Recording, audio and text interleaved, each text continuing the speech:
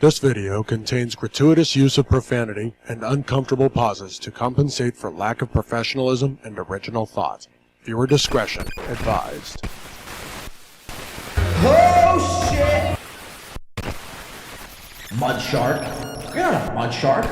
You're barely even a fish. This is a pink podcast.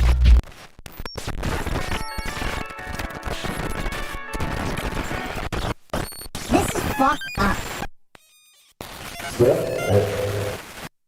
Win by Two, they're actually a podcast out of Philadelphia. Who knows Win by Two radio? Where's John DiCaprio? Did he ask about me? Fuck Carl. He's effectively done in this business. On his podcast, catching people like Dr. Mingo. So I'm a dumb guy. I'm hoping John DiCaprio is, but... Take your fucking bra off, Barry! Like, let me guess, does he attack everyone? I'm gonna be yelling at him the whole time tonight.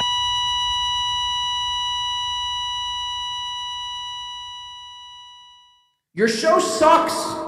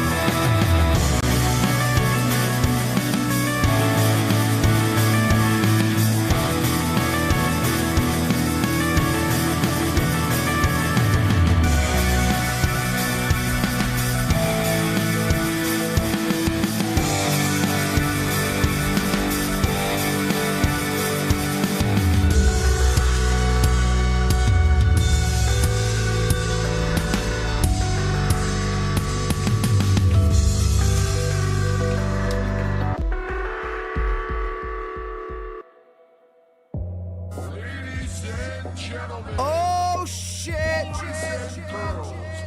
Off your fucking feet. Give it up for your host, John.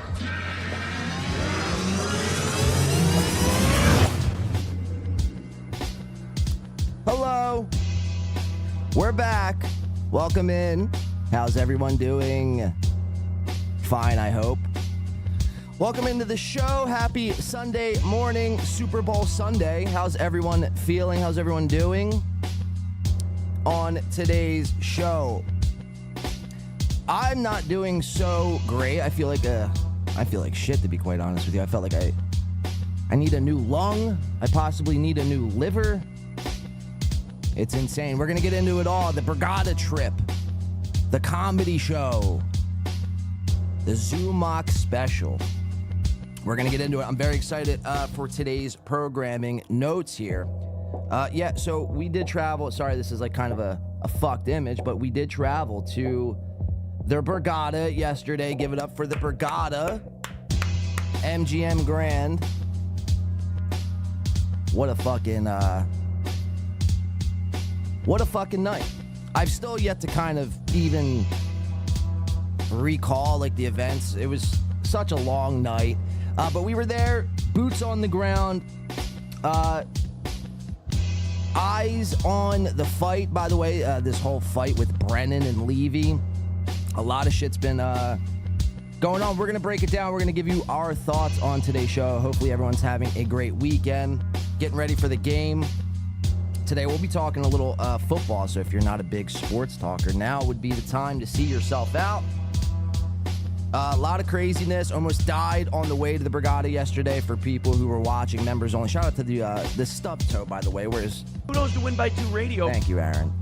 Yeah, shout out to the stub toe. We did a members IRL stream yesterday on our way to the Brigada, and almost lost my life. Almost lost my life. It was pretty remarkable shit. But we'll be getting into it all. I'm very excited. How's everyone doing today? In the chat room, close call. King Melton says, Citizen M. I didn't get a chance to meet Melton, man. He was up in his room podcasting as everyone was downstairs. All the action was downstairs, and Melton was up podcasting with a puppet. Seems cool to me, man. Seems like a king, bro. He ain't my king, Citizen M.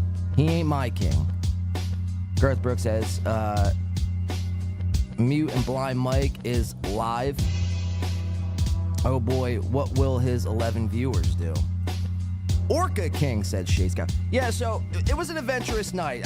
Sorry, I'm still half asleep here. I'm trying to wake myself up. Drink some coffee. Yeah, I feel pretty shitty, to be quite honest with you. I feel like I smoked like a carton of cigarettes back to back to back, a carton of Newports back to back to back to back to back to back. It's fuck, man. Drank a little bit too much, drank more than what I wanted to drink yesterday, and as I was watching this comedy show, but luckily I did. Luckily I did drink. Luckily I did smoke, because it made the night more tolerable. If I had to kind of sum it up in a sentence. I see Jeff Closer coming in for $4.99. Thank you, Jeff. What's he saying? Was that Ray's Honda Civic in the car accident? I mean, some people would probably actually cross their fingers and, hope that it was Ray. Unfortunately, I don't think, maybe it was. Let's just say it was. I thought it was squashed. I thought your back bumper was squashed. Fucking Ray. Yeah, so I didn't get to meet Ray. I didn't get a chance to meet Melton.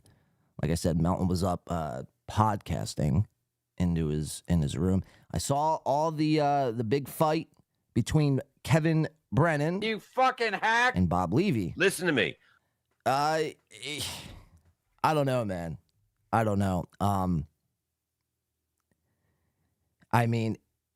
It's just funny. Well, I'll just kind of leave it at that. I have an alternate angle that no one has. Thank you for that, Jeff, by the way. I do have an alternate angle.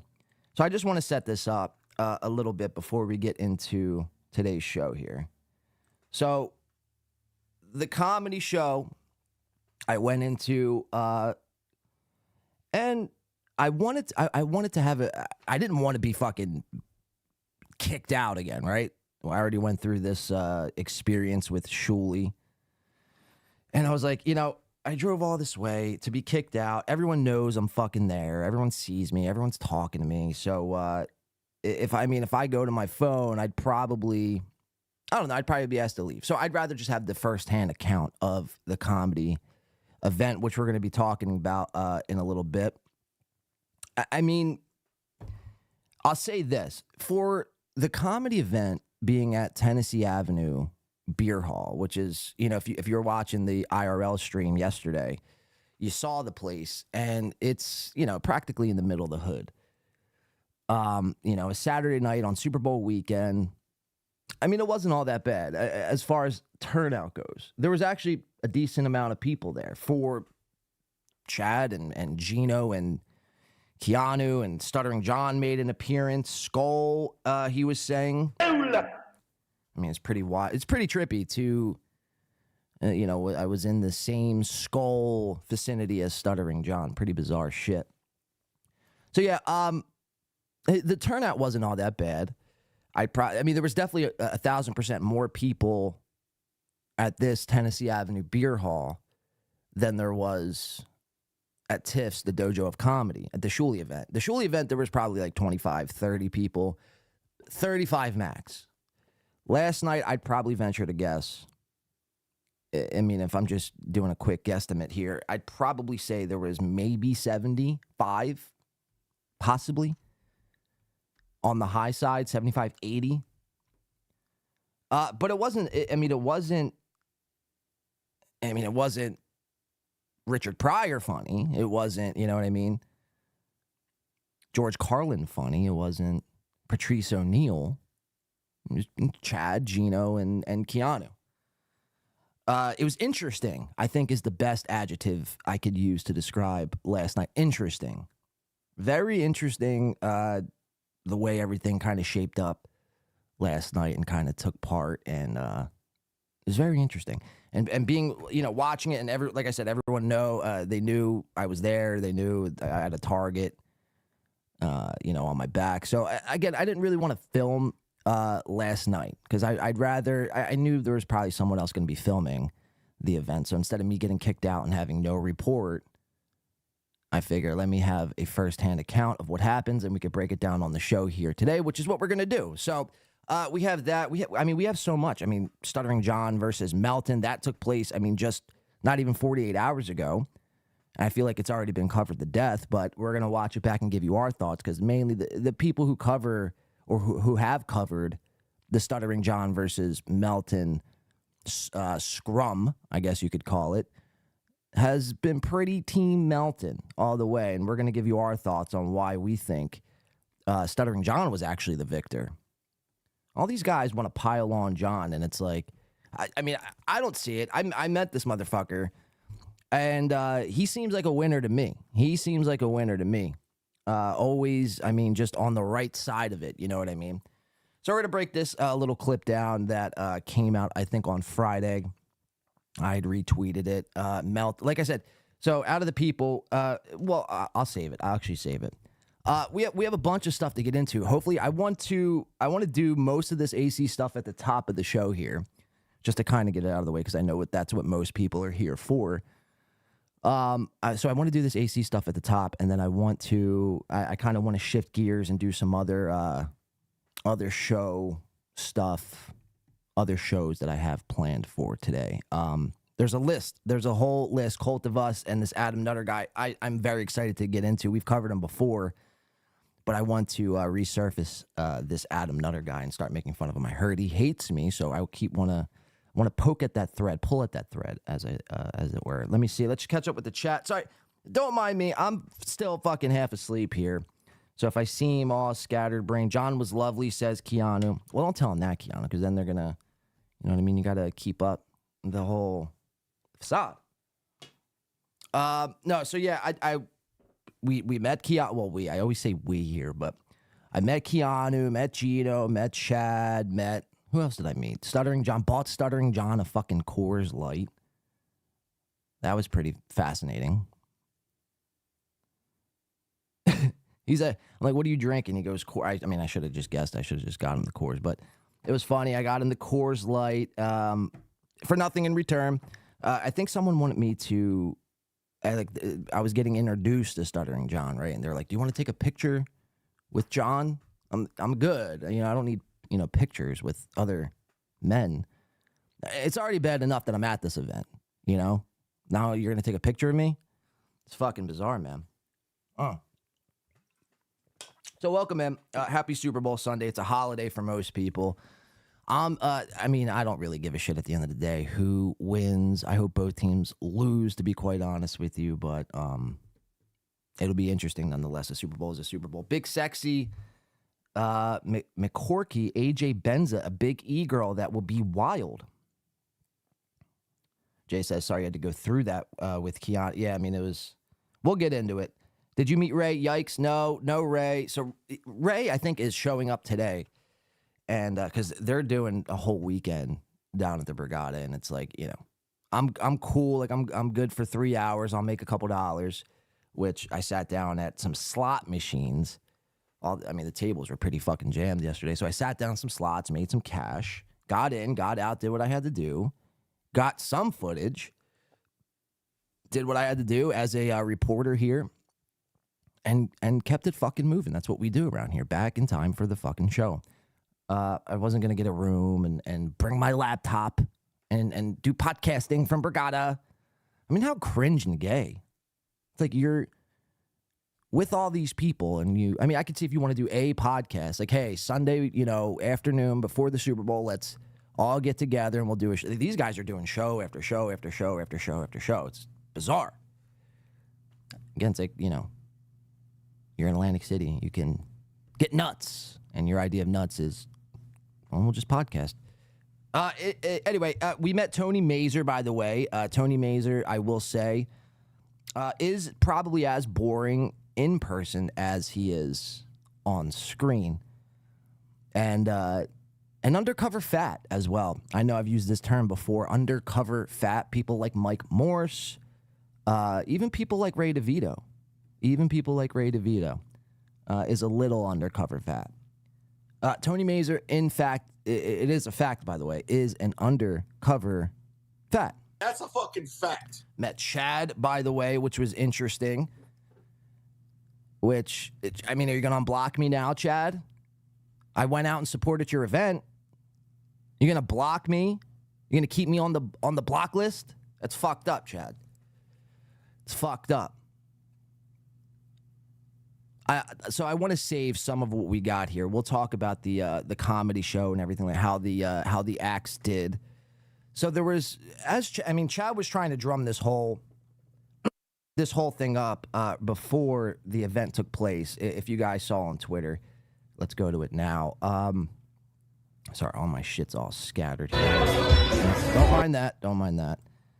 Where's it at? So Chad was trying to do his best here to drum up some sort of controversy for this show. Here we go. Here it is right here. This was 2 days ago, February 9th.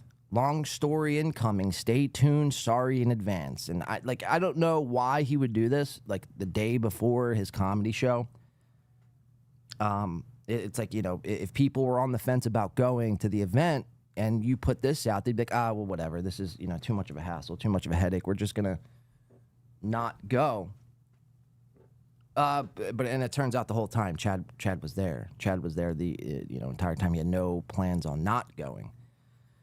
So I just found that to be odd. Like a lot of things that led up to last night, and then obviously the event. So I want to break that down, how the acts work. So we had Chad, and Chad's another tweet Chad had made was that he was going to have this big special guest. Now again, the acts were. Keanu was, I guess, the host of this show. Mazur was the first comic to go. And for a guy who's been in comedy for 10 years, look, I'm no comic, right?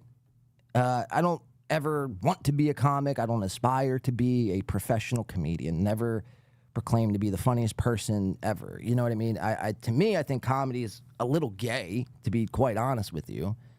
You try to get other people to just laugh. It's just like that's your job. You go up on stage just to try to get some laughs. I don't know. It's just weird shit. And then what won't you do? You know what I mean? Because then like people like Chad, like they like to do stunts, and it's like where does it stop becoming comedy and start becoming jackass level material? I mean, I guess that's comedy too, but. So Tony Mazur did about 10, 15 minutes. But like I said, as a 10-year comic, as he professes to be a 10-year comic in the game, I didn't see it. I didn't see it. So if you want to fucking stone me to death, that's fine. But I just don't think the guy's that funny, man. I'll say he is better at, this should tell you everything. He's better at comedy than he is podcasting. That's a fact. He shouldn't be podcasting. I mean, if one thing we can probably all agree on is Tony should not be podcasting. If he wants to do comedy and it's like, stick to one thing, Tony. Stick to one thing. So he does 15 minutes. Keanu comes back up. She introduces, I believe, Chad next. Chad was the middle. Chad did about 30 minutes, I want to say. His set is somewhere on up here. I mean, we could watch a little bit of it now. I didn't get any footage of this. Keanu the whole time last night. She keeps asking, "Where's the camera? Where's the recording device?" I'm like, I like, do you want me to record? I mean, I will record, and that's something that struck me. Like, as Gino was doing his set, I was like, I probably could have just recorded this entire thing, and they would not have given a fuck. But again, I wanted to at least have the experience, so I was able to tell the tale that was last night. But yeah, chat set is out there. I forget whose YouTube channel it's even on. But let's see what the chat's thinking.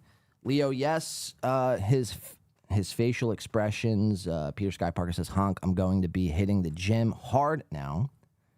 How was Keanu? Keanu says, "I was teasing." Right.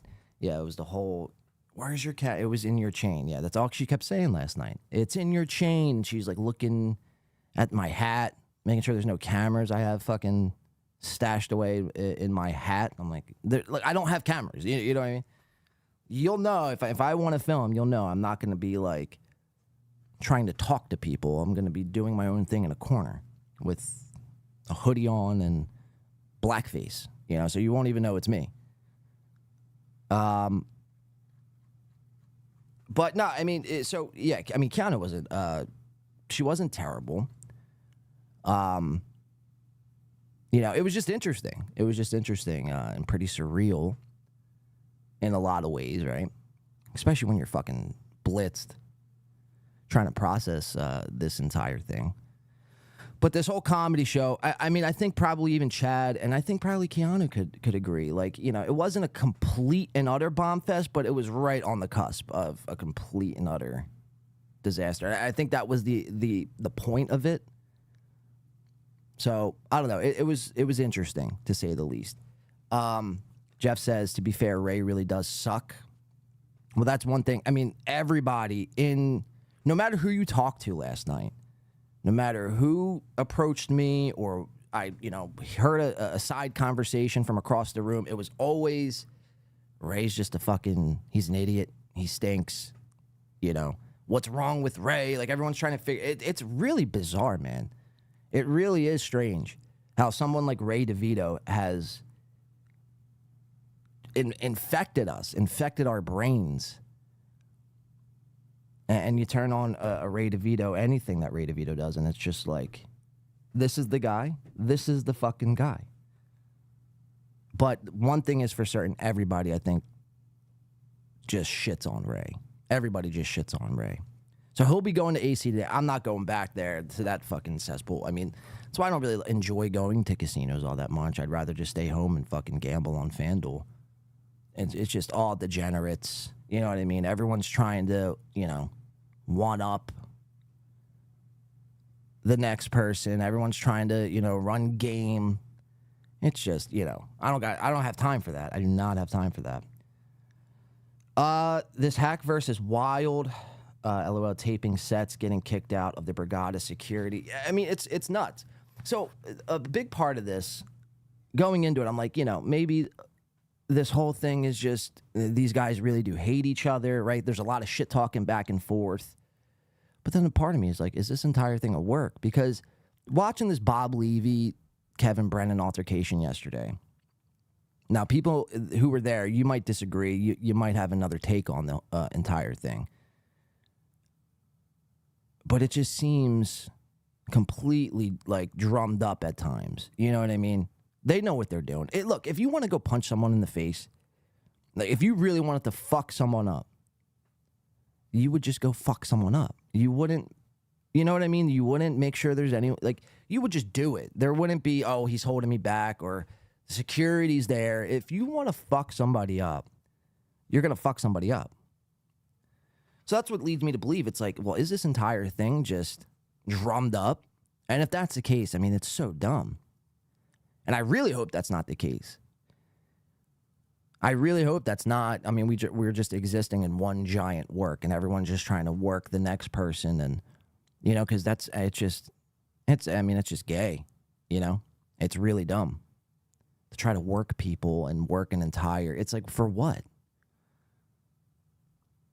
So when you have more viewers on your, YouTube live stream, I don't know, it's pretty remarkable shit. So we're going to get into a lot of stuff.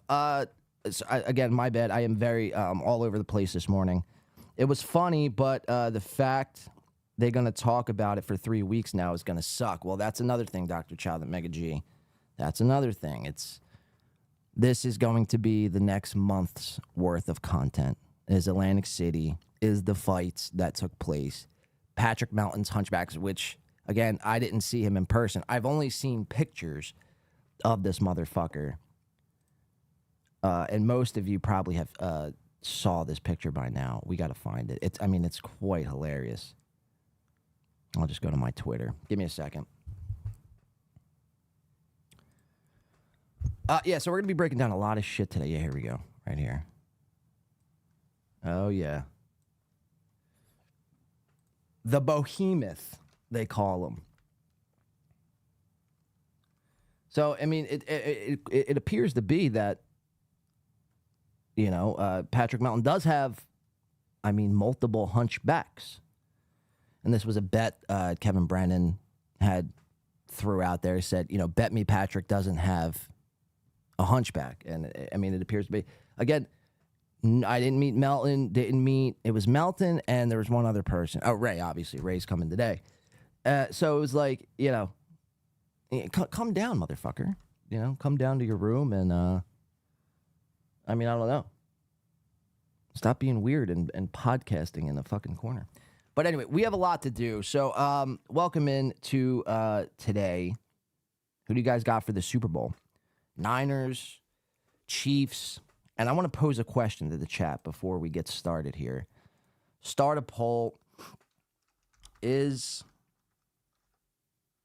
this all a work? Simple. I want to gauge the audience, see how you guys are feeling. Is this entire thing a work? Is this whole hackverse, dabbleverse, is this all fucking giant? Just everyone's trying to get over on one another. Or is it legit? Do you guys honestly think it's legit? Let's go to this screen. All right, so let's start off with some stuff here. I want to play a song. So I was watching a Dr. Chow stream, which, by the way, this is fascinating. I think it's going to deserve its own separate show, or like branch off show, or like segment. I don't know. But Dr. Chow, I think, uncovered something pretty special. And that's the world of emo rappers. And we have this emo rapper that was on Chow, the Mir Musk program, one of, an award-winning program of 2023. This guy, Willy Willy. I don't really know all that much about him. All I know is he's an emo rapper, and he's trying to make it to the top, like Little Peep. And, you know, he's a Maryland guy. He really believes in what he's doing. So he has a whole bunch of songs. Go check him out for yourself. Willy Willy Willy is actually his name. Dr. Chow had him on, which, by the way, me and Dr. Chow were going to be doing a special live stream, stream snipes, separate from this show. Every time Ray DeVito goes live on his own channel, the Rock Bottom Podcast, me and Chow will be there sniping. It's called Tard Hunting. So that would be coming, Ray, since we set it up, Ray has not gone live. So as soon as Ray does go live from Rock Bottom, me and Chow will be there. All right, so this is Willy Willy. Let's play a song to start off the show. It's called It's Real, featuring Reek for Real. Now, this guy's amazing. Mark my words. You guys are going to love this tune. And then we're going to get into what we got for today. Let's do it. Willy Willy Willy. I'll catch up with some chats.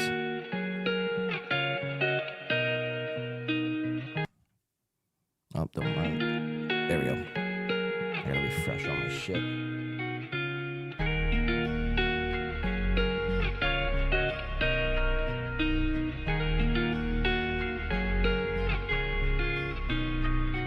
It's real, my love, my love, my love. So this is Willy right here. This is the guy, Willy Willy Willy. He really has the bowl mullet going. Very, what would you guys say that would even be? Who's he remind me of? I'll let the song play. I can feel your energy in the room right now.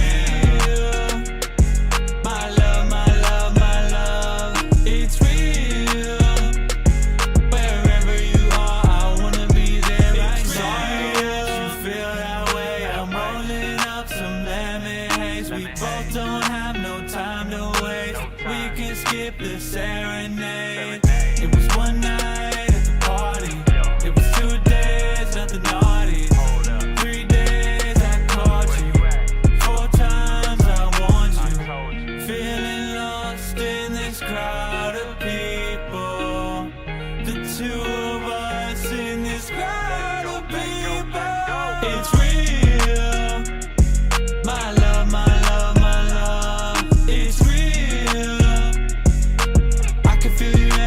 All right, so this is Willy. I don't know, man. I want to do a full deep dive on this whole emo rap scene. If Dr. Chow is still here, definitely let me know. Fire people. Peter Sky Parker loves this shit. Those lyrics speak to me. People are saying, what the fuck?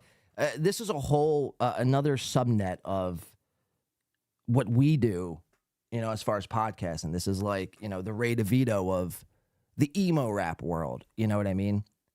I mean, this guy's getting in beefs and you know, probably taking copious amounts of Kepra, you know. This is Willy. Here, let's keep playing it. It's pretty good. Catch up with some chats. Where's Dr. Chow? Yeah, we'll hook it up, King. Let's get back to old Cogers throwing. We're getting back to it, Leo Gunn. We're getting right back to it. Just open up with a little tune here.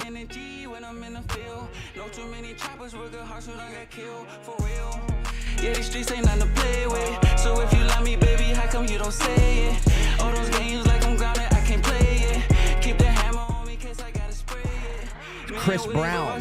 We can't say no hoe. I'm really him, I got so many bitches on the low. She love it when I'm coming through, hate it when I go. I fuck her good, don't take it slow, cause she already knows. All right, so there you have it. Willy. We're going to check it out here in a second. Pulper gifting a Win by 2 membership. Thank you, Pulper. Who knows the Win by 2 radio? This is Willy. All right, so let's get into it, guys. What we have on for today's programming here. Thank you for that, Pulper. Yeah, yesterday, like I said, I was driving to Atlantic City, and I did a members-only stream for the Stub Toe. Am I coming in smooth? I don't know what the fuck is going on. And anyway, so you have guys like Pulper, you have guys like Kush King. Shout out to you guys, by the way. Jeff Closer, B Smiley. They were being gracious yesterday, and they were doing like this 99-cent little like train, like a 99-cent. They were just throwing change at me, right, as I'm driving to fucking AC, which was, I mean, awesome. Keep throwing change. But this is when this accident happened. If you're not a member, go sign up. I don't want to play my own shit. I don't want to watch me, watch the accident. Go watch it for yourself. It's great. About 33 minutes in. All right, so I have this alternate angle. Let's get into this Kevin Brennan fight here, because I have this alternate angle, and this is where I almost get kicked out, by the way. Like, I almost got my phone confiscated, and like they told the security came up to people who were recording. They were trying to, we'll let them know you can't record. And they even went up to Vince the lawyer. They approached Vince the lawyer, and apparently they told Vince to delete his recording. Now, they didn't do that to me, but they told me I can't film. I can't film in their establishment, which I get. You're typically not supposed to film in casinos for whatever reason. Maybe it's, I don't know. But this was the alternate angle. So here, I'm just going to do a screen share just so you guys could see it. It's in landscape mode, so bear with us here. So, all right, so I'm over here. We're at the bar, and there's Kevin. You could see Kevin wearing his jacket, wearing his gray hoodie, looking like a bunch of pixels thrown together. And Bob Levy was somewhere around here where my mouse is, somewhere around here, just hanging out, minding his own. I didn't even know Kevin was at the bar, to be honest with you guys. I didn't know Brendan was at the bar. I didn't even really see him. I didn't get the chance to meet KB.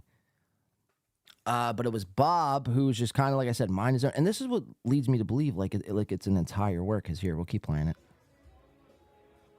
So you see Brendan walks up, and in his hand, I'm not sure if you could see it, but in this hand right here, he has his phone. So he was going up to Levy, and that's the footage that, as soon as this happened, went all over Reddit, Twitter. So yeah, he goes up to Levy with his phone on, recording this entire thing, and there's Bob Levy right there wearing that jacket. I got the chance to see Levy. He asked me how my neck was. I took it as a pretty like a slight almost, like he was trying to threaten me subtly, like a subtle threat. But here's Levy, here's Brennan, and Brennan's filming. There's Vince the lawyer. Very, not the tallest guy, but who am I to judge? I'm the size of a fucking Pez dispenser, right? So you got Brennan walking up to Levy. Let's just play this tape out and see what happens. I'm trying to, by the way, I'm trying to egg this thing on. Yeah, let's turn up the volume. I'm trying to egg this entire thing on. You'll hear me in the background.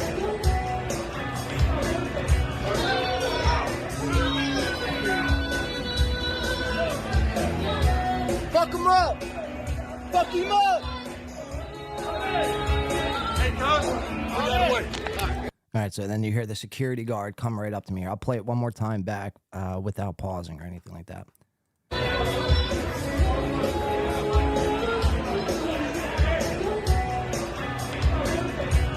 Here, I have to go back because you see Levy like almost wanting to take a punch.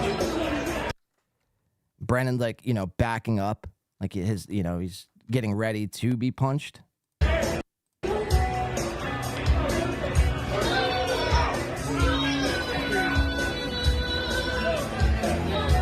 Fuck him up! Fuck him up! Hey, cuz, I got away. I got you. Can't record out. Can't record. They're stealing phones and they're telling people you can and can't record. I mean, it's all so stupid, to be honest with you. I'm gonna play it one more time. It's like I missed this punch. So the punch, you see Bob hop over the railing.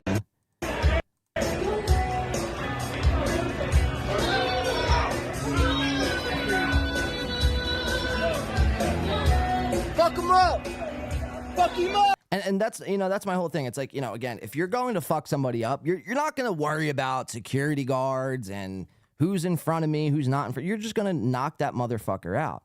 I mean, at least that's how I do it. If I have a problem with somebody, if I have a real issue with somebody where like I'm resorting to violence, like I'm going to get physical with that person, there's no security guard in the world that like I'm gonna get mine. You know what I mean? I'm gonna get my shots in, and it doesn't matter if there's 5 security guards. You're at the Brigada, like so. No, the whole fallout with this whole thing is apparently Bob was kicked off of Borgata grounds. Now maybe he was, I don't know, but as soon as when this was all done, Bob was still hanging out there for about 10 minutes, 5-10 minutes. So I don't know. Is that a work too? Is Bob being kicked out of the Brigada an entire work? I feel like we should call the Brigada and check up on it and see if we can't get some clarification with that. But it's just amazing. Like, is this whole thing a giant work, a giant just everyone's being played for clicks and views, and it's just like, because, I mean, Dr. Chow said it best, now for the next 3 weeks, it's just going to be this. This is all it's going to be. So here, this was the angle, I believe, from Brennan we'll go to here in a second. Let's find it first. All right, here we go.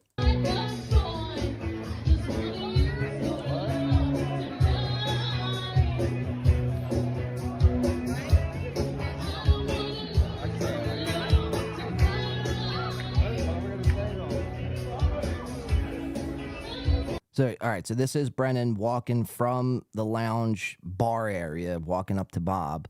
Bob, again, is right on the other side of this little desk thingy here. I'm to the left, by the way, minding my own business, smoking a blunt, which I got in trouble for. They were actually pretty cool, though.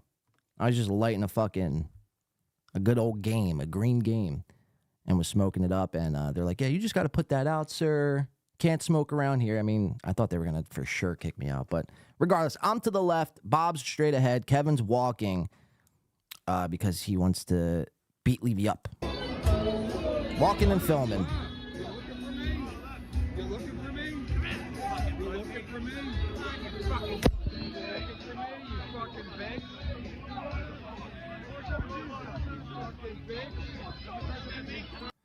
Now, I don't know who this person is. Is this Peter Sky Parker? I don't know who this person is. This person came up to me at the end of the night. He was walking out in the garage area.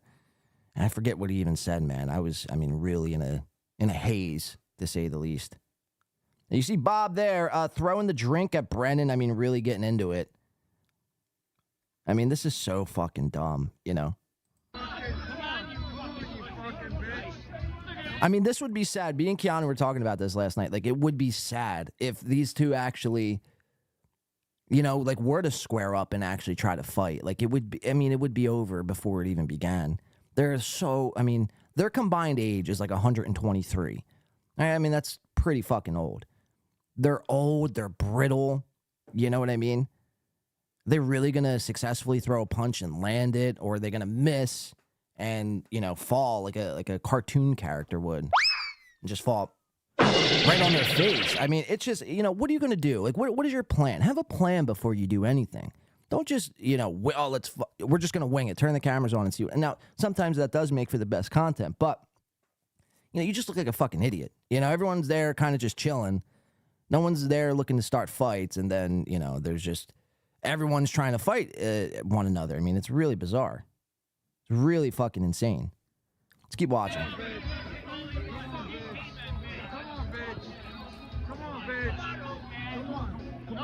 And the irony, I think Bob just called Brennan an old man. I mean, the irony in that is the irony of Patrick Melton wearing fucking skinny jeans.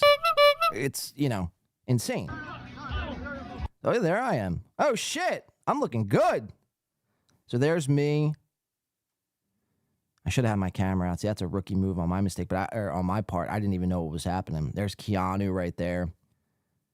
Funny stuff.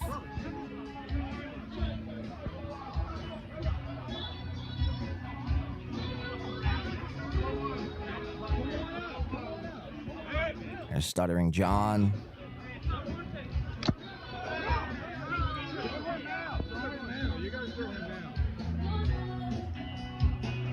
You got to throw him out. So Brennan walks up to him, successful, you know, being an antagonist there. Brennan walking up to Bob Levy, starting shit, and then gets him thrown out. And now that's a case if Bob Levy got thrown out. I mean, that's insane. That's ridiculous. I mean, he just threw a drink at him. It's like, Brennan, come on, you know what you were doing. So I mean, that was the big scrum. It wasn't even that, you know what I mean? It's not even that serious. It really wasn't even that fucking. And that's what leads me to believe. I'm like, is this entire thing just a complete work? It has to be, you know? That's the only thing that makes fucking sense. Let's see what you guys think, though. I mean, 6 months membership for Mutic Growl says Bob told KB he was going to beat him half to death and told multiple people to make sure they have their cameras out. KB never said he was gonna fight. No, I know, but I'm just saying, like, in general, it's like, you know, you're going to this place. If you really wanted to do something, go to the parking garage. You know what I mean? Go outside and do this. So it leads me to believe, like, it's all for the theatrics and the views and the clicks, and it's just like, because if you honestly really wanted to do something, if you were Bob, even I'm not even saying with Kevin, if you were Bob and you honestly really wanted to knock this motherfucker and beat him half to death, I mean, you would knock him the fuck out in the parking garage. You know what I mean? You'd wait for him and just run up on him. That had to be broken up. No, it was broken up. I mean, within. There was people all hanging out, right? So you have Brendan walking from this lounge here. Do I still have this up? Hopefully I do. Maybe not. I can get it pulled up here in a second. Give me 1 second here. Just so you guys have some reference. All right, so this is the lounge. There's a bar to the right, and then there's a stage here, and then there's all seats all around. So Brendan and Stuttering John and a couple other people, some chatters, who chat in these shows and whatnot. They were all sitting right where Brendan's at right now. And Bob Levy was also with a couple people. He was with his wife, Gina, Bob, obviously, and like maybe 2 other people. And as soon as Brendan walked up, I mean, you could see it. Like, you know, no one was going to get near close. No one was going to get close enough for a punch to even occur. See, this guy steps right in, puts his arm in front of Bob. And what's that arm going to do? You know what I mean? What's this arm going to do? Here, I'll play this back.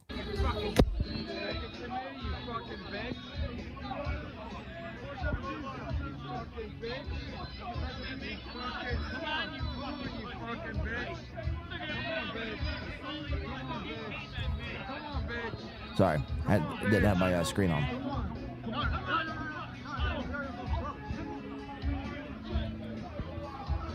Yeah, so one more time. All right, so this is where they're at. So this is the stage. The bar's to the right. They're sitting down right there. Bob's over, like if you would, were to walk straight like we just watched.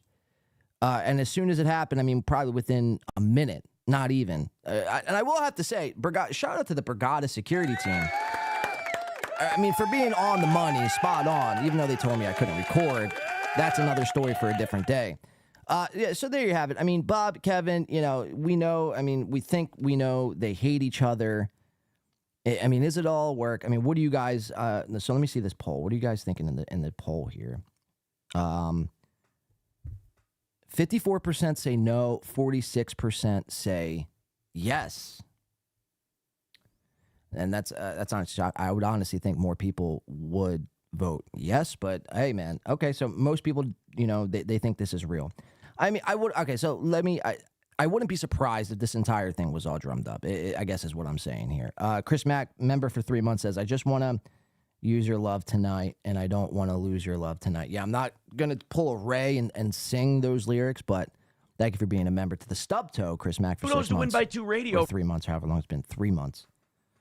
Let's see.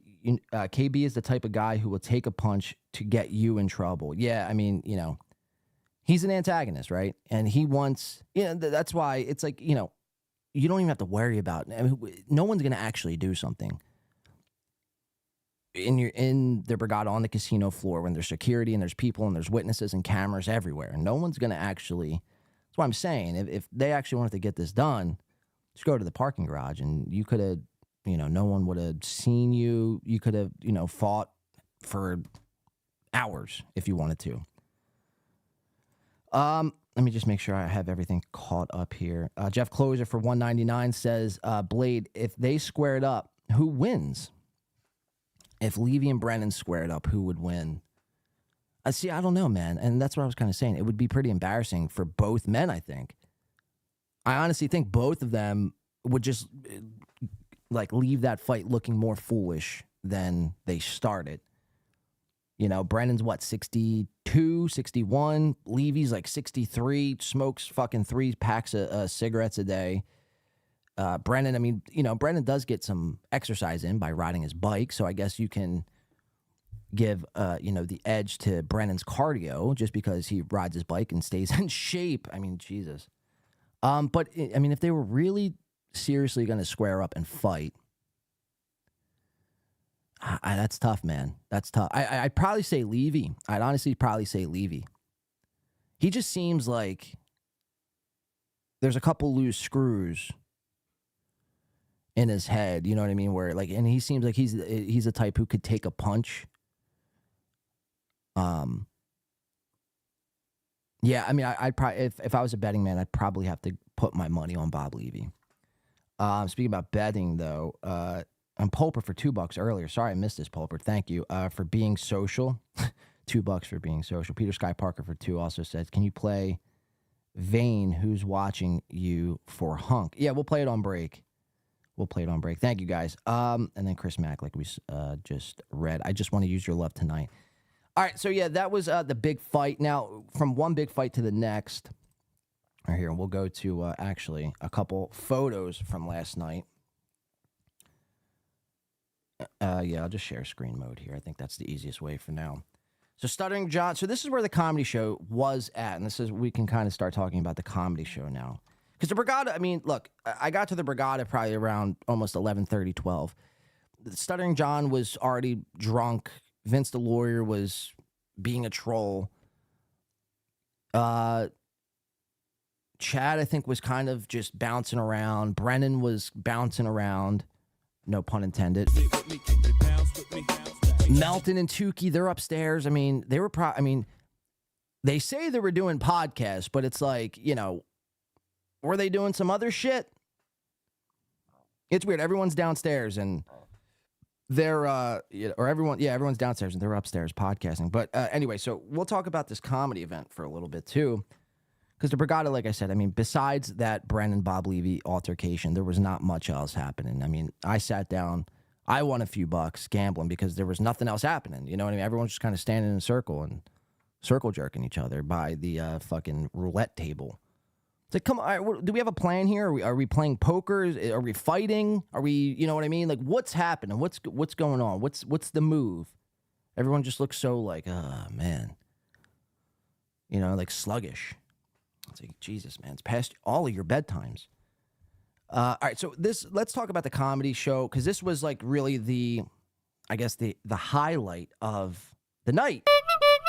So here we go, Stuttering John and Chad. Now, mind you, Chad said on his Twitter that he had a guest, a big special guest was going to be in attendance. Now, I kept asking Keanu this, and I was asking, I think, beloved Chatter there. I'm like, who's this special guest? Like, Jim Florentine? Is it Stuttering John? Are they going to be doing time on stage? Or, like, what does this entail? And apparently, I guess Stuttering John was the special guest, but he didn't do any time. He just sat there in the audience, and he would, you know, get up and do the skull in the middle of the bar. I mean, that was pretty trippy. And it was funny. He got up one time, too. So Stuttering John's sitting there. He's drinking with a table of people. He's sitting there drinking, and then all of a sudden he gets up and announces to the room that, hey, everyone needs to quiet down and give some respect for the comics, right? When the comics are up, we need to pipe down a little bit. And then he went right back to his table, and within 2 minutes, he was, no. And then, you know, his voice, you could hear his voice travel, so you could hear his voice, you know, probably you could pinpoint his voice in a room, in a crowded room. And it's just hilarious. It's like, didn't you just get up and yell at everyone? You're scolding everyone, and now you're I just found that to be insane. So the Chad and Stuttering John, the two, now I thought these guys hated each other. I thought John hated Chad. Chad trolled John that one time. That's why we started to not really like Chad. Both men very short, I will say. I do tower over both of these gentlemen. Even though I'm the size of a fucking ant, just completely, I tower both gentlemen here. It's funny. They were looking up at me when they were talking. So like I mentioned, I bought Stuttering John a Coors, got to do a skull. So that was all pretty fascinating stuff. So the comedy event, I get there at like 7. I get there early. The comedy event is scheduled for 8 o'clock. And I get there early at 7, roll a blunt. I did a live stream on the way there, an IRL driving stream. Almost died, like I mentioned. I get there at about 7 o'clock, roll this blunt, smoke it, got way too fucking high. Way too high. Borderline, like, oh shit, like, do I even, like, what am I doing? Do I really, like, have you guys ever gotten this high where you have plans and then you get so stoned, you're like, all right, I don't know if I want to do this now. So I walk in, it's 7, maybe 7:15, 7:30, get some drinks, get ready for the show. 8 o'clock rolls around, still no show, all right? But mind you, the sound system that was in this place was horrible. It was like one of those, I don't even know what kind of speakers they were. They were like speakers used for like college parties, like a college frat party. You would see like this lit up, glowy speaker, like a JVB speaker that's made for like backyard barbecues at Trump rallies, or college frat parties, not for comedy events. So you could tell the Tennessee Beer Hall like isn't used to having, I guess, shows there or entertainment there, because it's like they don't have a house unit,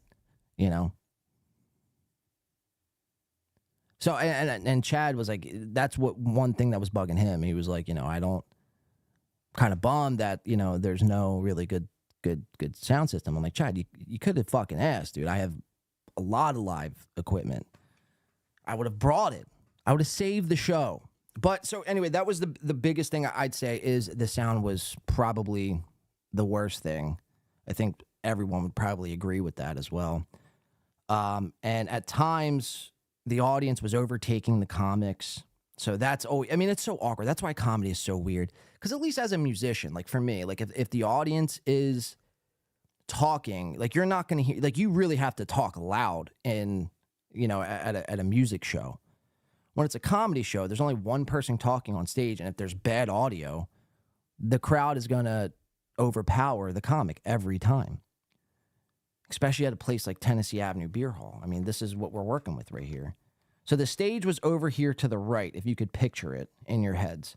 Stage was like behind Stuttering John. It was this little, I'd say maybe like 2x2 platform, maybe a 4x4 platform, and maybe a foot off the ground. I mean, it wasn't much of a. I mean, I call it a stage because that's. I mean, it's the best I could describe it as. But I mean, it wasn't a stage. So the stage was behind Stuttering John. I believe like right around here. I'm at the bar. I don't even remember where I was. Maybe I wasn't even in the place here. You have a whole bunch of tables here. So there was a table up against the wall here. You could see this family's at, this couple. And then you have like a couple other tables. So I do want to change my answer because now that I'm remembering this, I said at the top of the show there was about 75 to 80 people. There was probably maybe 60, I'd say. 60 to, yeah, probably 60 is probably a better number to describe it. So yeah, the stage was over there to the right. There's tables in the front, and then there's tables in the back as well. And then obviously people were sitting at the bar. Maybe there was 75. I don't know. It didn't. I mean, it felt more packed than what it was, but I think that's just how the room was designed. How the room was kind of set up to make it feel like there was more people there. So anyway, yeah, I get there. It's 8 o'clock rolls around. There's still no show. I'm still waiting on a show. There's still no show. And then I think 8:15, 8:20 rolls around, and then Chad, I believe, gets up on stage. No, Gino gets up on stage. Gino gets up on stage. He's letting everyone know, hey, about 5 minutes, we're going to get the show rolling. The show's going to be kicking off and whatever. So, all right, whatever. I'm waiting 5 minutes. About 8:30 by the time the show actually starts. So now, mind you, I've been at this place for almost 2 hours. I'm already pretty buzzed, stoned out of my mind. And everyone's, coming up to me, hey, are you win by two, win by two? I think at this point, I had already met, I think I was talking to Beloved Chatter for the most part. And I'm trying to think if I met anyone else. Oh, I met the sorcerer, the therapist. That was pretty trippy. So the show kicks off, 8:30, the show rolls around, kicks off. Keanu comes up. She does her, I guess, hosting. Talking about a lot of bizarre stuff. I think a lot of period jokes. I mean, man, people are eating and you're doing period jokes. Come on with that. Come on with that. It's like no one wants to bite into a cheeseburger with ketchup and you be talking about your problems. You know what I mean? Or just problems in general. So she does maybe like 15, 20. I would say probably 15. And then, wouldn't you know it, Tony Mazur comes hopping from the back here. And before we discuss Tony a little bit, I want to show you guys this. So Tony gets to Atlantic City. Tony, obviously, being from Ohio. He gets to Atlantic City. Now, Atlantic City and just the East Coast in general, the Northeast specifically, known for, like, Italian food, cheesesteak, hoagies, sandwiches. You know what I mean? They're bagels. Tony's idea of good food, and not only just good food, but he's going to, the first place he stops at when he gets to this neck of the woods here, my neck of the woods, is Roy fucking Rogers. Had me some quality East Coast cuisine, and he posted a picture on Twitter. Mind you, he wants the world to know that he stopped at Roy Rogers. So, actually, before even Tony gets on, I actually had a few words with Tony. There was somebody in the audience who, they're like, hey, come, say what's up to John. Stuttering John, that is. And, which there he is right there, staring back at me on my screen. They're like, come say hi to John. And then Tony fucking Mazur was right there. So I wound up bumping into Tony first. And we were kind of going back and forth. I don't even know what the fuck he was even talking about. Oh, I think I said something about 10 years in comedy. This is your 10th year in comedy. No, I said, are you ready? I said, are you ready for tonight? Because I'm here. I'm watching. And we're going to break it down on my show. And if you're not good, I'm going to let everyone know how much you sucked. You know, just because like we're here face to face doesn't change the fact that I think you're a terrible podcaster. You've never made me laugh on your show. So hopefully the comedy's different. Now, I was expecting a complete bomb fest. So we get to talking, Tony, about the comedy show, and he's like, yeah, I don't think I'm ready, but fuck it, we're here now, so YOLO, essentially, in so many words. So I like Tony, like he gave me the energy of being, like it was coming off as he was unconfident. He was unsure of his material. And, yeah, so maybe we said like another couple words to each other, maybe talking about, I don't even know what the fuck me and Tony were talking about, to be quite honest. I know that's what I said, though. I asked him if he was ready.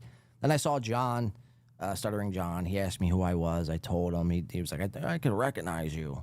Or I think I recognize you. I'm like, you probably watch my show. Much like these other guys. They claim they don't watch my show, but all of them watch the show. So John's probably just another drop in the bucket, as it were. So, yeah, Tony does like maybe 10 minutes. There's nothing really memorable about Tony's set. Like I said, he, at the top, he does seem more polished not polished. Let me throw that word out.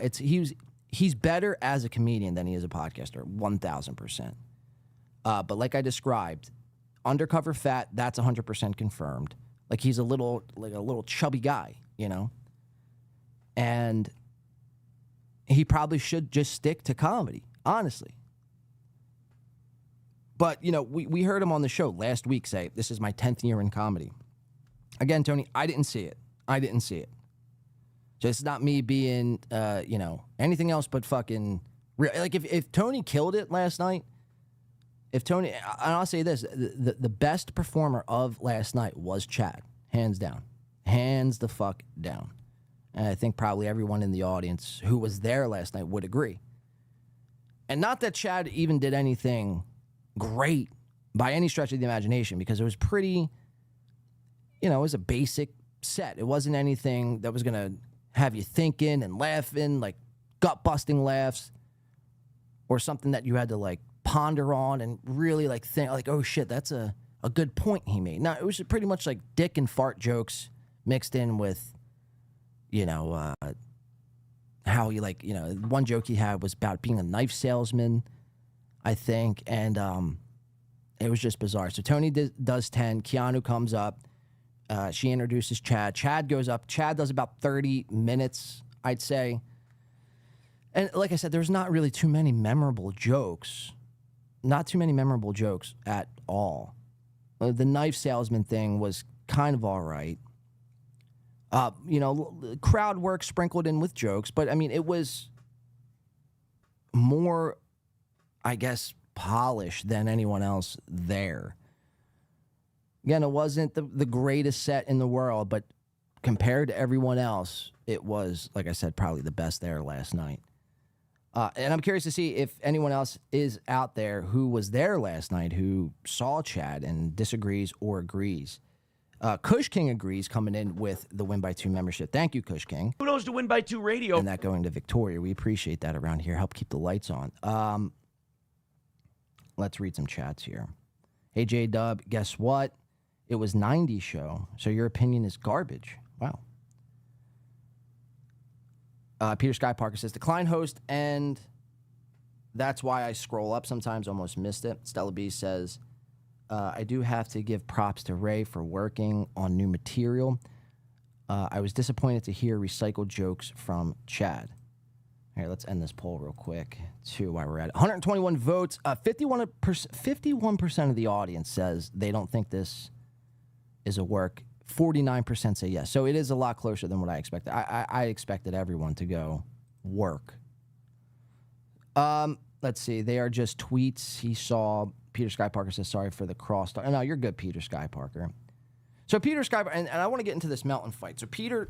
I'm pretty sure Peter Sky Parker, David Skywalker, was in the middle of this whole scrum between Melton and Stuttering John.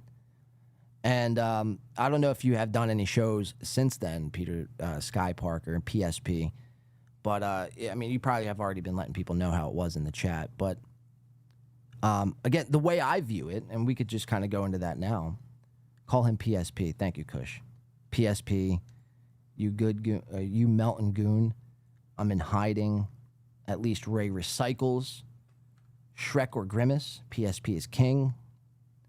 All right, so let's go to this fight here. And I have a Melton, something to uncover from Melton here that we're going to get into. All right, so this was on Friday night. This was the first night. And when this happened, again, I knew how it was going to be. Everyone was there, and everybody was there are saying, and I think it's just the troll John, honestly. I think it's just the troll Stuttering John.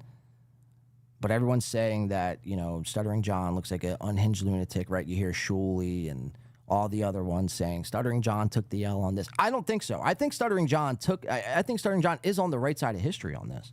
I think he got the dub in this situation. Patrick Melton's like 6'5". Stuttering John's like 5'2". And he stood his ground. He stood his ground. You know what I mean? So you can only tip your hat. Like, you know, he don't back down, like he said. So I view it as a John win. I view it as a John fucking win. Let's watch this. This was from Friday night. This was the altercation. Imagine what the Borgata Casino thinks. You know, they're probably used to fights, you know, all the time at their establishment. But it's like, can you nerds settle the fuck down and just act right in public? Like, why do you always have to, you know what I mean? Do this somewhere else. Go to the Golden Nugget if you want to start fights. Really, you should have went to Bally's, I think. Bally's has a boxing ring in the lobby of their casino. We could have really fucking... I mean, why are we not doing any of that? Like, why is it just this, let's just go play poker and then we'll fake fight at the B bar at the Borgata? Like, you know, can we not set something like that up? Go to Bally's, rent out the boxing ring. Think about how many people would go to that. I mean, you have people... I mean, think about it this way. You have people flying in and driving all fucking from all parts from the Northeast, the East Coast, the South. You have people flying in, driving to New Jersey for this non-event.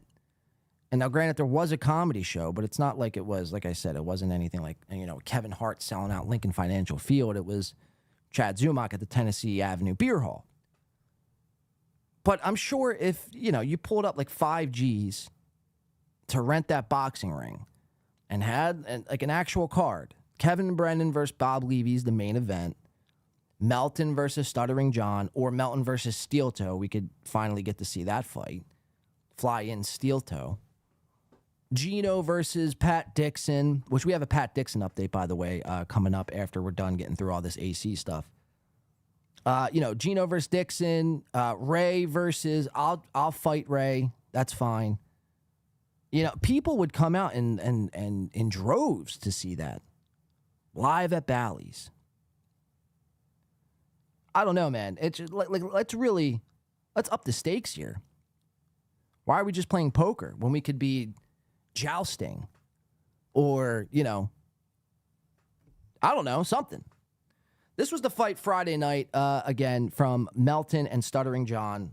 Well, I say fight, but it was more just like a bitch altercation. Hey, man, you gonna... Hey, John, I'm sorry, Melton was saying. Let's just watch it. Melton and Stuttering John. Come in to fucking apologize.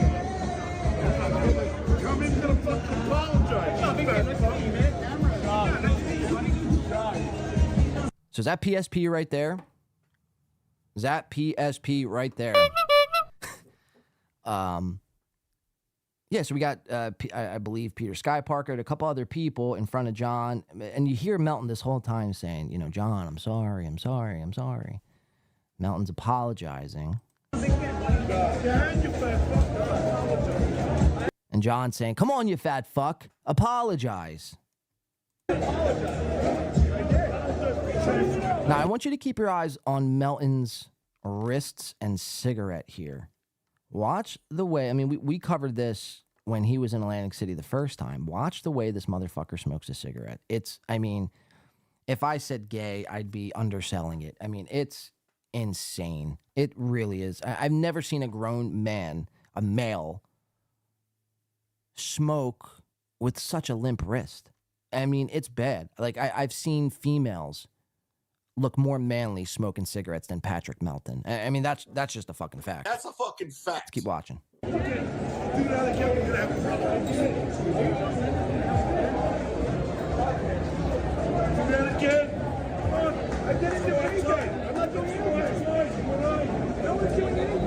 So you hear John said, let's go outside, you and I. And that's what I applaud about John. That's because it's like, you know, you're not going to do anything in the casino, in the lobby of the casino. If you really want to fight, let's take this outside. We'll square up, and then we'll go back inside. So again, I tip my hat to John. Now, the one of the stories that are coming out, one of this the biggest misinformation to come from this is that John called for security. But at no point do you hear John or see John signaling security. And I feel like if that was the case, they would have already published that footage. So let's keep watching. And shout out to Flimsy Greenberg, by the way, for giving us this video.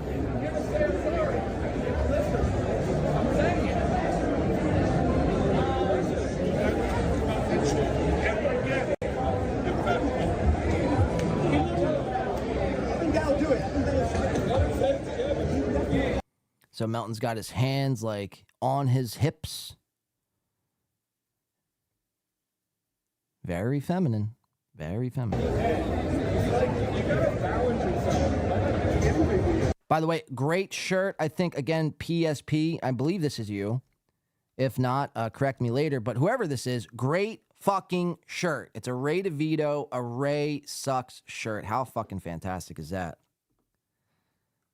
Is that custom? Did you customize that fucking shirt on like Amazon or some shit? Or did you like just, are those printed out pieces of paper cut out? Are these like little pieces of paper cut out in the, you know, lettering of Ray Sucks? Because if that's the case, this shirt is better than I expected. This is, I mean, you know, you might want to sell, this probably is a one, yeah, most likely is a one of one shirt. You could probably sell this for $1,000 PSP. I hope this is you. If not, I'm calling this random guy here PSP the entire time, and that would be not cool. Keep watching.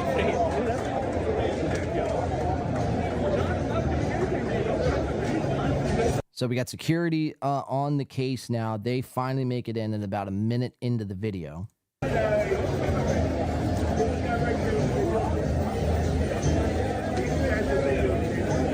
Okay, you see his stance here. The behemoth stares. He's staring right at us. I'm a fucking dork nerd. Yes, you are, Melton. Look at this. Holy shit, look at this frame.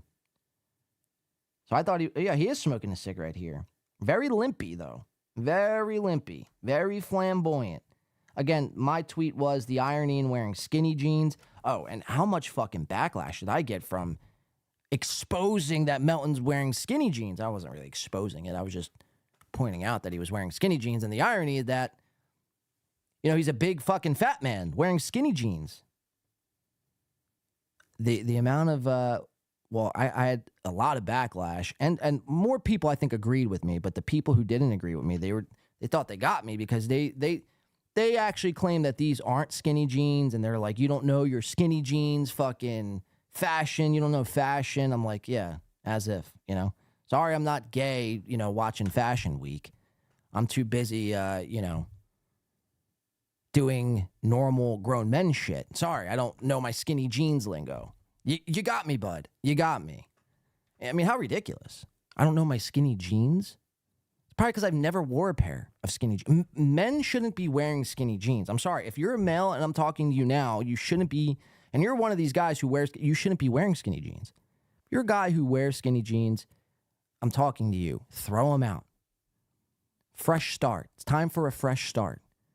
You know, what are you doing? Why are you wearing, I mean, why, jeans, pants do not need to be that tight if you're a dude. If you're a heterosexual dude. If you're a chick, it's one thing. You want the tighter the better. If you're, you know, a Ray DeVito, and you're going to gay clubs, obviously you want the tight jeans for whatever it is that they do. If you're a heterosexual, I mean, what are we doing? What are we doing? So, I mean, I have to point that out there because I know, I mean, this is 2024. Skinny jeans went out of style in like 2002. Right after 9/11, everyone was throwing out their skinny jeans. It was a depressing moment in history. It's just bizarre. So, I mean, look at this. Holy fucking shit. I mean, there's so much happening in this. So he's got this big yellow hoodie on that he probably got from the Gap. He's got his Nike Dunks. No, I don't even know what kind of shoe. Are these Nike Dunks? His Nike Dunks, his skinny fuck. I mean, those are some skinny fucking jeans, man. Holy fuck. Throw them out, Melton. Throw them out. Like, maybe that's why his upper body looks the way it does, because the jeans are pushing all the fat up, and it just goes right up into his, upper body. But he's got his hands on his hip, the cigarette in the limp wrist here. Now, remember, I mean, this guy, Patrick Melton, would call Aaron M. Holt limp wrist. Limp wrist. Which Aaron is, by the way. Aaron, you're a complete bitch, limp-wristed, fucking cuck, essentially, who can't make your wife come. We're going to get into a little bit of Aaron later on in the show, though, today. So rest assured, you are still a limp-wristed guy, Aaron, but so don't think what I'm saying here is sticking up for you in any sense of the imagination, because I'm not. I'm just saying it's pretty rich for somebody like Melton to say you have limp wrists when it's like Melton's wrist looks, broke, essentially. Looks like he has a broken wrist the way he's smoking this thing. Well, just keep watching this. This is insane.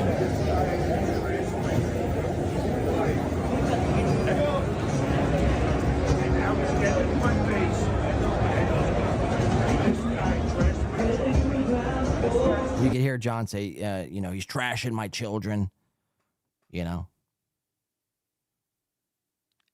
say what you want, man. I know that's such a petty thing. People are like, oh, you're really going to get this worked up over someone trashing your kids online. It's like, yeah. I see John's point. I do. I really do see John. And I don't even have kids. But it's like, when someone has kids, you'll do anything for them. You'll die for them. You'll bleed for them. You'll, make sure they're safe at all costs. So when you have internet trolls making fun of them, that's just a natural parental instinct that comes out of you. It's not, you know what I mean, crazy. Now, maybe John's doing it for other reasons. That could be a possibility, too. Maybe he hates the way his kids, who they become. So he's lashing out in this way. I just think, John, the way I view it, the way I see it, and maybe I'm wrong, but the way I see it is John is just, you're not going to talk about my fucking kids. And if you are, I'm going to confront you and call you a motherfucking, fat fuck in the process.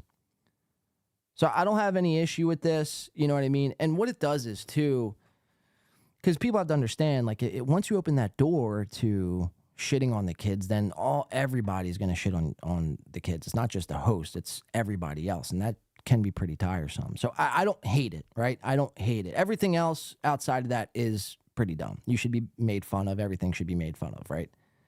The kids thing, I can understand. I'm not even saying it's off limits. I'm just saying I can understand where he's coming from as a parent. So let's keep watching this.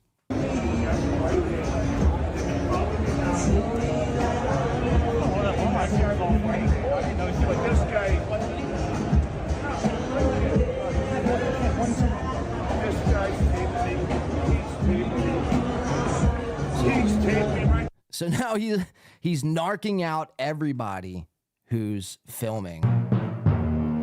I mean, imagine getting pointed. Imagine filming starting. Like, I thought I was scared. Or, like, was frightened or was shooken up by the whole, getting thrown out of the Tiff's Comedy Club place. Like, I thought that was pretty frightening. Enduring almost a jumping of sorts. But imagine getting, you're just chilling, mind your own business, and you're filming this Stuttering John guy, and all of a sudden, he's pointing you out to security, diming you out that you're filming. I mean, that's got to be horrifying. This guy's he's taping right there. You take him. And there you go. So that's the whole Melton Stuttering John instance that took place Friday night. It appears that Melton, I don't want to say he, well, yeah, no, it appears like he did bitch out. Because, right, he's saying he's sorry the whole time. He's not doing anything. Stuttering John offered for both of them to go outside and they could handle this like gentlemen. And Melton wanted no parts. He just kept wanting to smoke that cigarette. Smoke that cigarette. Hands on the hips. Smoke that cigarette. I mean, holy shit, dude. You know? Pretty fucking epic. Pretty fucking epic stuff. Again, all this stuff from this past weekend, it's almost so dumb that it has to be at work. Like, that's kind of where I'm at with it. And I see, who's this? Fucking Pulper80 gifting us 5 Win by 2 memberships. Thank you for that, Pulper. Hopefully everyone who got those memberships are saying their thank yous. But it's just bizarre, man. It really is. I want to catch up with some of the chat. Sorry, my chat's catching up. Melton is skinny like my right leg, says Rain. E.g.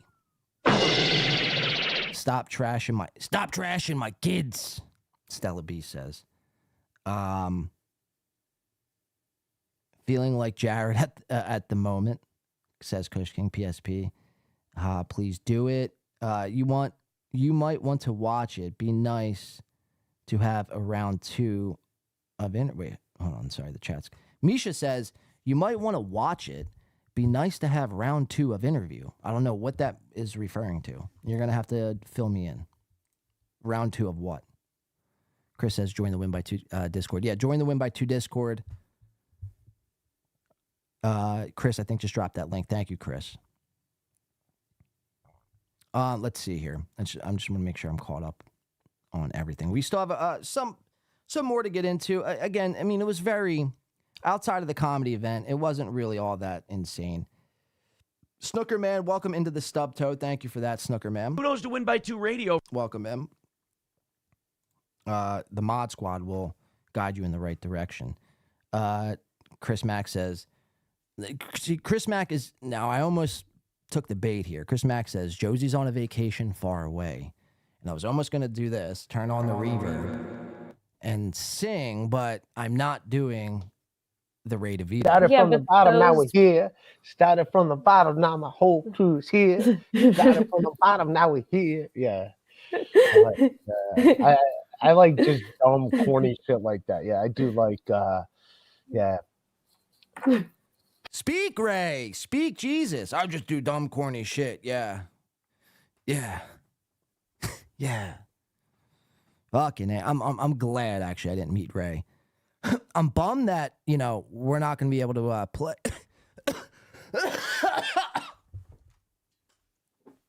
Jesus. I'm telling you guys, my lungs are fucked. I smoked way too much last night. I'm bummed that we're not going to be on a court playing basketball. Me and Diamond Hands DeVito. That kind of bums me out. But Kush King for a membership. Thank you, Kush. We appreciate that. Thank you, Pulper and Snookerman and Chris Mack. Thank you, guys. All right, so I want to keep it moving. I want to show you guys this find that I found here. This find that I found. It's a fucking... doesn't make any sense. Was Chad the same height as Stuttering John 5'2"? They were practically eye to eye, Matt Hawkins. Yeah, they were practically eye to eye.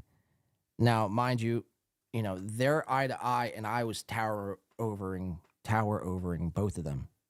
Towering over both of them. Why couldn't I say that? Yeah, I was looking down at them. Again, Chad had to look up to shake my hand, and it's this whole thing. Ray is like my favorite special. Like my enemy. Soft cast. Wow. Coming in from Rain. B Smiley the third. I'll never forget. So was that PSP at that in the Ray Suck shirt? Was that PSP? Did we confirm that? I love the Klein host. I would never ban. Yeah, we don't ban around here. Fuck the Klein host, says Jay. Oh, okay. So mixed feelings. Sam V, yo, it went down in AC, popping off. Again, you know, I guess it's just your definition of what popping off means. Outside of the Melton and Stuttering John altercation and the Brennan and Levy altercation, both altercations, mind you, lasted maybe a minute. Now granted, there wasn't really much else. There was this comedy show, which again, I was there. And if I had to rate this comedy show on a scale of, I'd say 1 to 8.7. In 8.7. I'd probably go. If I were to rate this comedy show, I'd probably say this show overall was like a 4.5. And it's not me even being like a super critic or just trying to be shocking or trying to draw a response out of Chad. But it just is what it is. You know, you had a shitty sound system. Most of the time, the audience was talking over the comics.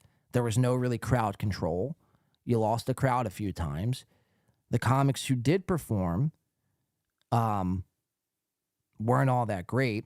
Now, granted, it was a way to get everyone out. And see, Chad, this is what I wanted to do back in fucking July during the first MLC meetup in Atlantic City.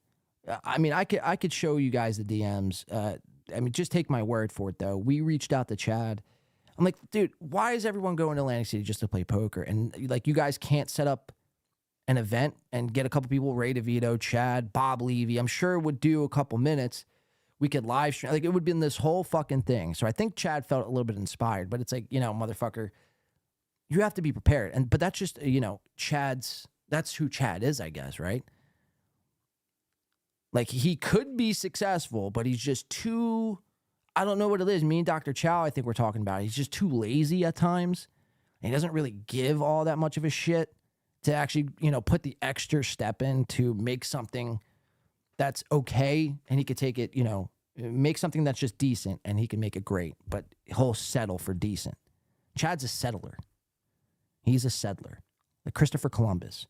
But Chad's not that badass, actually. So I guess that analogy wouldn't work. Defo, you guys do a great job, Dr. Chow the Mega G. Dr. Chow the Mega G, says Misha. The Klein host says, I think beloved Chatter lost a lot of money at the casino, hence the anger yesterday. I was with beloved Chatter for most of the time. Now, again, I left at about 2 in the morning last night. Sober, by the way. I left at about 2 because I had a show. Obviously, this morning I wanted to get back to home base. You never want to be, like, for me anyway. I mean, I don't know what you guys want to do, but I never want to be at a casino longer than I have to. I made some money. I sat down, gambled, made some money, watched a fight, watched a comedy show. That's good enough for me. That's a win in my book.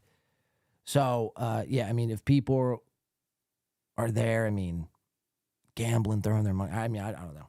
I got to get out of there, you know, because I'll wind up I'll bet everything I have while I'm there. I'm a fucking degen just like the rest, but you have to know when to leave.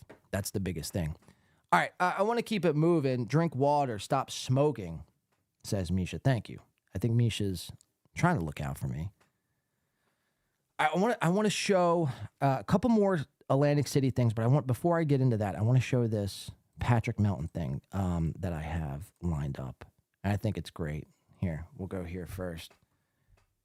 Patrick Melton and the Hunchbacks.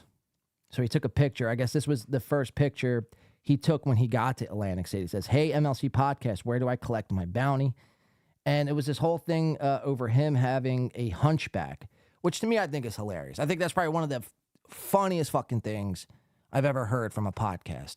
Bet me Melton doesn't have a hunchback. I'll take bets. I'm a fucking dork nerd. With a hunchback. So Melton takes a picture, and this didn't prove anything, right? Because you're wearing a hoodie, the hoodie's blocking the hunch. But we saw it in the video. I mean, it's hunchy. It's hunchy. And you have multiple hunchbacks. So I thought that was pretty interesting. So I don't know who bet that Melton didn't have a hunchback, but you lost that one. But I want to go over to here before we go back into some of this AC stuff.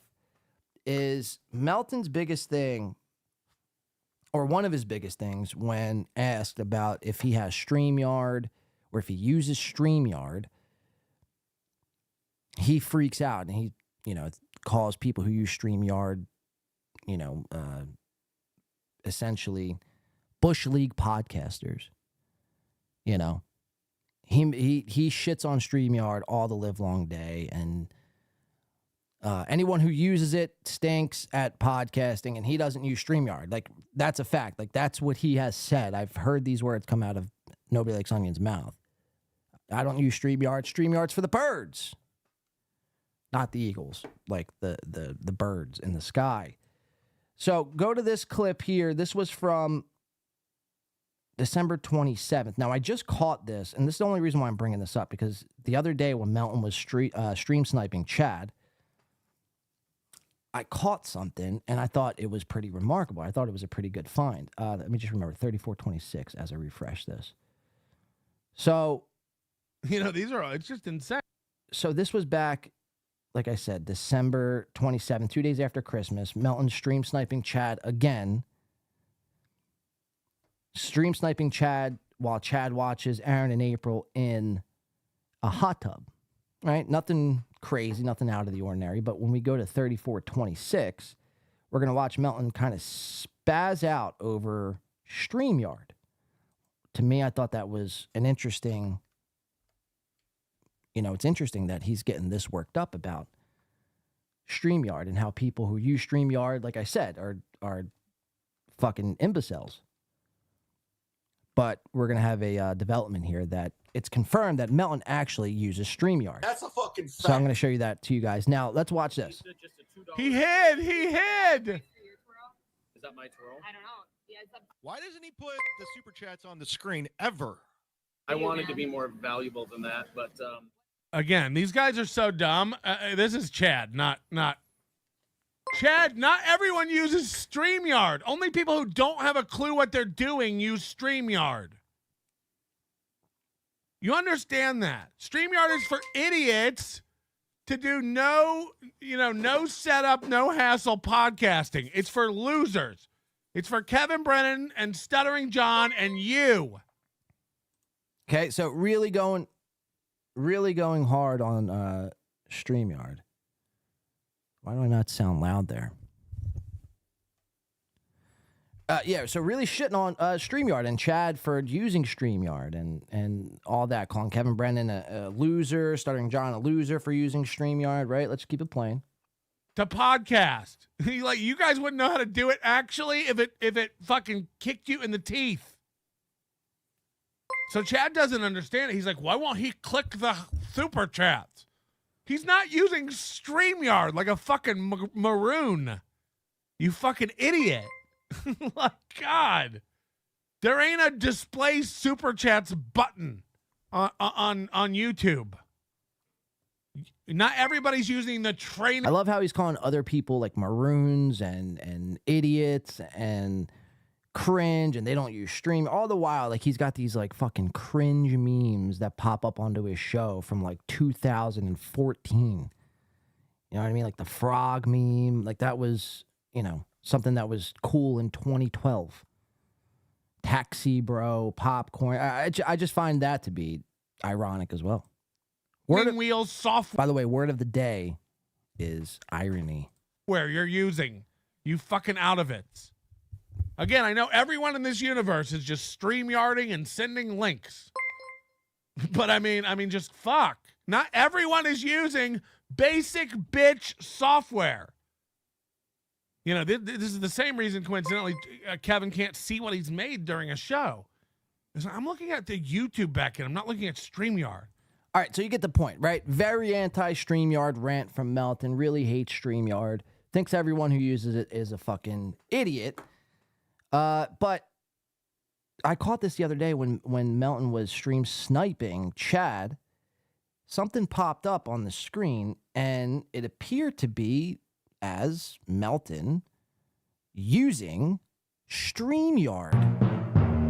So which one is it, Melton? Do you think now? Do you include yourself with Brennan, Chad, Stuttering John as a moron, a maroon, as you call him, as an idiot, as a low-level podcaster, or are you above that now? Or are you going to say you don't use StreamYard? Because we have it right here. Patrick Melton confirmed. There it is. Nobody likes onions. Stream live. Sniping the sniper. Bad comedian Chad Zumach can't stop harassing women. All right, don't worry about any of that. None of that's irrelevant. But there it is. Enter studio. Nobody likes onions. Unmute. Start cam. Settings. Enter studio. Display name.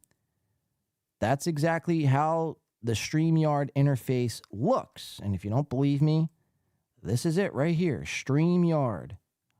StreamYard. Display name, win by 2, unmute, stop cam, settings, enter studio. Now you could see the rest because I don't have it cropped down, but it's the same fucking thing. It's the same fucking thing. Right above this is that same little fucking screen, the OBS screen that I have. You guys see. Right here. This is what's cropped out, all of this. But it's confirmed. Patrick Melton uses StreamYard. So I guess he's a fucking, well, he's actually a dork nerd. I'm a fucking dork nerd. All right, so that's confirmed. We got Patrick on that. So now that's 2 weeks in a row we watch Patrick fart on cam. We caught him using StreamYard. I mean, the list is piling up for Melton, and it's not looking good these days for Melton. And again, you know, I didn't even meet Melton, which I was going to. If he came down, he would have been the only one I actually filmed. I would have fulfilled the prophecy, as they say, of walking up to Melton and punching him in the face. But I wasn't going to punch him in the face. That's what he wanted. I was going to walk up to Melton and film him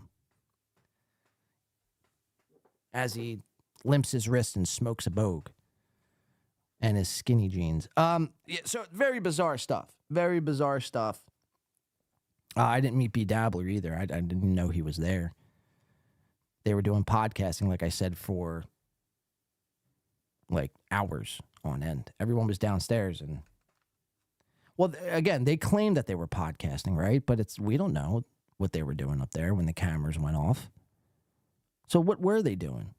B. Dabbler, NLO. What were you guys doing behind closed doors? What were you doing with that puppet? That's my question. What was so important after that live stream that you stayed in the room? I don't know. Seems pretty weird to me. And don't even get me started with the B. Dabbler guy. Like, he strikes me as a non-heterosexual male like myself. Let's catch up with the chat, see what you guys think. You guys think the StreamYard thing's gay, stupid? Melton doesn't use StreamYard. I don't know what I'm looking at. I'm a small human being. Oh, look at Poper going off on the chat. Or no, I'm sorry, that's Kush King. Thank you for that, Kush. We appreciate that. Welcome to the Stub Toe. Who knows to win by 2 radio? Well, who got in the Stub Toe group here? Let's check it out. We have to go back. Sorry about this. Decline host. Welcome in, Decline host. Thank you, Kush. We do appreciate that around here. Let's catch up with some chats. Goddamn YouTube ads keep putting me back to the beginning of the show. What the fuck? Anyone else have that problem? Got to get YouTube Premium. It's the best $11 you'll ever spend. OBS isn't any harder to use than StreamYard. Well, it's like the same thing. The only difference between OBS and StreamYard, I don't want to get into tech talk, but the only difference is OBS, like, you have way more control over what you want to put into the screen. As opposed to StreamYard, it's just basic. You have the camera, audio, and then go live. That's why a lot of these people use it, because that's all they need. They just need to plug in a headset and click go live. Webcam, headset, go live. You know, I don't want to get into it. You guys know what the fuck it is around here. Snookerman says, daily reminder that Ian Hawke lives in his car. Jesus. Make sure you have a blanket at least, Ian Hawke. It's cold this time of year. We should start the Ian Hawke GoFundMe so he gets out of that car. You never want to see anyone live in their car, man. It's just not, you know. Ask Gino Bisconti. Ask him how well that went. He said, wow, got me. I would have loved it. Wait, I would have loved it if Fake Chow. I would love it if Fake Chow can have AJ Queen and Gina Bobina Princess on as Will. I don't know what that means. Ian Hawke is like Mad Max. Wow, a rayless show. Citizen M says, Melton was downstairs a ton before security told everyone they couldn't film downstairs. He's theirs to do shows. Yeah, but I didn't see him at all. I was down in that area for at least I'd say 3.5 hours, probably close to 4 hours. And no dice. And we kind of already established this, right? So it's like, what was he doing? He wasn't just doing podcast. The podcast was like, maybe an hour long. What was his last podcast at? How long was his last show? Let's see.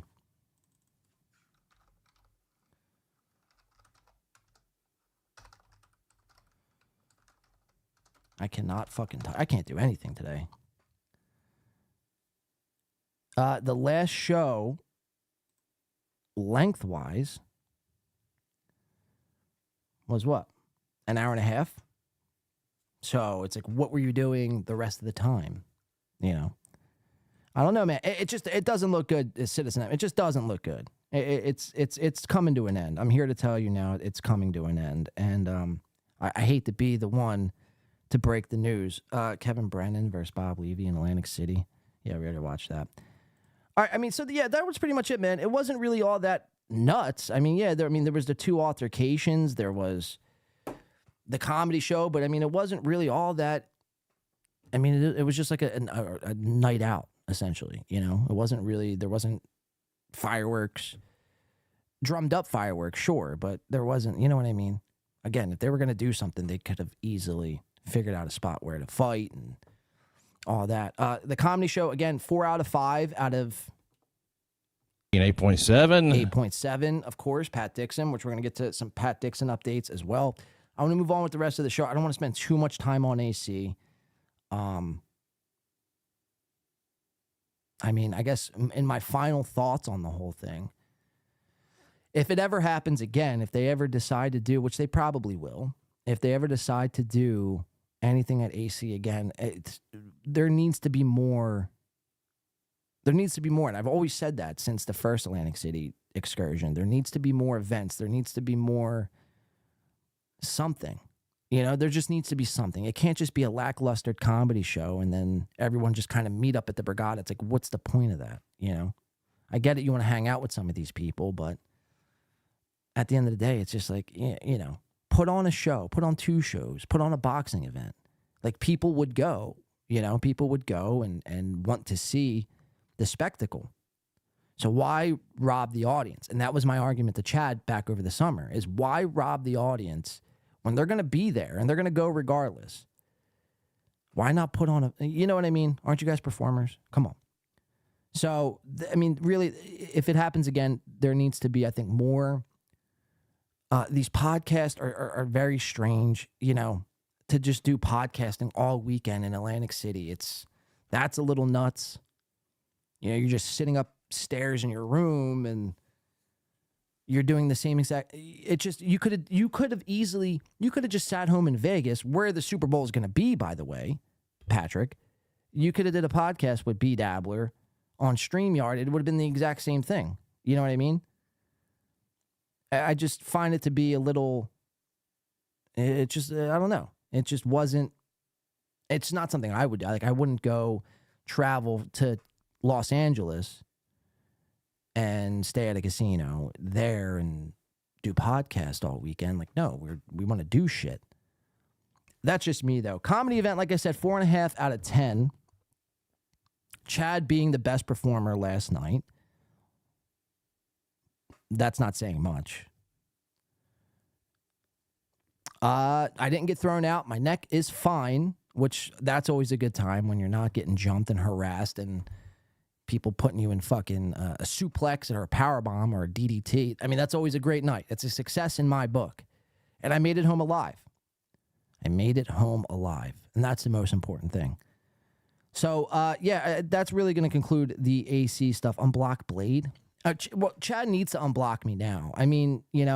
I think I've been more than fair, and I think Chad just has his fucking panties in a fucking bunch.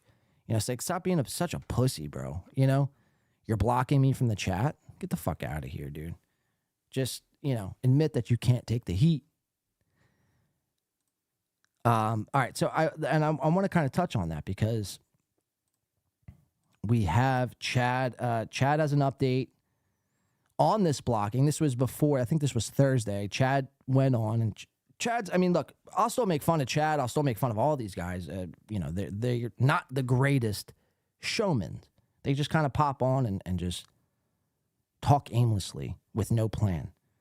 And they cover my lost interest clips. And this was one of the biggest things that annoyed the shit out of me. And it's this whole my lost interest. Him as a person, him as a clipper, I don't have a problem with. Keep clipping. Keep making clips for people to fucking play on your shows. You know, who am I to stop you? Keep making the fucking clips, my lost interest. You do a good job. My problem is with the hosts. And at the time, it was just Aaron and Shuley kind of every day using the my lost interest clip and, you know, sucking him off as if he's the best fucking thing, the second coming of Christ. It's like, you know, settle the fuck down, pump the brakes. He's just clicking screen record and then posting it to a YouTube channel. Like, that was my whole thing. My main gripe was the hosts who are too lazy to put in any sort of show prep or any sort of work into their show. That, and then just use my lost interest. That was my biggest gripe, right? So now we have Chad using my lost interest clips, Aaron using my lost interest clips, Shuley using my lost interest clips. There was someone else, I think Gino was using my lost interest clips. Oh, like everybody is using my lost interest clips. Ray DeVito was another one using my lost interest clips. It's like, you know, watch the entire episode. You know, for me, I'm subscribed to, you know, Patreons and Compound Media. Even though I don't want to be, but you need to do it. If you're gonna be in this position, if you're gonna be talking to people and trying to fill them in on certain things and giving them your side of it and your take, don't go off just a clipper, a my lost interest clip. Spend the fucking $8 a month. Stop being cheap. Stop being lazy. Clip out the show, and then cover it. You know, because there's something about watching an entire episode. You know, you could point out so much of the nuance going on, so much of the awkwardness going on that you can't get in an 8-minute clip. There's just no possible way. There's no possible way. So that was my biggest gripe with this whole MLI. Right? Keep clipping. That's not the issue. You know, people need to see, you know, or maybe not. Maybe people don't need to see this. But, you know, there's so many shows going on, and it is insane to think that you as a consumer could watch all of this, because you can't. So you do need to catch up. So for the audience who doesn't have the time to just sit around and watch podcasts all day, clip channels are the greatest, and they help, you know, get out messages. Like I've always said that. Let me take a sip of water.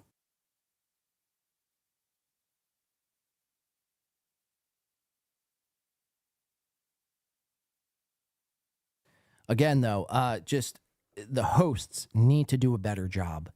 The hosts need to do a better job. And that pertains to the Mud Shark. By the way, that was another funny thing last night. I don't know if these guys were doing it as a troll, but every time Chad would walk into the building, to the Tennessee Avenue Beer Hall, people would just get up and go, Mud Shark! Mud Shark! And I don't know if they were trying to gas him up, but, you know, it's funny. It's funny. It's like, yeah, I'm the fucking Mud Shark. Like, I mean, his ego was definitely fed last night. It was funny to watch Chad in his element. So this was Chad the other day on Thursday. He's going to give us a little update on the win by 2 blocking incident here. So let's check this out together. So again, so there he is. He's watching the Ray DeVito. Check this out, Dr. Chow, if you're still here. He's watching the Ray DeVito Stevie Lou thing that we watched, Chow, on Sunday. Now, mind you, this was Thursday.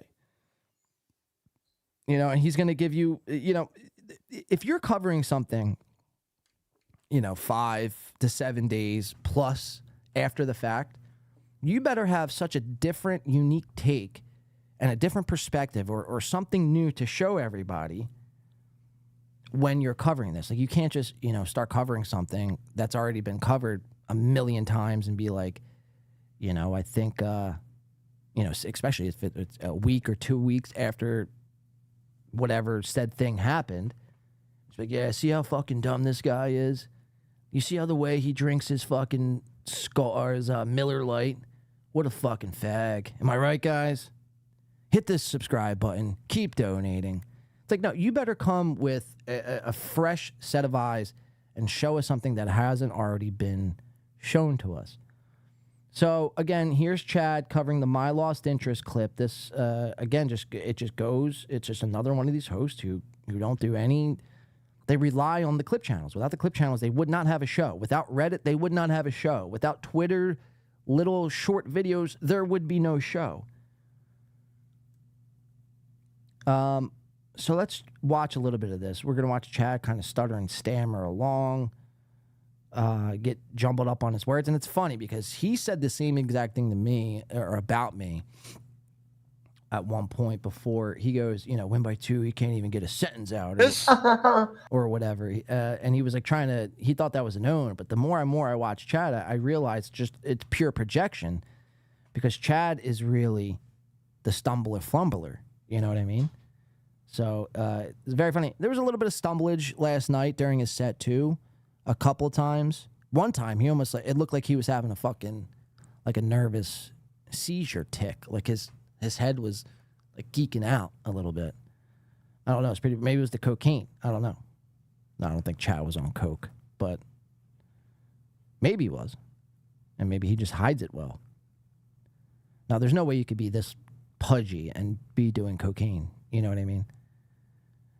So holy shit, this was a long breakdown of this My Lost Interest clip. Let's just skip to, I forget where this exactly was. We'll just go to right about here. Let's just watch a little bit of this, and then we're going to have an update from Chad and the banning situation, and, hopefully we can't get this resolved now. Throw her under the bus. Oh, we got to go back, because I think you already fucking stumbled. Now the ladies are starting to I don't want to do it. I know one girl in particular that's been on his podcast. I'm not gonna throw her under the bus. Artie but Lang, she told me the only reason she went on Ray's podcast because he would not stop bugging her. He said that. He's like, he bugged me nonstop to the point where I ran out of excuses. So she hesitantly did the podcast just so Ray wouldn't keep contacting her. That's a 100% truth. 100% truth. What is it? What was that word, Chad? Can you try to explain that word one more time to us, Chad? I didn't quite pick that up. I wasn't listening. Podcast, just so Ray wouldn't keep contacting her. That's a 100% truth. 100% truth. He couldn't say the word percent. That's a 100% truth. It's like a Jake Hudson level style of speech here. Here, we're going to play it back a little slow. Let's watch him.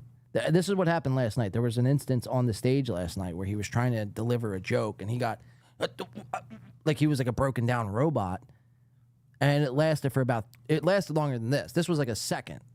Last night was like 3 seconds on stage. That's a 100% truth. 100% truth. Okay, truth. I'm not bullshitting you. She said, I only did it because he would not stop. Does anyone watch podcasts in this speed?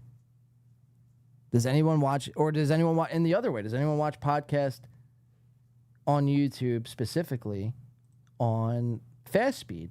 Like imagine fast chat. I have to watch Patrick Melton sometimes at 1.75 speed because his delivery is so slow that he repeats himself. And then he repeats himself. And then it's so slow. It's like, gee, get to the point. I'm going to die soon. You know what I mean? We're running out of time here. Get to the fucking point. I don't have time to sit around and play this, hanging on to every word bit. So, yeah, I have to watch back Melton on 1.75 speed. Chris Max says, I go to 1.25 or 1.5. Yes on Melton, says Kush King. Yes, Blade, yes. It's the truth when Bex, what did Bex say? It's the truth when they tell you it is.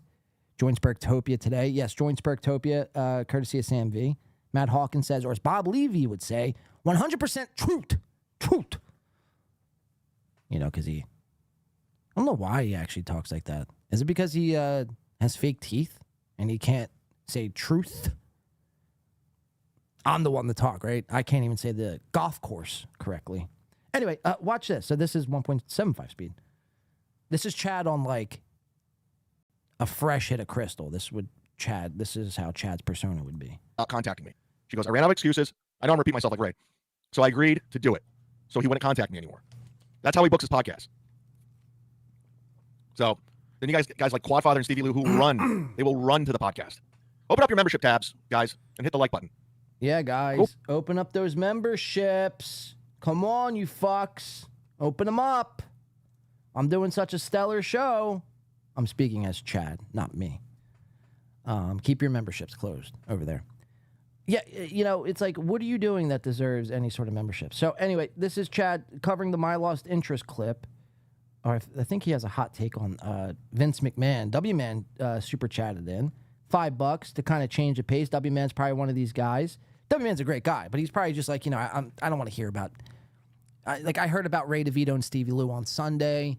What's your take on the Vince McMahon thing, Chad? I forget what Chad says, but I think it's a stellar take from Chad.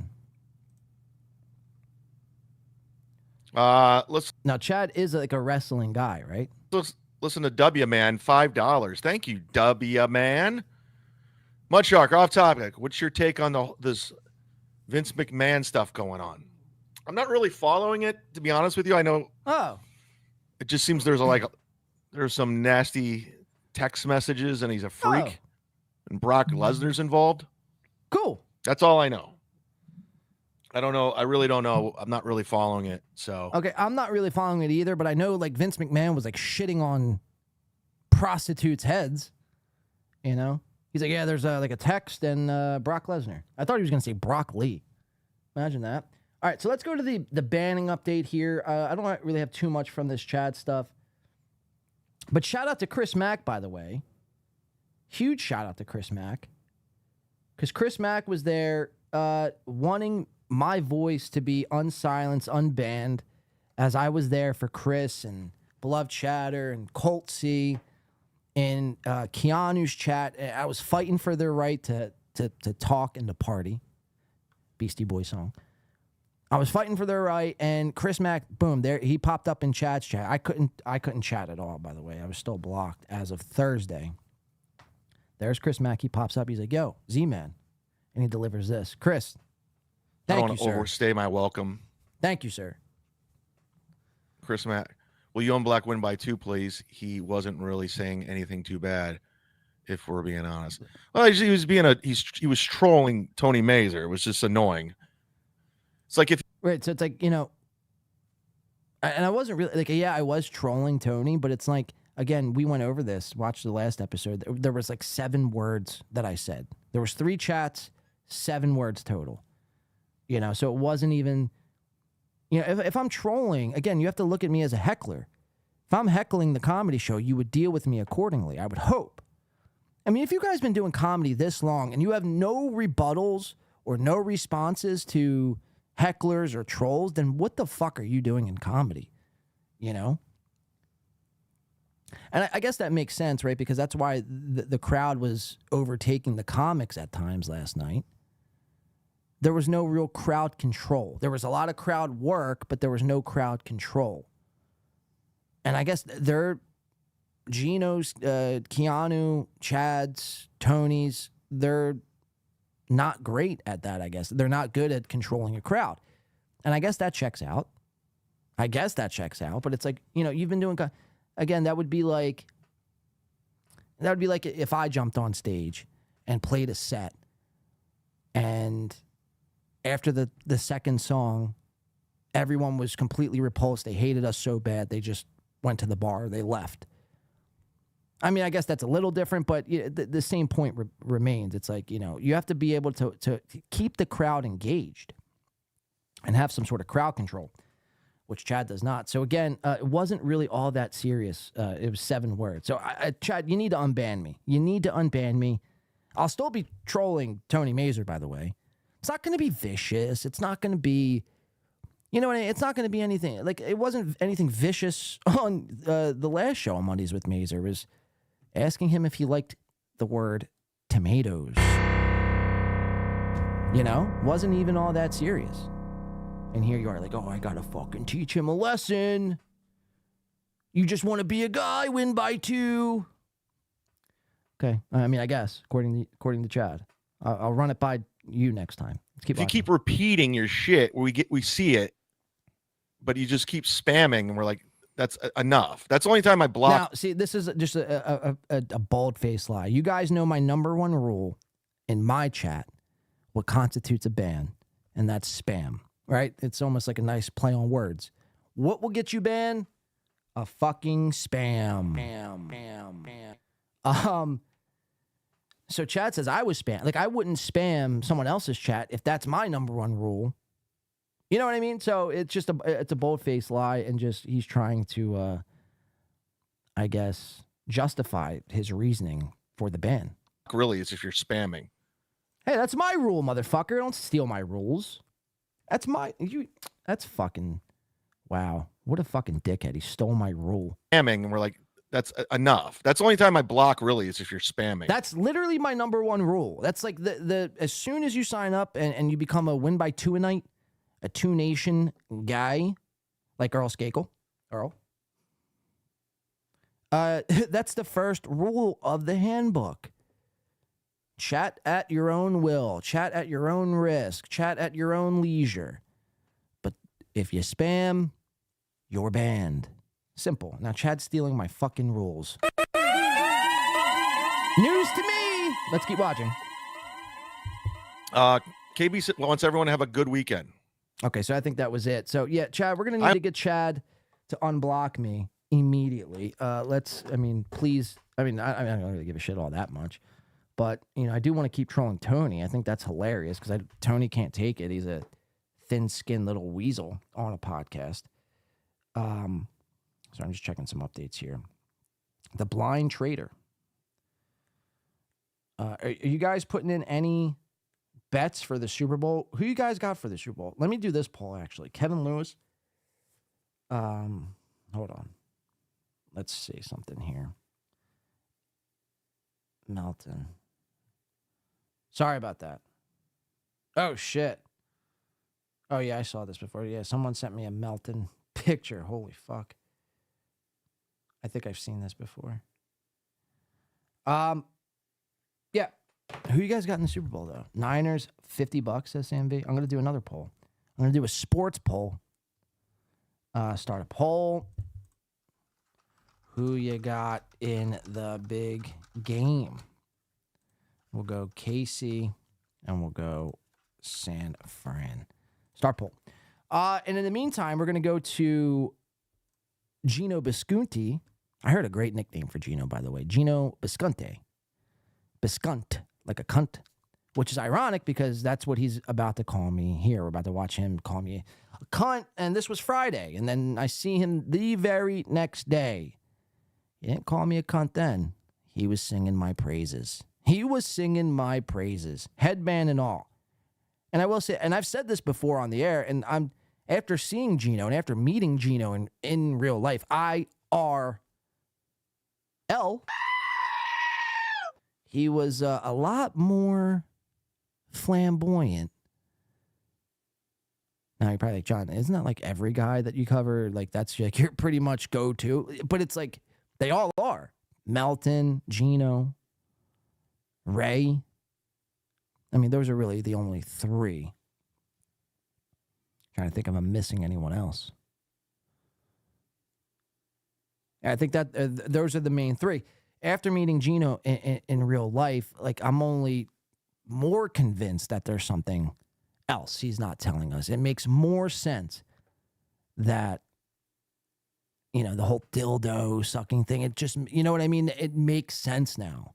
Like before, it was just watching you on a screen, and we're just kind of assuming what it is we're watching is only because it can only be that you're, homoerotic.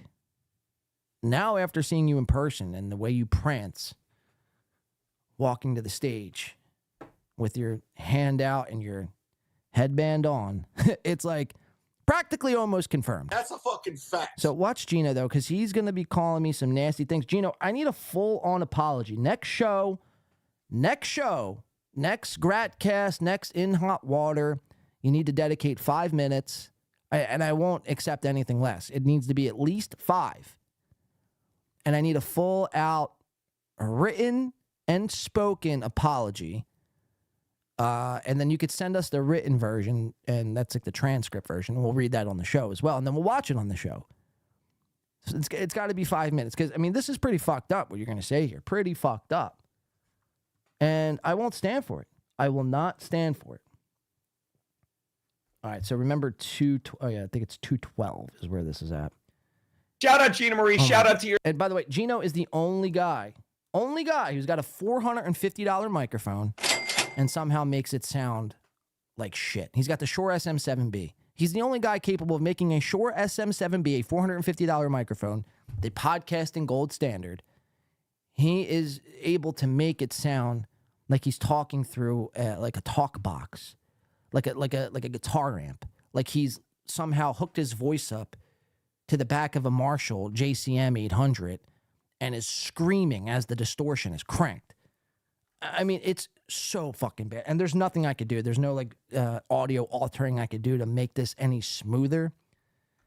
So just bear with me. I know it's a lot. Gino in the morning, it's like, you know, just bear with me here because he's in his zone. He's going to come across the win by 2. The big bad win by motherfucking 2. Everybody else, go subscribe to Win by 2 Radio. I like him. That's He's me. always fun in the chat. He's always a good dude. He busts balls once in a while, but in a fun way. In a fun way, though, right? Dick Fitzwell says, Crush, they have been calling him out for the biggest loser this weekend. Who's that? Ray? Who are they calling? Who are they calling out? Podcasting through a fuzz pedal, B Smiley says. Yeah, a fuzz pedal. That's exactly, I mean, that's spot on. There was a, hold on, I got to show you guys something. This is what comes to mind. Like when I think of Gino's microphone, this is what comes to mind. Talking through a fuzz box, that's a great analogy, but I think this is more spot on. Toy Story. What's that speaker in a Toy Story This is it right here. This is it right the fuck here. Let's go. Can we visit this? Can we blow this image up? Mr. Mike, it's called. Do you guys remember this from Toy Story? Do we have any Toy Story fans here? I used to love Toy Story when I was like 7. Is there a way I can, okay, here we go. All right, so this is what, I imagine when Gino boots up his podcast, this is what he uses. And he's just yelling through this thing. And it's connected through a fuzz pedal, and then he's broadcasting it onto StreamYard, which, according to Melton, if you use StreamYard, you're a fucking loser. But then we find out, actually, Patrick Melton uses StreamYard himself. So I guess it's self-admittance that he is, in fact, a dumb nerd / loser. So, yeah, this is what I pictured Gino talking through when he's doing a podcast. So I do apologize about this in advance, guys. Bear with me on this. This is Gino yelling at yours truly. Your lovely little boy, Dante. He's so adorable. He's got to be around a year now, right, Gina? Maybe even more. God forgive me. How old is Dante now? It's worse than Wispy. His beard? She's so... Hold on. Look at Sexy Six. Look at her. Like, just put me out with the suitcase. I want to go. If she's going to be here, I don't care where I end up. I will be there February 24th. And I will say this about the February Doge. 24th, excuse me. Yeah, there you go. Because the 23rd, we're in Jersey. I will say this about, and I've said this countless times. I had a fucking moment. A moment when I was at the Dojo of Comedy, and I said it all the time, Gina. Listen Mikey will tell you, or you know, you watch. So he's going to be recalling, and we've covered this before, his story. He's had this story before. This is his big moment. During COVID, this was Gino's big way of fighting back against Anthony Fauci. Is when Anthony Fauci and all those guys from the WHO and the World Health, or not, it's the same fucking place. It's the place I'm thinking of. The WHO and Center, the CDC. This has been a very fun show. Very fun show, very fun week. The CDC and the WHO were shutting us down. We couldn't go out. We couldn't, indulge in activities, outside activities, sporting events, comedy shows. Not that we would want to be at a comedy show. Music events. I mean, it was a bad time. So Gino's way of being like a Paul Revere, a George Washington, the way to stick it to the man is he's going to perform outside at the Dojo of Comedy, which, again, don't ever go to that place. It stinks, despite what these guys may say. The Dojo of Comedy is probably one of the worst. I'd rather go to the Tennessee Avenue Beer Hall, to be quite honest with you. But this was Gino's big way of fighting back. Listen to this story as he describes it again. In hot water. He was the first guy ever said this guy has boots on the ground, if I may, Stolen Valor, because while they were shutting stuff down, he set up on the porch. He had the heaters. We were doing shows in jackets for 8 fucking people. And 8 fucking people, he says. Imagine doing a show for 8 people. You know what I mean? It's like, what? 8 people? Like, you couldn't make it. I would have at least made up a number and been like, we're doing a show for like 20 people. 8 people? That's your big way of fighting back? Doing shows outside in the freezing cold for 8 Ocho people?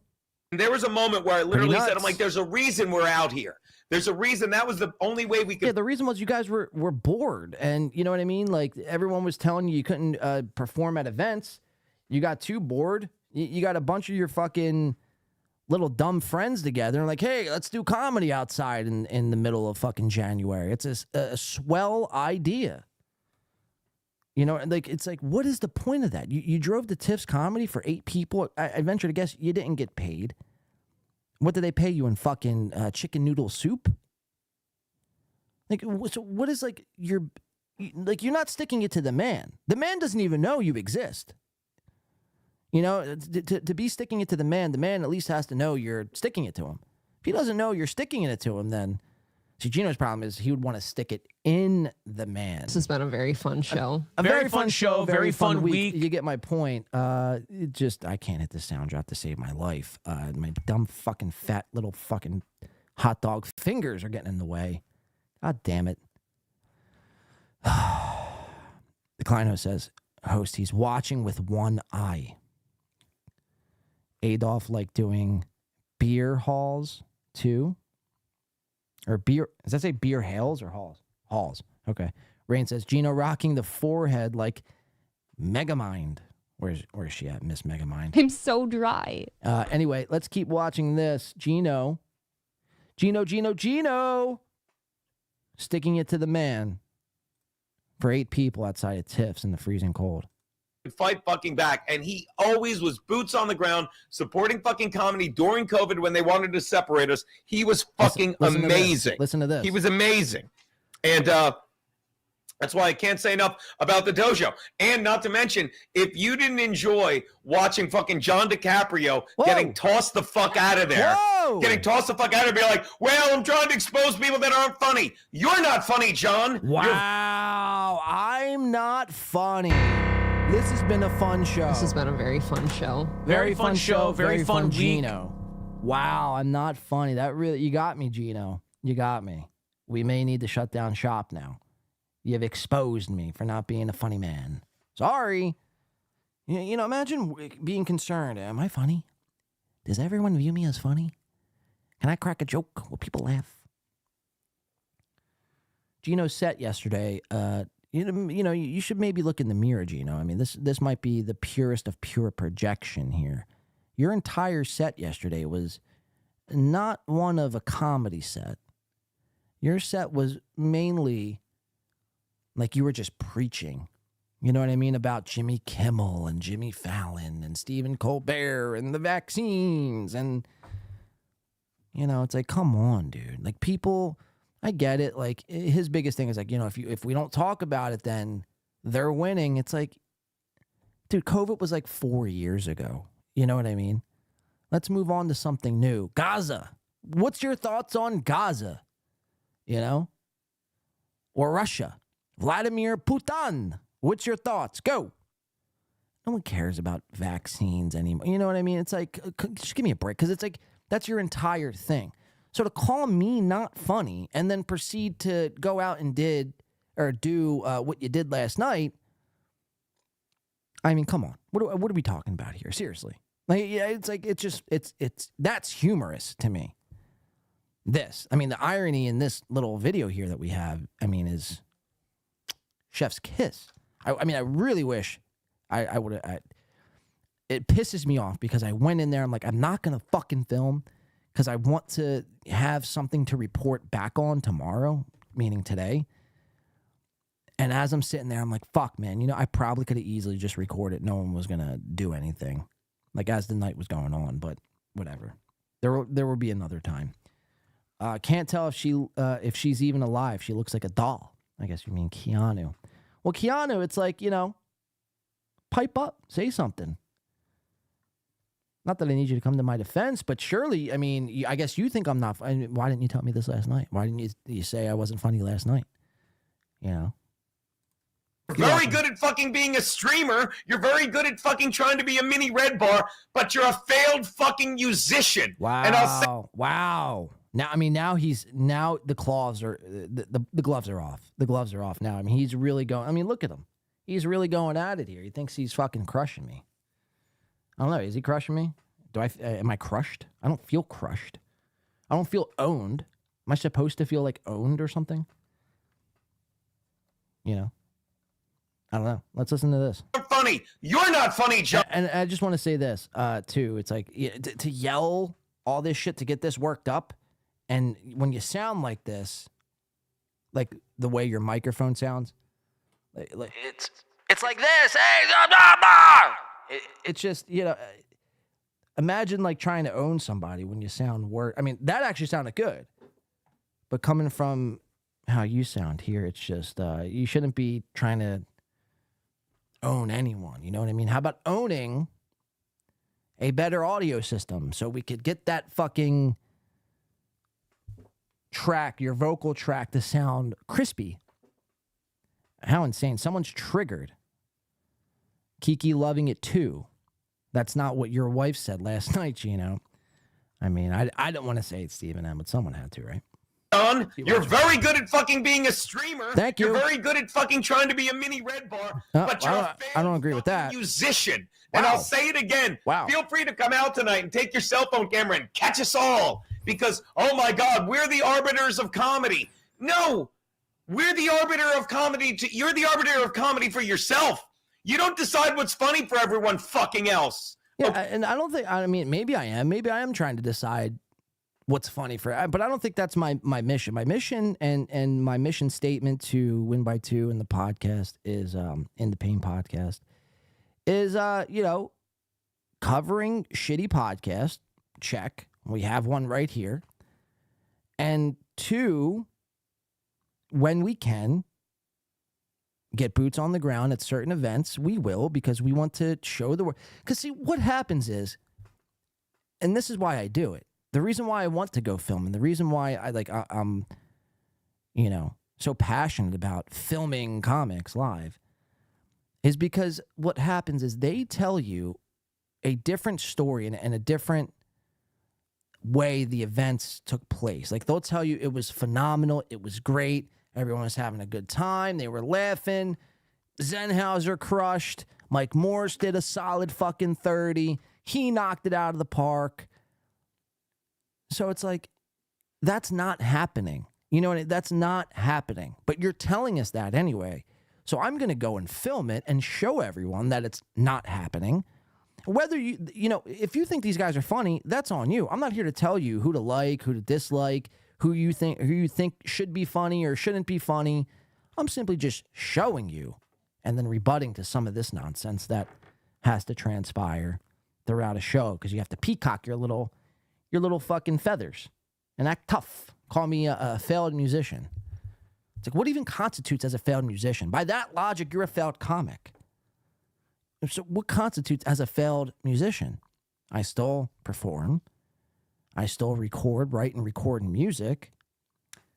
And just because I haven't, you know, been signed to any record labels and had my big break, so to speak, doesn't mean it's not in the cards somewhere down the line. I'm still very young and still doing this. So there's plenty of time for all that. But it's just like, what even constitutes as a failed musician? Please, like, enlighten me. I mean, I don't feel like a failed musician. I don't know. But keep listening to this. Okay, so when someone fucking kindly escorts you out of their fucking building for fucking not playing by their fucking rules, cry like a cunt, but you're a cunt, John. Wow. I'm a cunt, he says. And you're a boomer. Okay, boomer, okay, boomer, okay, boomer, okay, boomer, okay, boomer, okay, boomer, okay, boomer, okay, boomer, okay, boomer, okay. Yeah, I mean, pretty insane stuff here. Keanu, what you got to say, Keanu? Huh?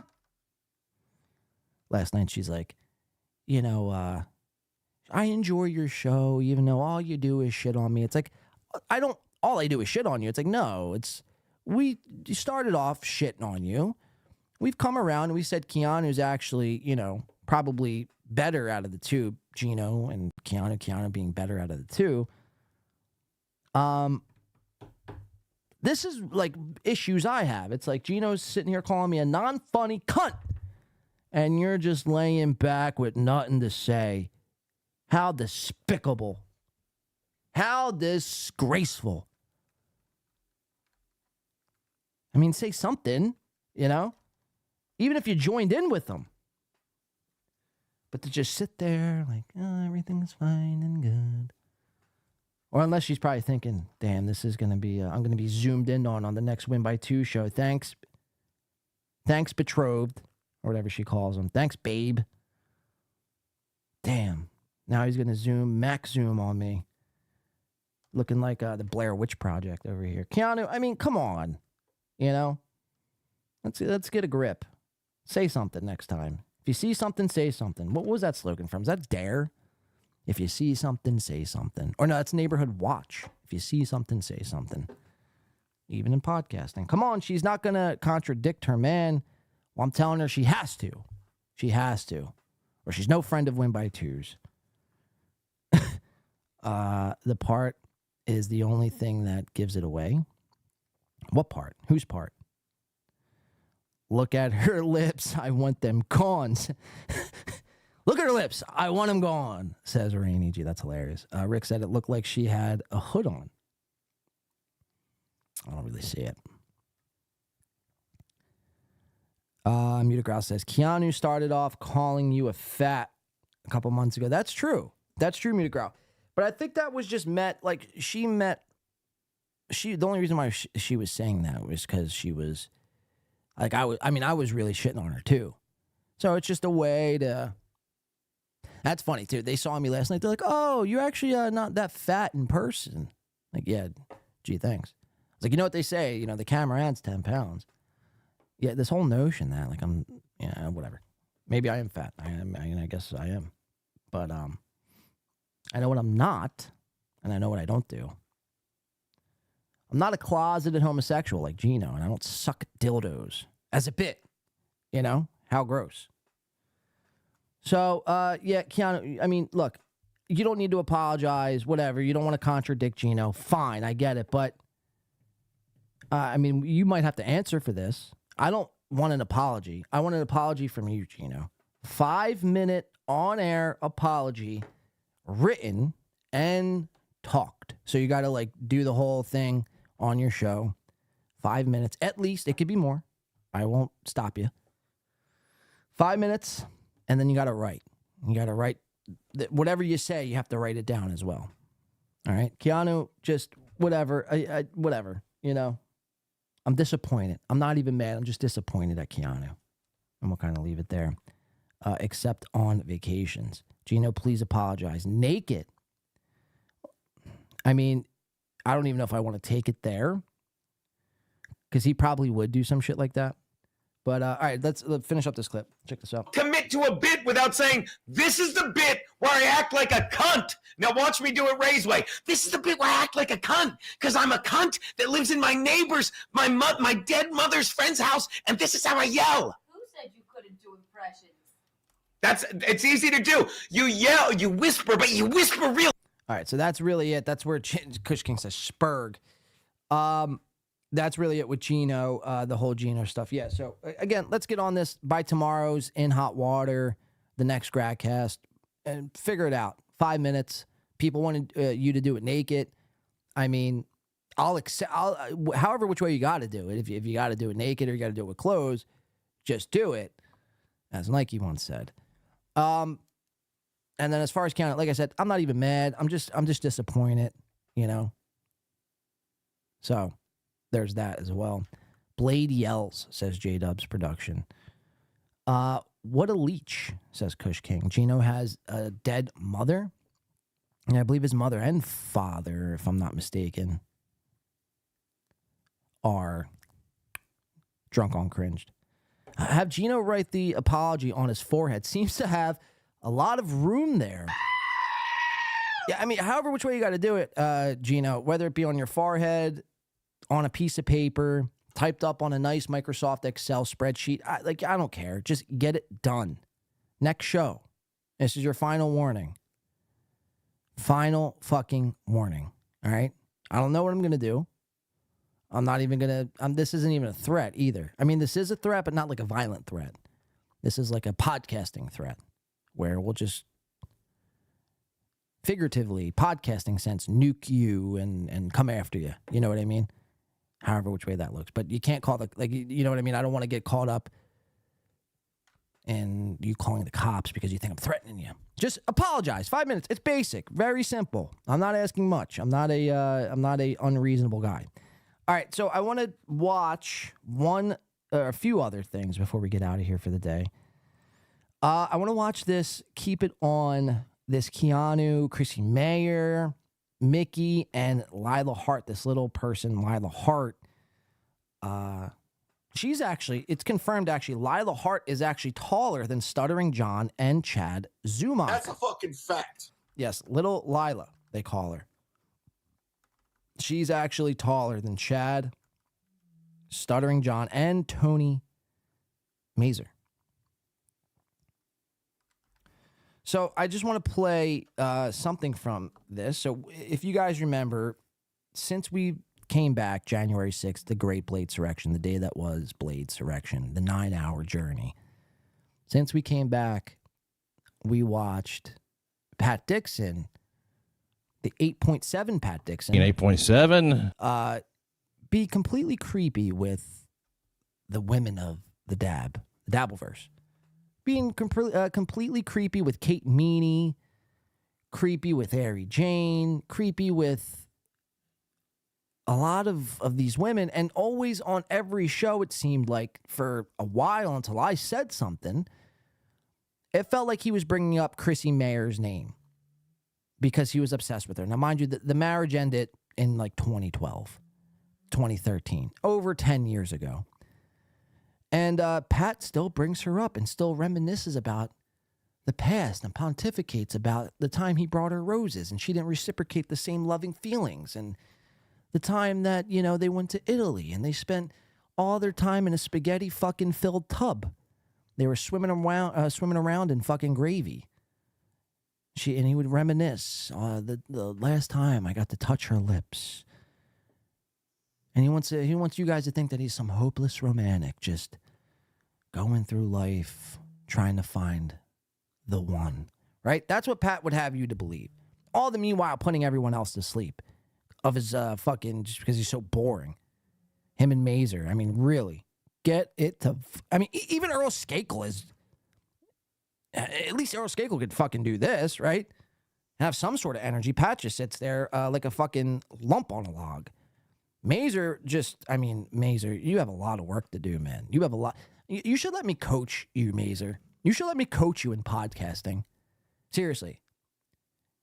Chad, too. I'll do a 2-for-1. The 2-for-1 win by 2 special. Who knows to win by 2 radio? I'll teach you guys how to be better versions of yourself on shows. Not that hard. You kind of already do it on the stage, but somehow there's a disconnect from the stage to the podcast. You know? Tony Mazer, it's like you're wanting to talk about Opie and Anthony from 2001 on podcast, but at your comedy show, there was a little bit more to it. Maybe there was some funny in there. I'm not saying, you know, you're all funny, at all. I'm just saying maybe there is some sort of funny in there. So how could we get that? How can we translate that on your Check Your Brain podcast? So I mean, seriously, you should let me coach you guys. I could coach. Blade can coach. Coach Blade, they call me. Anyway, so back to Pat Dixon. Pat Dixon, he's hopeless. There's nothing. I mean, I could coach him, and he would not be able to. I mean, he wouldn't be able to learn enough for. I mean, if you're that boring, you're that boring. Like you can't teach enthusiasm. You know what I mean? You can't learn enthusiasm. You either are or you aren't. You either are entertaining or you aren't. You can't teach that sort of thing. You can't learn that sort of thing. You either have it or you don't, you know? And people like Pat Dixon, I don't know how he's gotten this far without, really putting everyone to sleep in his life. But so back to this Chrissy Mara thing. So I was watching, I had just tuned in for Balkan All Thursdays, a Keanu Thompson special featuring, again, Lila Hart, which it is confirmed here by Win by 2. Somebody clipped this. My Lost Interest clipped this. Lila Hart is confirmed taller than Chad and Stuttering John. That's just a fact. We have Lila Hart, Chrissy Mayer, and Michael Lean Thompson. And Chrissy, amongst other things, she's about to burst. It's like that Linkin Park song, and I'm about to break. But instead it'd be, I'm about to burst, Chrissy Mayer. So she's about to have a child, but she's going to bring up Pat Dixon and Pat Dixon's recent obsession with her. And she's going to give us her take on this whole thing. And I thought this was phenomenal. This is like a story arc that's kind of coming full fucking circle. We throw it out there in the ether, and now it's Chrissy Mayer's responding. So let's watch it. I gotta give it a quick refresh. His dad, I'm like, she never. All right, so let's skip ahead to 42 it was. Let's check it out. Full on, and I guess I didn't realize that some people do this is they just want the sort of like clout by association. They're like, we don't particularly care for you, but we're very much interested in Anthony Cumia and Gavin McGinnis, and I want to talk about Stuttering John, and I want to talk about Gino, and I want to talk about Pat, and it's like, okay, well then go talk to those people then, and then so I finally leave the interview, and then I hear the interviewer say, because I had it playing on the background on my phone or whatever, oh, I don't even like her. I had her on because she has 191,000 Twitter followers. And then I'm like, oh, well, what the fuck then? Fuck my clit, because I don't have people on in bad faith. I don't have people on just to make them feel bad. I hate that, by the way. When ladies talk like that, when ladies talk trashy, especially around your mom too. Like, I don't like any lady saying, suck my clit, you fucking cunt, this or that, blah, blah, blah. It's like, come on, potty mouth. Come on. I mean, there's kids in the audience here. There's kids on your show. Have some fucking decorum. I don't even like her. I had her on because she has 191,000 Twitter followers. And then I'm like, oh, well, what the fuck then? Fuck my clit, because I don't have people on in bad faith. I don't have people on just to make them feel bad or talk shit about them. To me, that's not interesting. That's like very sophomoric. And again, you add in the element of okay. So she was on a podcast. I mean, this is a quick backstory. She was on a podcast. She got ransacked. She got blindsided. She wasn't expecting them to do what they did. Essentially, they blindsided. I don't know the full backstory, but then Pat Dixon's name gets brought up, and she's gonna give us some insight into her feelings on Pat Dixon's latest obsession with bringing her up on every podcast. Trolley types.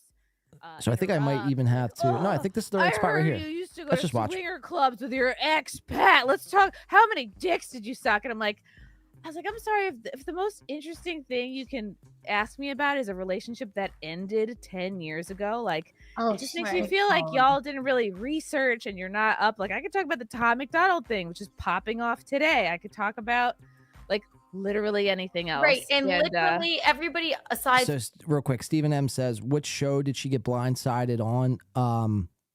So I think it was just a Twitter space. I don't know she didn't actually say the podcast name, but essentially they wanted to. They brought her on, and then the way she describes it is they brought her on, and when they were asking her questions, it really didn't pertain to anything Chrissy was doing or Chrissy was into. It was all about Cumia, or as she describes, Pat Dixon.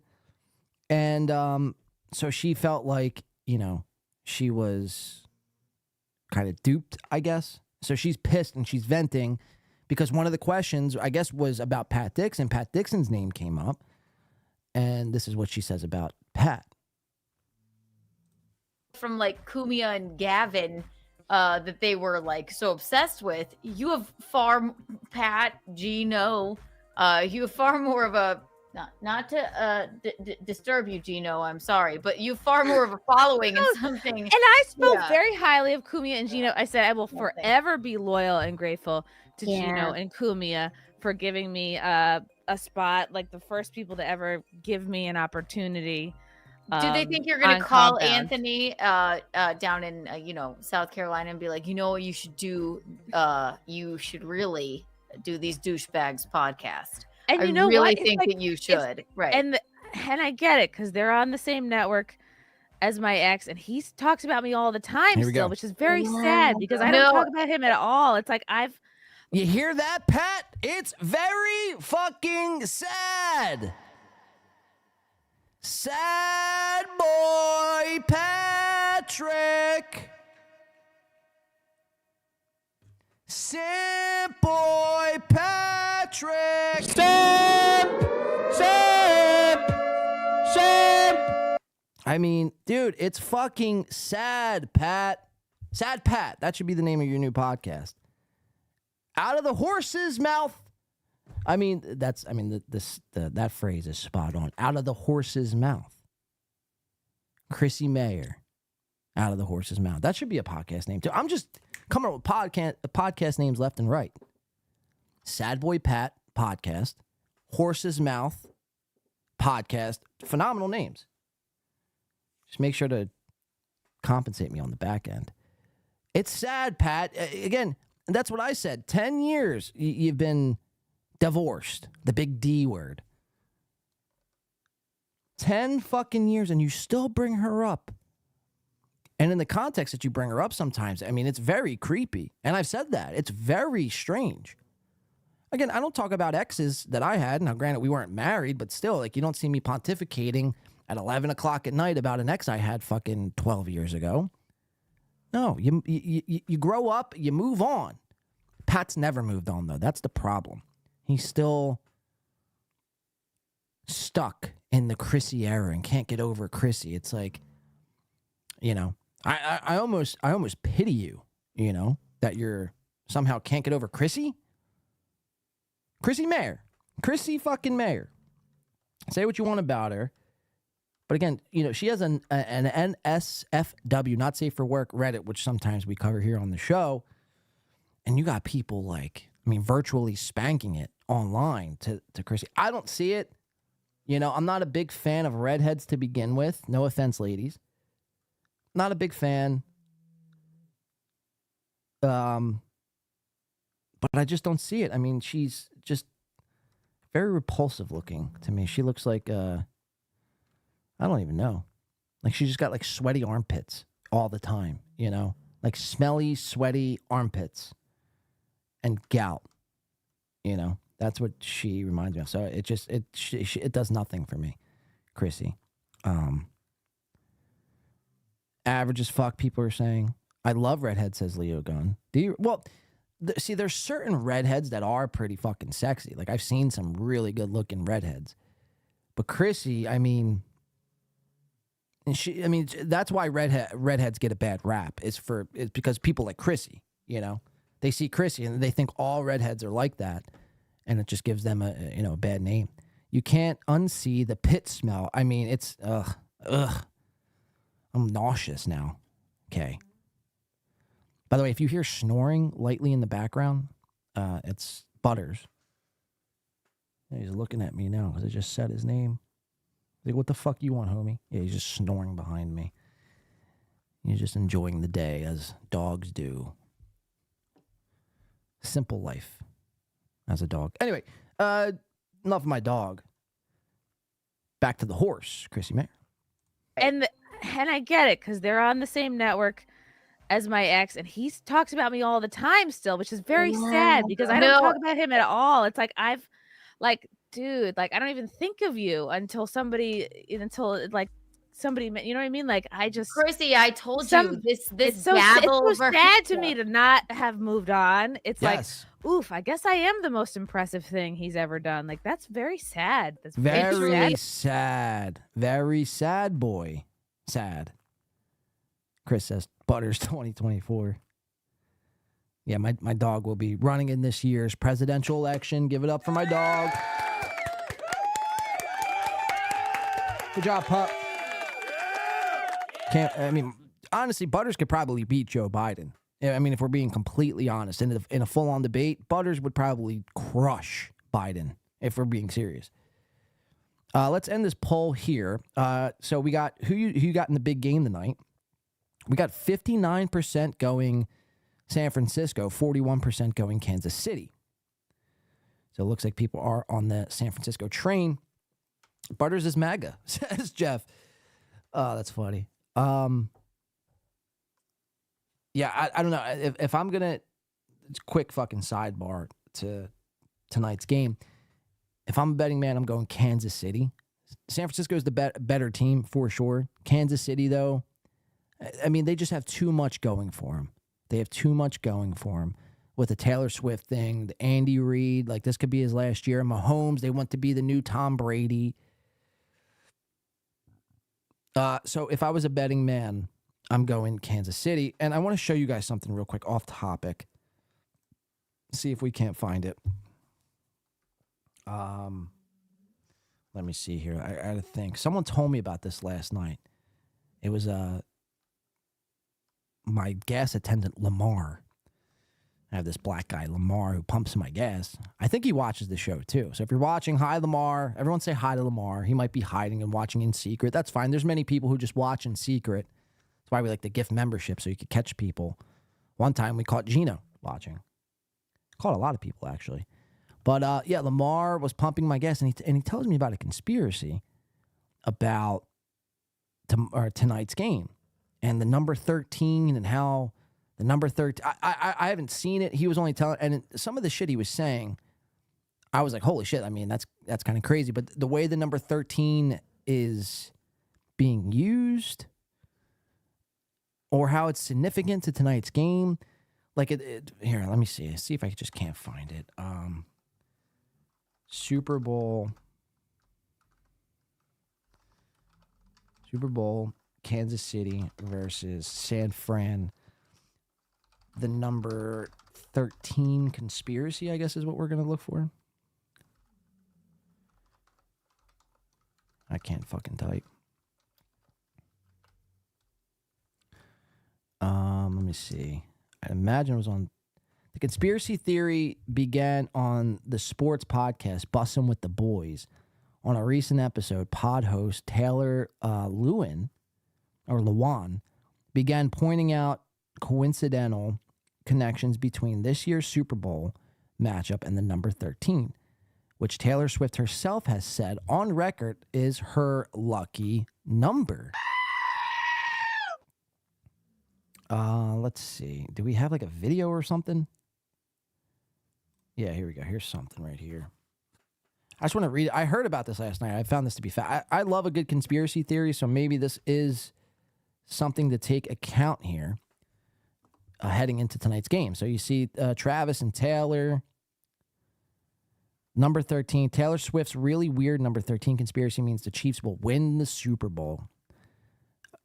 Again, you know, if we're basing this off conspiracy theories and what the script says the NFL is going to do, then yeah, Kansas City is going to win tonight. But if we're basing this off pure talent, it should be San Fran. It should be San Fran. In my opinion, as most Swifties know, the number 13 has been a significant part of Taylor Swift's life for years. But in the wild numerology connection to the number 13 that has Swifties believing her boyfriend Travis Kelce's Kansas City Chiefs will win the Super Bowl against the Niners. Okay. And what is 4 plus 9? 13. The significance of the number 13 on my hand, I paint, okay, 2009 interview, blah, blah, blah. For example, her song, The Lucky One, is the 13th track on her album, Red Taylor's version. It has a 13-second introduction, and the word lucky is sung 13 times. Super Bowl 58 will be Taylor Swift's 13th game to attend, a user commented on Twitter. She will have to take a 13-hour flight from Japan. Super Bowl 58, 5 plus 8 equals 13. Chiefs will win it all, another said. So, I mean, there's some of it there. There's actually a couple more, though, but I found that to be pretty fucking interesting. You know, I'd like a good conspiracy. So if the Chiefs win, it's somehow the number 13 has some involvement. Pretty fucking fascinating stuff. I want to force Mahomes to be 100% black. Well, is there a way we could do that? Because I'm down. There's no more fence sitting. You know what I mean? It's either one or the other. You're either black or you're white. There's no, oh, I don't know, I'm mixed. It's like, no. You're not. Come clean. And either you got to choose. You can't have it both ways. See, he wants the perks of being a white guy, but he wants the street cred as a black, you know? It's like, just commit, motherfucker. Just commit. Mahomes is 11% black. That would have been crazy if he was 13% black. I would have shut everything down. I'm like, this is too much. 13's following me everywhere. Did you guys ever see that movie with Jim Carrey? I think it's the number 27 or some shit. It's like that, where the number just follows you everywhere, and you're all. Is anyone else into numerology, or is it just me? And Jim Carrey. I don't know. I'm only half retarded, says Soft. Yeah, it's like Soft. You just got to commit. You either got to go full retard or full normal. You can't. You know what I mean? His wife looks like a nut, says Kush King. All right, let's continue. So this is Chrissy. Back to Chrissy Mayhorse. Surprised you're here. It's been 73 for me, says Stephen M. Chrissy Mayhorse here is going to be talking about Pat Dixon, talking some shit. That's what I like to cover. Let's go back a little bit. Because I don't talk about him at all. It's like dude, like I don't even think of you until Never somebody go full retard, until says it's like Michaela. somebody, you know what I mean? Like I just Chrissy, I told you this it's so dabble of sad to me to not have moved on. It's like, oof, I guess I am the most impressive thing he's ever done. Like that's very sad. That's very sad for him. Anytime your ex-wife is on another podcast going oof, that's how you know it's over for Pat Dixon. It's done. Pat Dunson, his new name should be. It's over, Pat. Pack it up. It's over. Chrissy's never coming back to you. You're never, you know what I mean? It's over. All right? So stop bringing her up. And I think since I started mentioning this, side note, since I started bringing this up, bring it into the forefront of existence and into our minds, Pat has just coincidentally stopped talking about Chrissy as if he watches this show and takes notes. And it's like, all right, win by 2. What's he saying? Don't talk about Chrissy. Got it. Check. And then he applies it. Pat knows. Pat takes notes. Pat's a note taker. Rest assured. Let's keep watching. But, Chrissy, I think I told you that because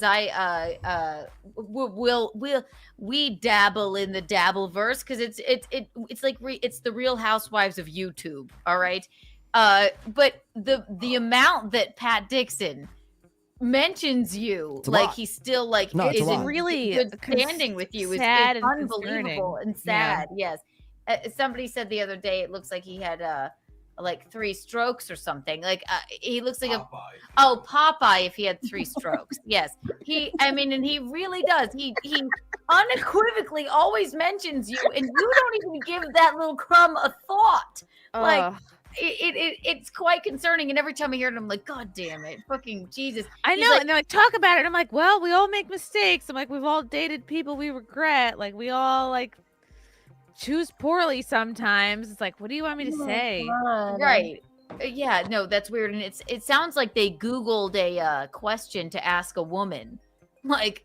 Well, how do you feel as a woman about this? And this thing too that you guys experience with people who are not comedians but who are convinced that they're hilarious. Yeah. It's this thing. We talk about this all the time. All right, I don't have time for their nonsense here, but that's Chrissy just kind of giving her thoughts about Pat Dixon's creepiness, bringing her up, and I think we kind of hit it. It's come full circle. This whole thing. Again, I started mentioning this because it's an observation I had watching Pat Dixon.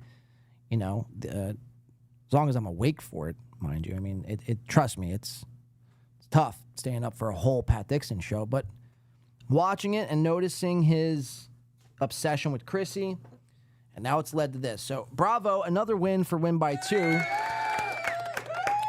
All we do is win over here. I want to do maybe like one or two other things. It's 1:30 now, so we've been going for 3 hours. Again, AC last night, comedy show. If you're just joining us now, 4.5 out of 10.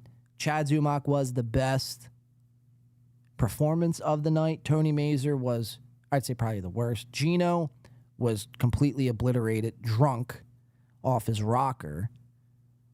Yeah, he didn't even go back to the Brigada. He was that fucked up. Tony Mazur, like I mentioned, we came face to face with Tony. He's like a undercover fat, we call him. A fat in disguise. And yeah, the big brawls between Levy and Brennan and Melton and Stuttering John.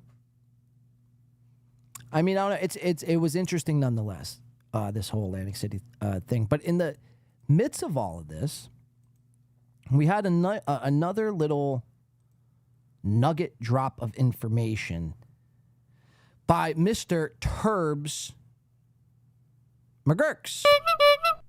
Breaking news. This is from Turbs McGurks. And nobody's talking about this, by the way. Given the Atlantic City trip and Stuttering John going to, Atlantic City. And, like, that's all everyone's concerned about is this whole Stuttering John going to AC, right?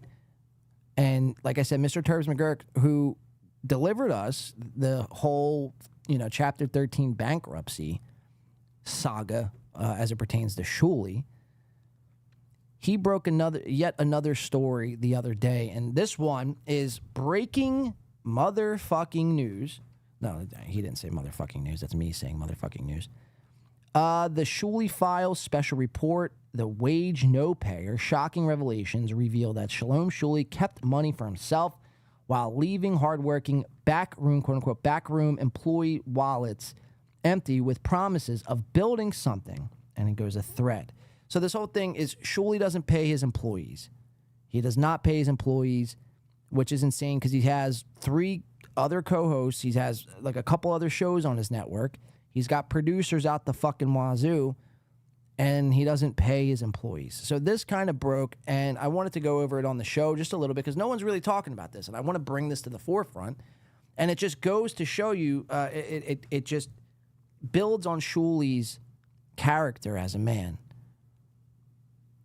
He, like, you know what I mean? Like, he's his inability to make good choices in life, which led to the bankruptcy, right? His, I guess, complete fucking Jewness as it comes to money. If I could be a Jew right now, I would be a Jew. By not paying his employees. His crime, his unfunny behavior at comedy shows and on podcasts is a crime in itself and a waste of people's time. His thievery, stealing practically the WATP model in covering Stuttering John. He just completely took that. So Shuley doesn't have an original bone in his body. He's not capable of being funny. He makes bad choice after bad choice after bad choice after bad choice, and then expects the audience to just gloss right over it as if he's a tell it how it is guy. He's going to tell us everything we need to know about Stuttering John and why John's an asshole and why you should pick the Shuley Network. I'm here to tell you, Shuley's worse than Stuttering. Like, Stuttering John compared to Shuley is, the gold standard, in my opinion. So this was by Mr. Turbs McGurks. So shout out to Mr. Turbs McGurks, and let's just read it. So it says this report is the culmination of extensive conversations with current and former staff members of the Shuley Network. We've examined electronic evidence provided by these sources, as well as carefully analyzed public comments made by Shuley and their team. 2, Shuley Network insiders have told us that Shuley has failed to properly pay staff on time and in some cases reduce their pay without good reason. Many within the Shuley Network believe this was not a two-way street and the Shuley made sure his wallet was never empty. So this one from Dirty Deeds. This was, like, I guess, a repost. Says, or I guess Dirty Deeds commented, goes, the Shuli Network should pay the producers more. They'd be lost without their contributions. Press 1 for Shuli to give Joe and discount Don a raise. And then Dirty Deeds retweeted his comment, says, my belief is firm in a law of compensation. The true rewards are ever in proportion to the labor and sacrifices made. Nikolai Tesla. Nice quote, Dirty Deeds. Met Dirty Deeds, by the way, last night. Very cool fella. Cool fella. And he's the one who introduced me to Stuttering John, this Dirty Deeds. What say you, Shalom Shuli? And then Shuli says, never. So we'll keep reading this thread. Weren't they winning? ? Shuli rakes in cash from multiple streams, YouTube channel memberships, super chat donations, Patreon memberships, live event incomes, and merch sales. There should be plenty of dough to pay staff on time as promised. That has not been the case. Staff just paying their dues. Shuli's multiple excuses for delayed or reduced staff pay have us baffled. From event financial losses to a tangled mess of money mismanagement, it's unclear if Shuli or other on-air talent were ever asked to make the same sacrifices. 5, 100% to the producers. 100%, you bet.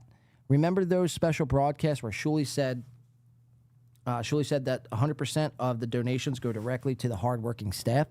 They were a massive hit with viewers going above and beyond to ensure the boys in the back were self-supported. 6, viewers were deceived thinking their generous donations on those shows would be fairly distributed among the staff after YouTube took its cut. However, suspicions arose when some staff members received nothing, leaving them questioned. So some staff members weren't receiving it. They would put in work. Shuli would do emergency episodes. And I remember this, too. Shuli would do emergency, episodes, or not even they weren't titled emergency episodes. He would just show up and make the statement hey, all the super chats today are going to our producers. And according to Turbs McGurk and his report, they never got this money. They never got this money. And Dirty Deeds is absolutely right. Without these producers, and mind you, they're not producers. They don't really produce all that much. It's just Photoshop bullshit and my lost interest clips. That's the Shuli show, right? There's no production that goes in. It's a StreamYard show. Melton is right about one thing. We can agree that Melton is right about one thing, and that is, oh shit. Thought my background was fucked up. That is, StreamYard is fucking gay and cringe, right? And if you use it, it's you're just another Zoom show, box, Hollywood Square show, and it's just gay. You know what I mean? If not for nothing else, you should at least try to do something different. These Zoom shows, we'll look back on this in about 5 or 10 years and realize how robbed we were as a consumer that we just tolerated these Zoom-style box shows. You know what I mean? And people are just throwing money hand over fist. Well, some of that money's supposed to go to the people in the back to make the show operate because, again, if Shuli was left to his own devices, there would be no show. There would be no fucking show. So it just goes to his, his characteristic trait of being a cheap, stingy dirtbag, essentially. Shuli might be one of the worst people in this universe. He might be one of the worst guys in this verse.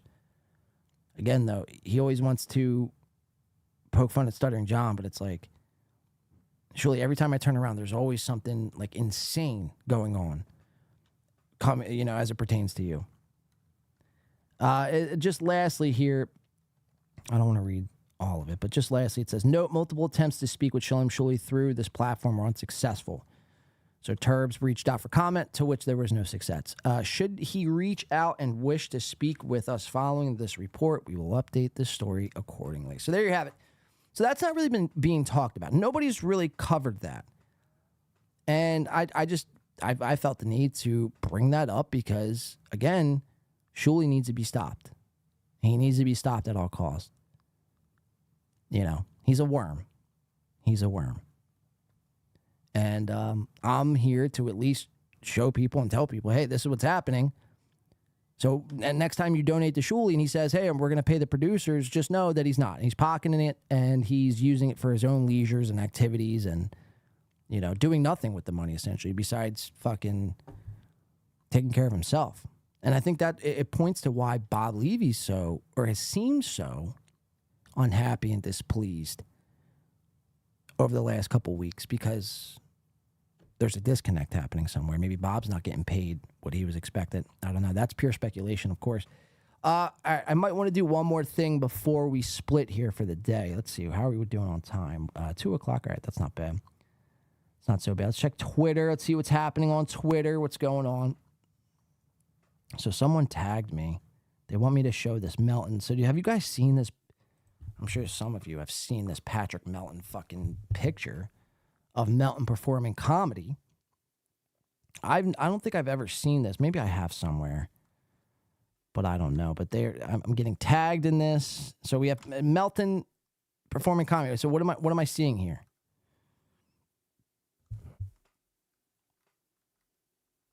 What am I supposed to see? I think Dick Fitzwell tagged me in this.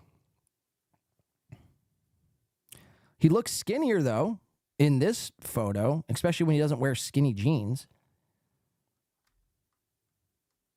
Scary, I guess. Scary stuff. I mean, thank you for the tag, but I don't know what we're looking at. It just says, I'm just tagged in the photo. There's no description. There's no like, hey, look at specifically that. I mean, there's nothing. And just check my messages, make sure I'm good here. Okay, and we saw that. All right, so let me see what else I have here. I have the steel toe stuff. I have K-Cuck, possibly we could do. Let's see how the chat's feeling. We might just get out of here early. I'm not sure. I have this Adam Nutter stuff. I think all right, let's do the Adam Nutter stuff, and then we're gonna call it, I think. See what the chat's feeling like. Very proud of him. Oh my God. Oh my God. What is happening with his legs? They look like they were buckling, if anything. I think I missed someone here. Kush King for $5. Thank you, Kush. Says Blade, thank you for putting effort into your show and not taking the lazy road. And you respect your chat. Thank ye. More blunt money. Thank you, Kush King. Yeah, I did. Funny, because I rolled a blunt when I pulled up to the Tennessee Avenue Beer Hall, but it was so fucking stale. I went to go hit it. It wouldn't pull. And so I went to 7-Eleven and actually did buy a pack of blunts. So thank you for that, Kush. Yeah, look, I mean, that's always been my message, right? For all these shows. It's like, it doesn't take that much. It doesn't take that much work. It takes a little bit of time. It takes a little bit of planning to put together something other than a StreamYard show, right? And that's always been my thing, is like, these guys don't do that. And they're not that funny to just not do that and get away with it. So that will always be my thing until something changes, We can't keep accepting the way the content is, because then that's how people coming up from, behind us, like coming up in the content space. I mean, who knows? Maybe someone's interested about starting a podcast. They watch the Shuley show and they think that's the gold standard of how you're supposed to podcast. And then they start doing a StreamYard fucking Hollywood Squares covering Stuttering John's show. And you know what I mean? It's like, the world doesn't need another shitty show. That's always been my point. Just do something better. Especially if you're making money. If you're not making money and you're doing this as a passion, as a side project, that's fine. I understand. I'd still put effort into it. I wouldn't, put forth a product that was going to be complete lackluster and filled with dog shit. But if you're making money and you have producers and a team and a staff and a writing guy and an editor, and like the best you could do is Uncle Rico, which is literally just what Stuttering John did the day before. And you know what I mean? It's just insane. What are you paying for? Where's your dollar going? To own Stuttering John? I'll tell you what, he's not owned. He's doing just fine. I could assure you that. So, like, what is it that you think you're doing? You're not owning anyone, you know? It's just nuts, man. It really is. So put some effort behind your fucking shit if you're getting paid. If not, give the money back. You know? Thanks, but no thanks. Here, take the money back. You shouldn't be getting YouTube money and then just buying, you know, a 30-pack of beer and your groceries. Like, you know, you should be reinvesting it somehow, some way back into the product at hand. That's always been my point, and I would die on that hill. All right, so I want to do, we're going to do a little change of pace here. We're going to jump into, actually, I said I was going to do this Cult of Us stuff, but I might want to even save that now. Let's check in with the chat. What are you guys feeling? Because I don't know. I could do a lot of things. Yes, I'm going to say retarded. Stephen M. says, I just looked it up. Patty has knock knees here. Maybe we got to go back to this picture, because this picture, what are you guys seeing that I'm not seeing? Whoops.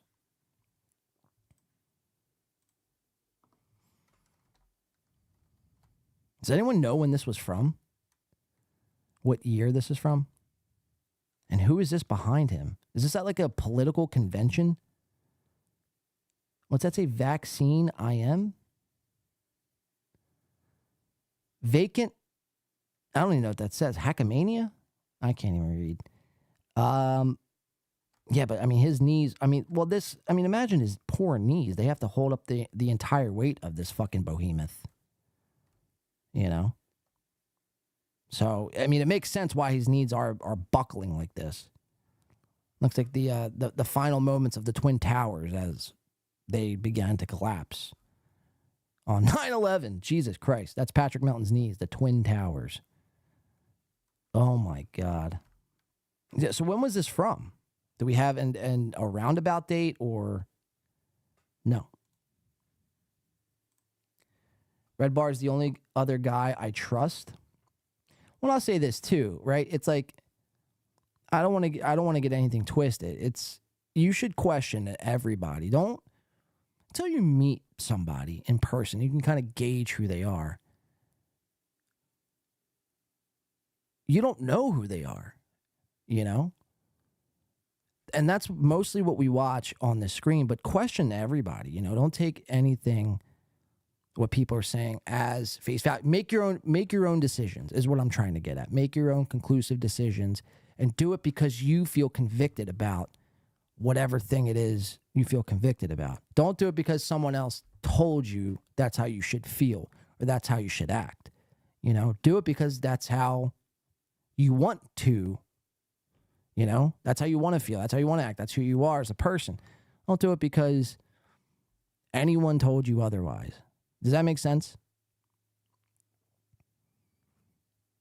You can't trust anyone ever, but Red Bar has been the only one to remain independent and has taken down so many assholes. No, I mean, I get it. Trust me, I do get it, Kush.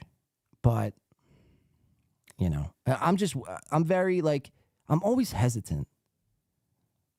In general, I'm very not, I don't trust people so easily, you know what I mean? So it's very hard for me to trust someone I watch on a screen.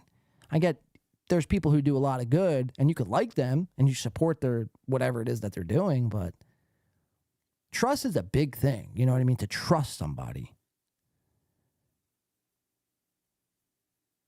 So I would just say, just be cautious. Approach things with you know, being cautious. That's how I do it. And it's like, you know, since I've became this way, like I'm it's hard for me to get burned, right? Because I don't trust people so easily. So I'm not getting burned, you know. I don't even know if I'm making sense. Next time I go jean shopping, I'll make sure I get Kush Kang's approval. No cargo, says Kush. Obesity can contribute to knock knees or cause gait abnormalities. Gait? Okay, what the fuck is gait? Hold on, I gotta look this up, Stella.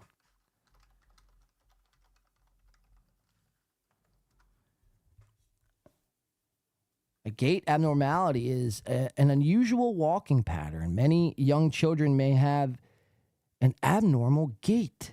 Is this a real thing? An abnormal gait? Can I change the podcast name to Abnormal Gait? For a period of time as they grow and learn to walk, many parents worry about their children's unusual walking patterns. However, gait abnormalities are a regular part of a physical development. So here we're going to look at pictures here of abnormal gaits. Oh my God. Are you saying this is Melton? Look at this guy. Why is this guy nude? Sorry, but don't look at his butt, guys. That's fucking gross. So these are abnormal gaits is what we're watching, is what we're seeing here. This is massage therapy reference. What is going on here? What am I looking at? Is this the same thing as this? Is this an abnormal gait? Is that what you're telling me, Stella? I'm confused. Please help me. I don't like being confused. Don't feel like I'm attacking you. I'm confused at the moment. What the fuck is going on? I need to know. I feel like I'm being left in the dark on my own goddamn show. Look up lock knees. John has diminished glutes like Hank Hill, says Ginger in Vegas. Colt C says, my little brother ran around on his hands and feet like an animal for about 1.5 years. Jesus Christ. All right, look up lock knees, says Stella B. All right, hold on. Let's look. I want to look up lock knees because we're trying to get to the bottom of this picture here from Melton and his lock knees. I see a lock jaw, lock knees. Okay, so here it is. The Webster's Dictionary definition says, when a knee cannot be bent or straightened, it's called a locked knee. There are 2 types. By the way, that's hilarious. A locked knee. There are 2 types of locked knees. A true locked knee occurs when the knee joint is literally locked into place and cannot move. A pseudo locked knee occurs when pain makes it difficult to move the knee joint. So, okay, my question then becomes, which locked knee is Melton sporting? Is it a pseudo locked knee? Or is it a true locked knee? What kind of locked knee is this? The locked knee monster is what we should start calling them. What kind of locked knee is this? This strikes me as a pseudo locked knee. Oh my God! Almost sounds like pseudo Bruce Lee. Pseudo lock knee. And that's why, I mean, we learn on this program. We learn. Thank you, Stella. Thank you, Stella. Chow meows at the back. Melton ain't got locked knees. There's Citizen M. Sticking them for daddy. I respect it. I respect it, Citizen M. I do. Keep it up. Locked knees equals Melton, says Stella. Melton needs a chiropractor yesterday. Send Colt C's little brother the link. Colt C, I'll have your little brother on. I mean, I'd love to talk to that fucking rascal. I believe Citizen M here. Fatrick is fat. Lock knees is lock knees is in Scotland. Yes, Honka man is only as old as his spine. Wow, that's a trippy take from Dr. Chow. I'm very I don't know. I don't know what I'm gonna do. Let's take a break. I think we should take a break, listen to a song, come back. I'll do like 2 more things. All right, so don't touch the dial. Let's take a quick break. We'll come right back. Thank you for joining us today on AC Fest Part 2. It was an excursion. We had fun. And rewind the episode if you want to hear all about it and my trip to AC and what, to me, only left me asking one question. Is this entire thing a work? Have all of us been duped? Are they playing us all? I don't know. The audience doesn't think so. The audience seems to think it's real. But we're going to try to get to the bottom of it as time moves on. But stick with us. We're going to be going to a quick break here, and we will be right back with more. Thank you for sticking around. We'll be right back.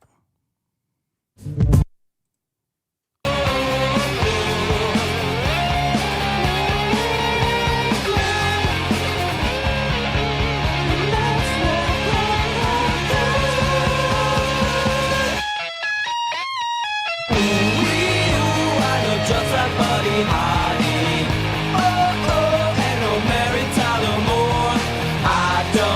care what they say about us anyway. I don't care about that. I don't care about that. I don't care about that. Hell yeah. I don't care about that. Yes! We're fucking back. We're doing it. We're back and we're doing it. We're doing it. We're back. We're in the bunker. We're doing it. We're having it.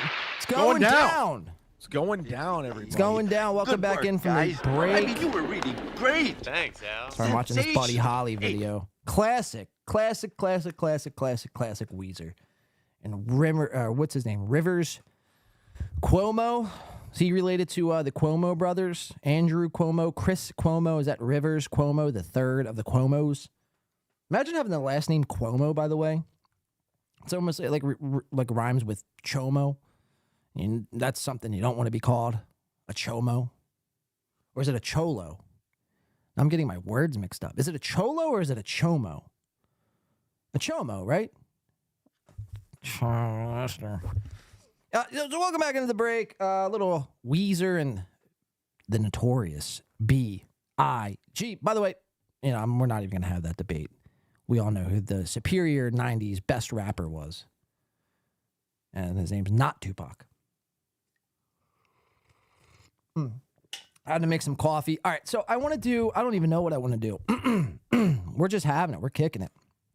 How's everyone doing? We back? Are we doing it? Are you guys doing it in the chat? Are you still with me? Or should we pack up and leave? I don't know. I'm undecided. Cholo is a Mexican. Chomo is the bad thing. Cholo is a Mexican. Chomo is the bad. Thank you, Stephen M. And then also you have what's the other one? Choro, like a Mexican cinnamon stick, a choro, a cholo, and a chomo. Information tech, says Kushkin. We are doing it. I'm going to need examples, says Gino Bobina. Of what? What do you need examples for, Gino? Of a chomo? Or of a cholo? PSP says electrical work. But he actually shakes down people who don't pay their electrical bill. Wow, he's a, what do they call that? When they send a guy to go collect the mafia. I don't know, whatever. But apparently that's what PSP is. Everything. Tard hunting. Yeah, tard hunting is a new episode. A new episode, or a new show, not even a new episode, a new show we're going to be doing here. Me and Dr. Motherfucking Chow. And Dr. Chow, if you want, call in if you're available. Call in for you don't have to do Skype. Just call in for 5 minutes. Dr. Chow had an interesting show last night. He brought on Billie Jean, this black Andy Dick handler. Mersh, I saw, made an appearance on the Dr. Chow program. And there was one other guy, Ski Mask. Ski Mask had an interesting fucking show. I watched the first 5 minutes of it. I got Peter Sky Parker in the chat restricting his messages. Furio from The Sopranos. Oops, wrong chat. Joey C2. There he goes again. So I was just saying, I don't even want to get into it. I don't even get into it. You'd be disappointed if I told you my Sopranos take. PETA, can I spit in your mouth a little bit? Jesus. Oops, wrong chat again. So he's doing this whole wrong chat bit.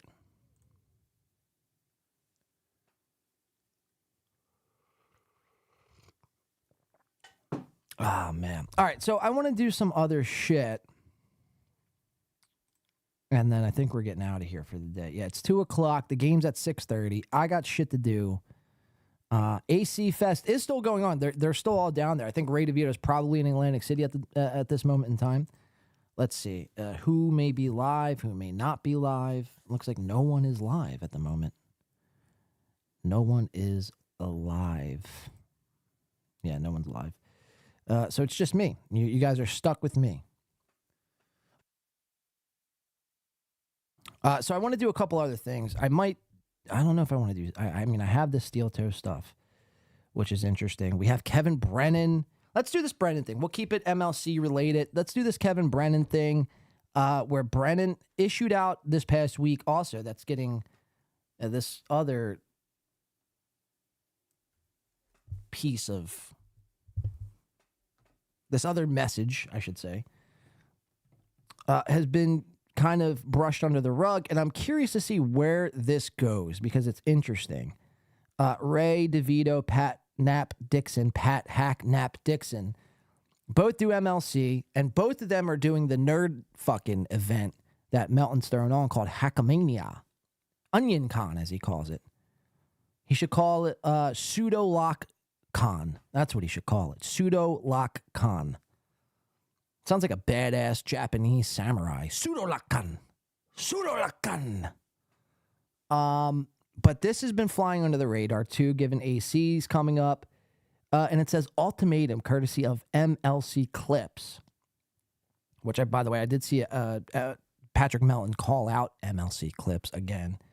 You could tell Misery Loves Clips is really under Patrick Melton's skin. It really bothers Melton that Misery Loves Clips always is showing up with the clips first, exposing everything Patrick Melton is doing, and Melton can't handle that, and he spurgs out over a clip. Imagine spurging out over a clipper.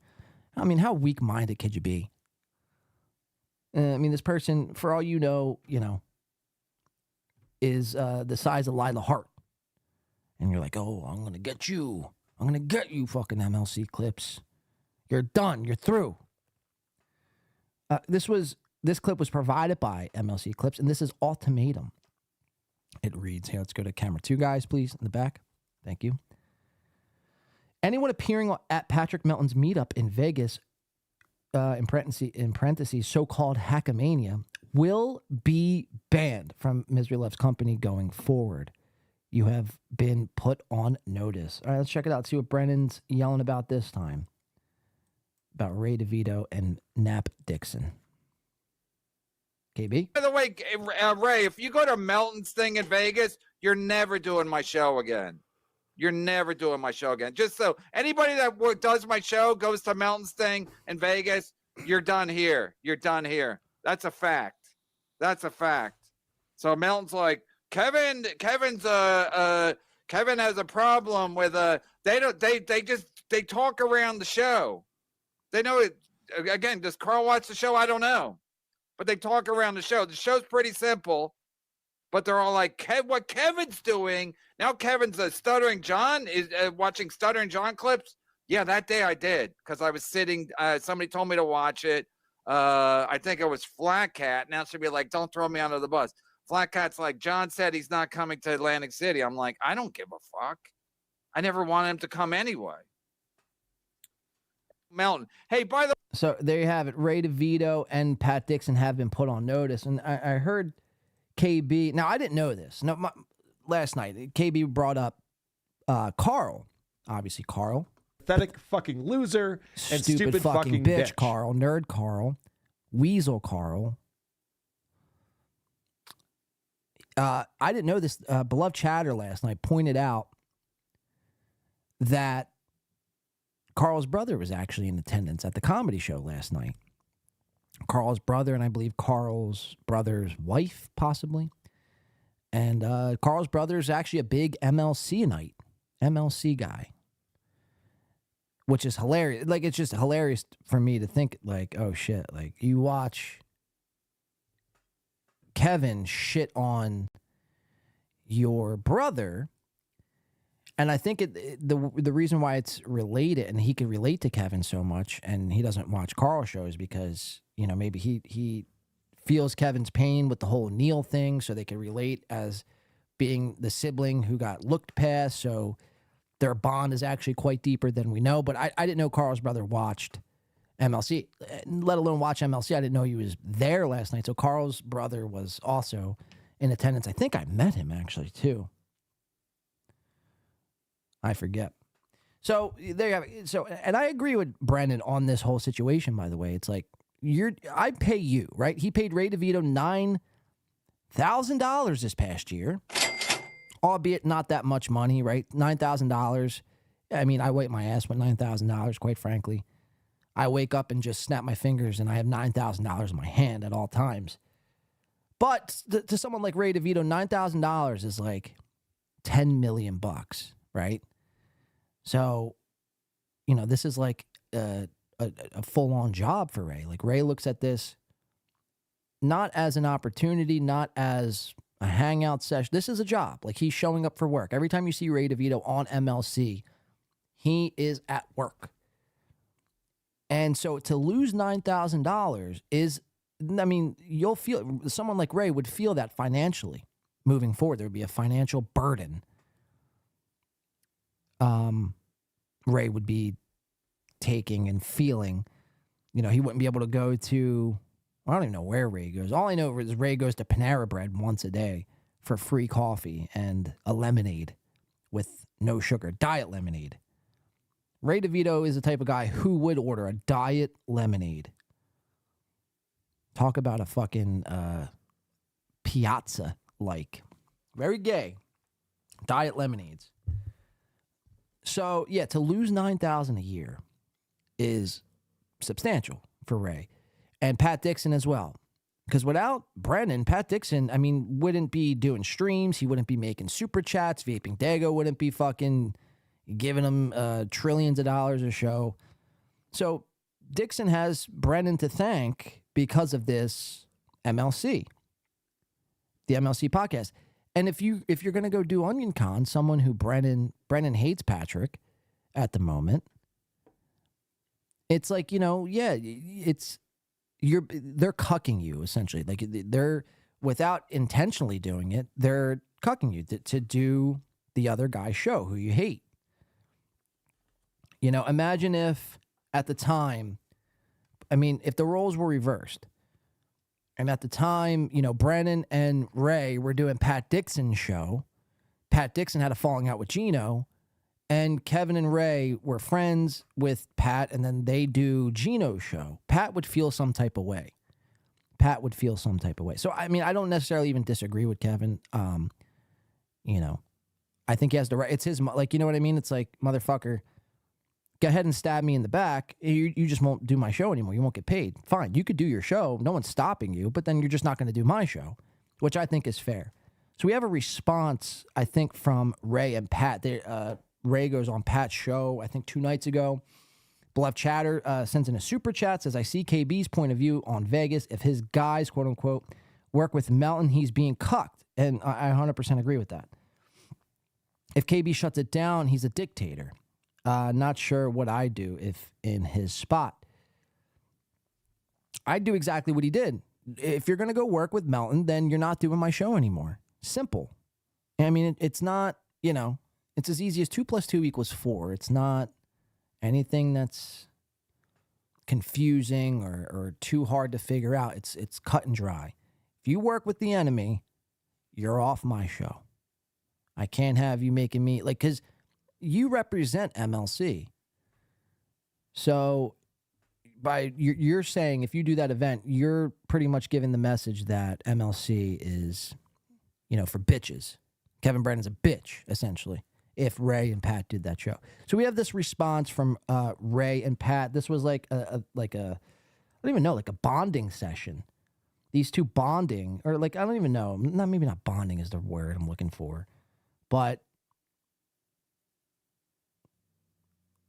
I mean, I guess it is. No, it would be like a sort of trauma PTSD bond podcast because they're tired of Kevin yelling at them, so they meet up after hours to talk about their feelings on air, and they'll talk about Kevin's warning of not doing MLC anymore if they do Onion Con. Let's listen to a little bit of it. Paying for a flight to Vegas. Let's check it out. You just got to get it where Ray comes on, which is coming up. Bear with me. Here we go. No, like, oh yeah, I'm gonna go fuck Kevin over and go to Vegas.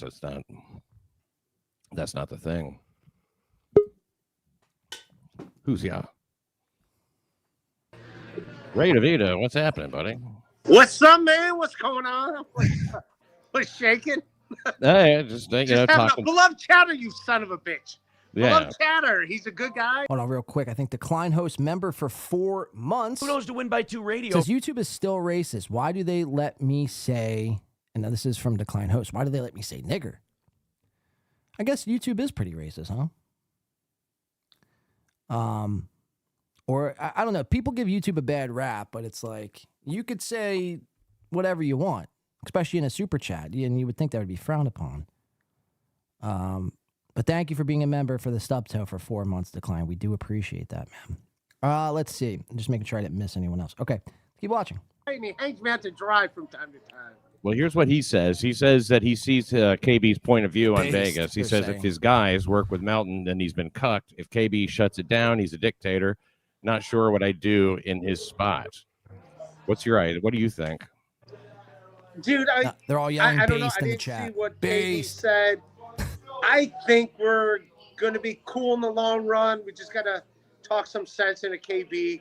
We're both great on the show. He doesn't have a lot of legitimate comedians. And KB, like, you better not back down from this. I know, I mean, you know, take it for whatever it's worth, but hold true. If it's fucked up. If these two guys who would be nothing without Kevin Brennan and MLC podcast, if they decide to go do Patrick Melton's event, let them be the co-host on Nobody Likes Onions from now on.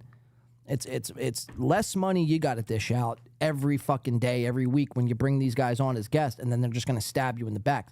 You fucking brought them up. You made them who they were today in this universe. Now they're going to go to your rival, your enemy's show in Vegas. By the way, not even for a guaranteed. We're going to find that out by Ray DeVito. He's going out there, and according to Ray, he's being put up in a hotel. He's being flown out there for free, but he might not even get paid. If the event doesn't do well, he ain't getting paid. Again, I don't expect that. I mean, the event will do okay with WATP, and that's the reason. I mean, it hit me after the show, the last show. We were talking about why Melton won't make fun of Carl, and then it all hit me. I'm like, it makes sense. He needs Carl. He needs fucking Carl. Without Carl, that event would flop. Without Carl, KB, that event would flop. He can't get KB. KB don't want to work with Melton, nor does he want to do comedy anymore. So he went Carl. Carl draws. For all the shit I talk on Carl, he draws. He's a marketer. He's a marketing connoisseur of sorts. And he's able to draw a decent-sized audience. So it all hit me. I'm like, fuck, man. That's happened to me so many times. Like, I'll leave the show. I'll be like, God damn it. But, yeah, so, I mean, you guys might not even get paid through this whole thing. You're doing this, like, for what reason? I don't know. So my point is, KB, you better hold strong to this. If they do Onion Con, no more Pat Dixon, no more Nap Dixon, no more Ray DeVito on MLC. And I guess what? I'm here to tell you, people would cheer. People would cheer if these two never did MLC again. It's like time to go fend for yourselves. And he's got us, and people love us on that show. He loves us. We love. I mean, do you see this cope right here from Ray DeVito? You are coping and seething. You just can't accept what you're seeing. Yes, you're coping and seething. The truth it is scalding, and now you are molding and coping so hard. Coping and seething. Giant copes from Ray. He's like, you know, because, again, this fucks him up. $9,000 a month. Again, to us, it's whatever. We're used to $9,000. Every working class individual or people, you know, who aren't poor, they know what $9,000 is. It's not that much to Ray. It's a life changer. He can fucking finally take that trip to the Bahamas next year if he saves up another $9,000. That's what he's thinking. So he's really trying to, you know, convince himself that everything is going to be okay. We're going to do Onion Con, and Brennan's going to be okay with it. I hope Brennan fucking fires you, and, like, tomorrow. Like, I hope you don't even do Onion Con and he just fires you. That would be hilarious. Ray DeVito, you need to learn a lesson. You need to learn. People haven't told you no enough in life, and that's why you're in this position now.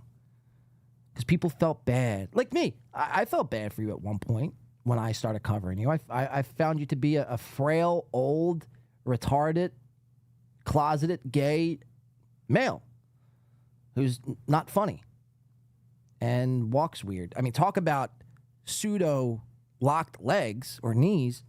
Talk about pseudo locked knees. Ray DeVito has the pure definition of pseudo socked sleeves. Pseudo sock sleeves. That's what Ray DeVito has. Pseudo sock sleeves. Pseudo locked knees. I've seen him, I think, twice. How he walks. Like, his knees are... Where's that picture at? Let's compare. His knees are much like this, of Patrick Melton's. This is what Ray's knees look like. They're bad. Pseudo sock sleeves. Pseudo lock sleeves. I don't even know. What the fuck's it called? Where's Stella B at? Stella, help us out. Is it pseudo sock sleeves? I don't know. What's going on here? See what you did. You try to inject science into this program, and my brain's tangled. He and Stevie were milking their fake... I mean, that was gay. I mean, that was just gay. Oh, man, I'm going to kick your butt, man. I'm going to kick your butt. And they're texting each other, like, off camera, like, hey, man, keep it going, keep it going. This is working, this is working. Let's fake fight. How fucking cute. I mean, again, what are we 12? What are we doing? Why are we fake anything? You know? Again, I'm not looking to physical fight somebody. It's not what it's about. We're here to have fun, laugh at people who do shitty jobs on the internet. It's really that cut and dry. I'm not here to, Mike Tyson anybody. It's simple. It's when these motherfuckers lose their fucking minds and lose their cools, and you got Gino yelling at me, telling me I'm a cunt. I'm an unfunny cunt, he says. It's like, tell me you're triggered without telling me you're triggered. Gino. Anywho, let's keep watching this. Love him. I think it'll be all right. He's a curmudgeon old man. And I think we'll be all right in the long run. That's son of a bitch. Well, okay. Here's what he said. Here's one of the things that he said. Okay, I'll show you. So Melton's like, Kevin's Wait, here we go. Let me go back. Ray, if you go to Melton's thing in Vegas, you're never doing my show again. You're never doing my show again. Just so anybody that does my show goes to Melton's thing in Vegas, you're done here. So look at Ray's face as Ray. We're gonna look at Ray's face and Pat's face. This is the face of, like, he's got stiff face syndrome here, when he doesn't know whether or not to smile or frown. Pat Dixon, I mean, I don't know what Pat Dixon's thinking, to be quite honest. I don't think Pat is loyal to KB. Not that you have to be loyal to anybody, really. I mean, you can do whatever the fuck you want. But, again, if you're Pat Dixon, KB gave you everything you got today, essentially, in this stream, as it pertains to podcasting and streaming. You got the MLC bump, and now you're doing Onion Con.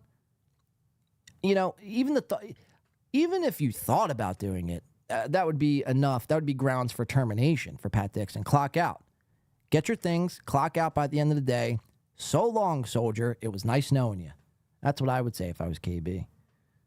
All right, so, I mean, that's pretty much it. We'll just play maybe like 20 more seconds of this and see where it goes. You're done here. That's a fact. That's a fact. And so later he said, yeah, but that is happening, and there's no wiggle room. So, no wiggle room. If we go to Vegas, we're out. I'll see him in AC. Kevin Brennan's fucking hilarious. We love Kevin Brennan, but he loves us too. He loves us too. It's like quit being a curmudgeon old man. It's like, stop it. Stop it. Again, Ray, I mean, does everything but actually address the actual topic at hand. The clip was Kevin saying, you're fired. You're done working MLC if you do Onion Con. And Ray's just like, I love him. He's my buddy. He's my pal. I'll see him in AC. I'll give him a hug. It's like, oh, dude, okay, you're just fucking clueless. Tard Hunting, episode 1. The next time Ray DeVito boots up a live stream, Tard Hunting episode 1 will be debuting. It's a special live streaming show I will be doing with the one Dr. Chow, Ray's Delusional, Jeff is saying. I mean, it's just it supersedes delusion at this point. You know what I mean? I don't know what it is. He's just incapable of actually hearing anything. Me and beloved Chatter were talking about this last night, and he was describing like how he views Ray, because it's always interesting to see how other people view other people, right? He thinks Ray's just incapable of hearing anyone else, and I mean, which makes sense, right? Because I've said this, Ray's a super narcissist. I mean, I guess you have to be a comic to think that, you know, you're gonna, like, people are gonna find you funny, like that is your thing. I don't know. It just it screams narcissism to me. But yeah, I mean, it makes sense. Like, he's incapable of hearing the person talking because all he's consumed about and all he's thinking about, all he's worried about is himself at all times. So yeah, there's probably definitely delusion in there for sure, a little bit. Narcissism, a sprinkle of narcissism, a drop of delusion, and a hint of closeted gayness. And that, ladies and gentlemen, is what we call started from the bottom, now we're here, Rita Vita. Started from the bottom, now we're here. Started from the bottom, now my whole crew is here. Started from the bottom, now we're here. Yeah. I like just dumb, corny shit like that. Yeah, I do like Yeah, it's corny shit. Yeah. Shades Cow brings up a great point. A stingray is the best ray, if we're being honest. Sick burn. Bang. Sick burn. Thank you for that, Shades Cow. Whoop, sorry. One more time. Sorry about that. B Smiley says, "Oh, Ray has more than a sprinkle of narcissism. He's a full-blown narcissist." Well, I was just trying to be nice. I was trying to divvy it up into 33 percentile. You know what I mean? 33 this, 33 of that, 33 of this equals 99. And 1%, what would the 1% be? Tard, I guess. 1% tard. He's been hiding it all his life. Nice try, Ray. It's tough. Yikes. Jesus, yuck. Is Spider Alomar special needs Newport, or do I expect too much for his kind? Says Honk. I'd see. Look, Honk. I know you might not like 1% incel. Says Jeff. Thank you. Yes, 1% incel. Honk. I know you might not like Spider Alomar. I happen to think Spider Alomar is the Leno of our generation. He's on a bad. Like, you know what I mean? Like, he's with the likes of Joey C and Christina C. And this dude Kai, who I think now watches the show.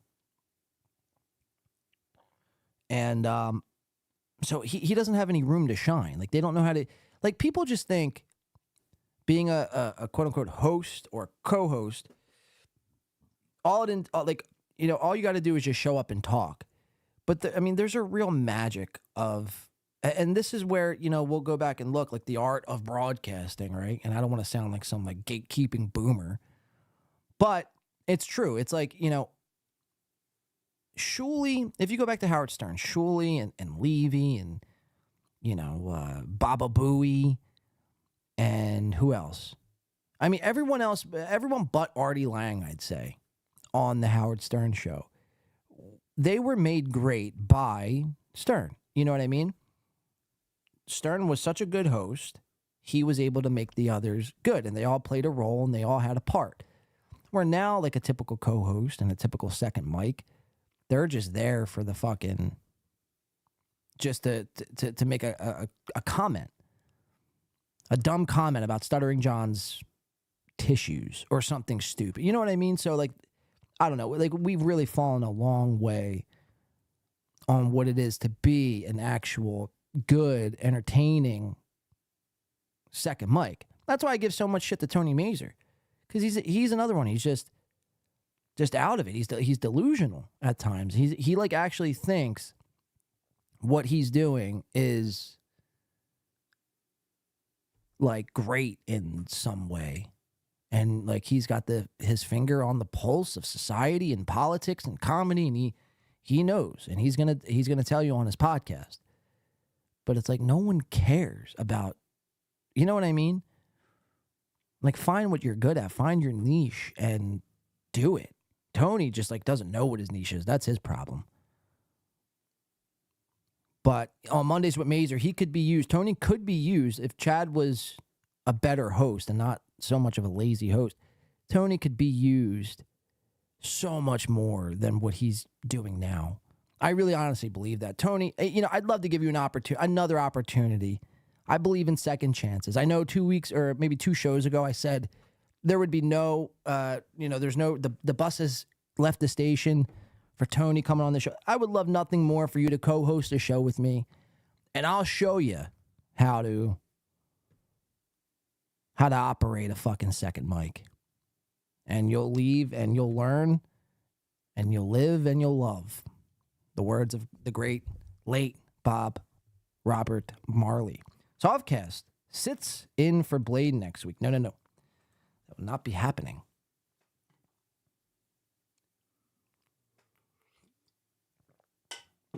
That will not be happening, Detroit by Dark. Thank you for the suggestion. I will kindly pass. Swipe right on that. Or would it be swipe left, I guess? Ray called in Tukey's show just to plug his own shows. Had no clue what Tukey was talking about. Could care less. Just wanted to plug his... Right. That's the shit that people... And then Ray acts surprised when we were all shitting on him in his chat. It's like, come on, dude. You bring this upon yourself. Let me see. Alt Companion says, yeah, exactly. He was acting like a child trying for attention. Stuttering John would have booted him if he wasn't so drunk. I saw some of that episode where Stuttering John, Vince the Lawyer, and Ray from last night, as soon as that Bob Levy fight happened, Stuttering John ran right upstairs with Vince the Lawyer and we got to do a show about it. It's like, leave the...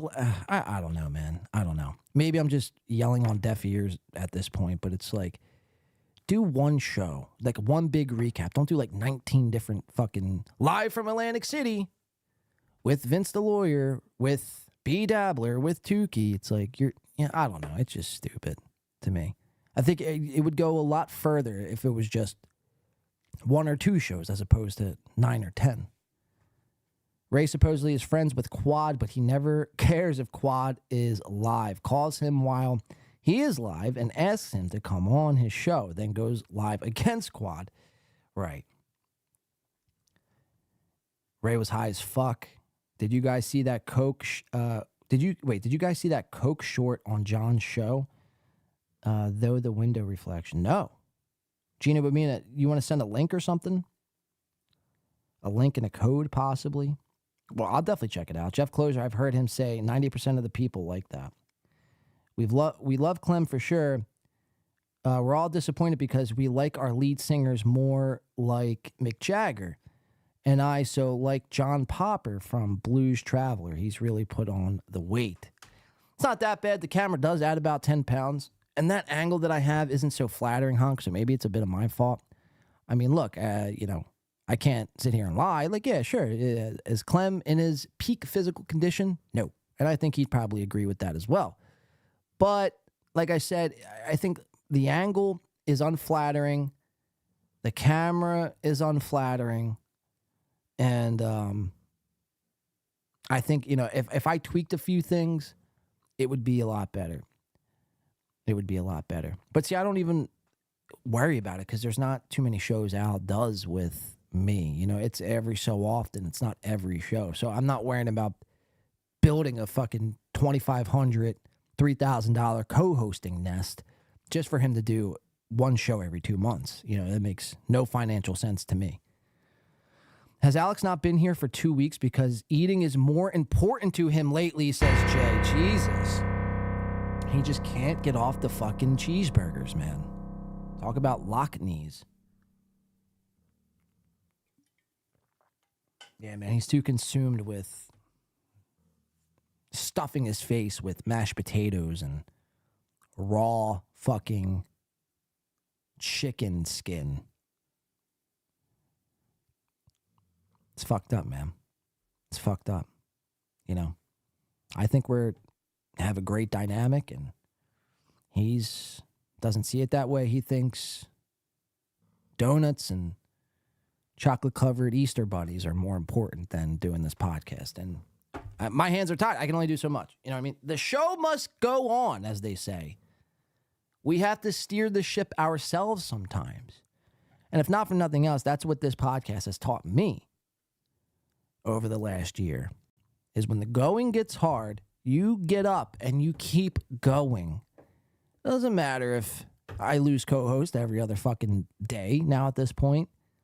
It doesn't matter if, I get jumped and my neck gets broken. It doesn't matter if anything. I keep going and showing up because I think it's important for people to know what the hacks are up to, if not for nothing else. I will be on my deathbed doing a podcast. Rest assured. The day I'm sitting there taking in my last few breaths, could be tomorrow, it could be 50 years from now. I will be there live from the hospital. I imagine it being with like an oxygen system due to the lack of oxygen because I'm a smoker. And eventually you got to pay the piper. So, you never like to think about your own mortality at times, but if we're just keeping it a bean, that's probably how I'm going to go out. So when that day comes and I'm there doing a podcast, exposing fucking, Steel Toes Kids, because they're doing now a radio show on whatever, virtual reality system that there is that you do podcast on in the year 2050. I'll be there stream sniping it, rest assured, doing Tard Hunting episode 1000, and you look back and be like, wow, this motherfucker is committed. And that's what it the fuck is about. That's what it's about.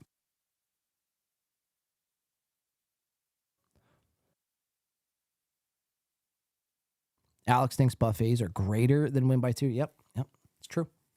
It's true. All right, melting back down. Stutcho is a legend. I agree.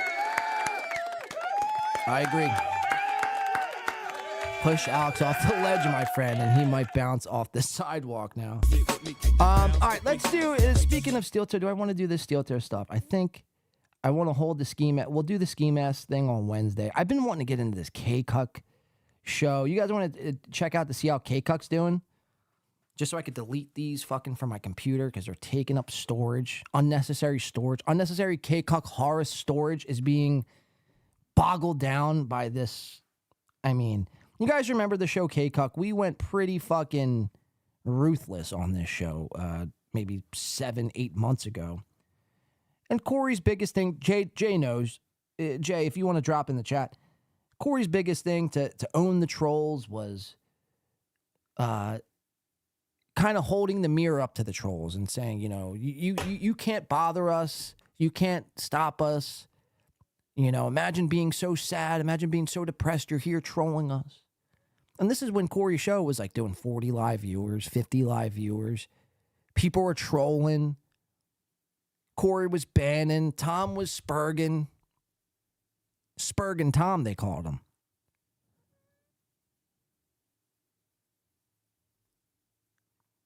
And since then, we've seen a rapid decline on K-Cuck. Mind you, K-Cuck, Corey, was on MLC a few times. He got the mini MLC bump. But then people would tune in and be like, what the fuck is this? What am I watching? He gets over 1,000 subs. And they're monetized, by the way. I heard Corey on his show describing it. Mind you, they had 4 people in the chat. 4 people. Now they'll tell you one of their big owns is they'll tell you, oh man, he'll do the whole Aaron M whole thing, bro. We're on other platforms, bro. You don't even know, you fucking stupid troll. We're on Rumble. We're on Kick. We're on Twitch, Twitter, Bumble, Rumble. You don't even know, bro. We have like 7 viewers across all platforms. I like that's worse. You're on 10 platforms and you have like 7 viewers total live. And 2 of them are bots. And 2 of them are me. So that's like you have 3 viewers total. And I'd venture to guess 2 of them are you.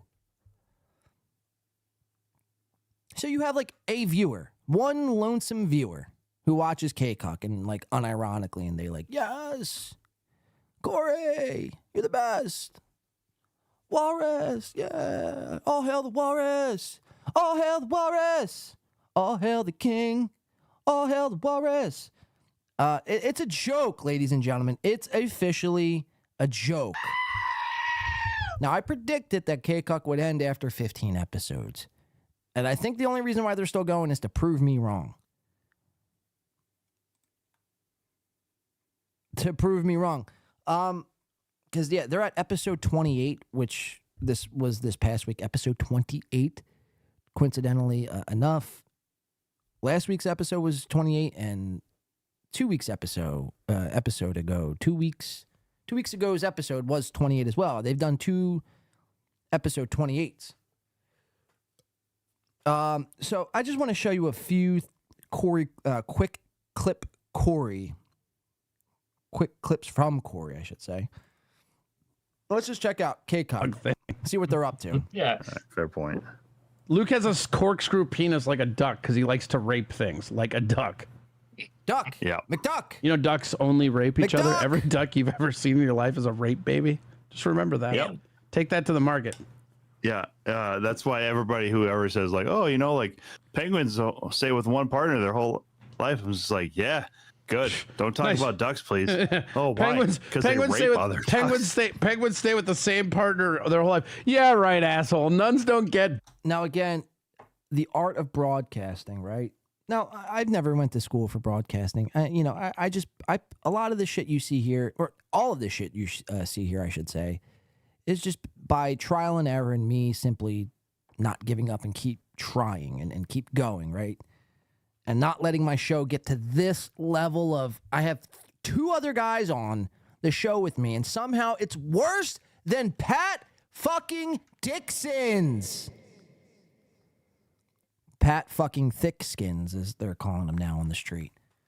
How are you this boring, Corey? You have 2 other guys. You know, you should be using Tom in like I don't even know, like a satiric way. He should be like your like goober on the show. He should be doing gooberish things. He's not there for any other reason to be a goober. Nice shirt, by the way, Tom. I like the ace of spades. Tom actually might be on the show, the next show. We might actually have Tom Chilstrom. And we're going to show you how to use one of these guys the proper way. And then we got this guy, Luke, who, I mean, you know, I guess I'm Team Luke, or I guess I was Team Luke, but he doesn't really say much. So it's like hard to be against somebody who doesn't say a word. You know what I mean? That'd be like getting mad at a mime. It's like, all right, chill. He's not even saying anything. But somehow Corey, I mean, the show is, I mean, horrible. It's gotten it's gotten worse since we started covering it, if you can imagine. Because it was bad when we covered it in June, July, and August. Now we're in almost March, and it is still, I mean, just god-awful. Boyfriends. Took it the wrong way, but fair enough.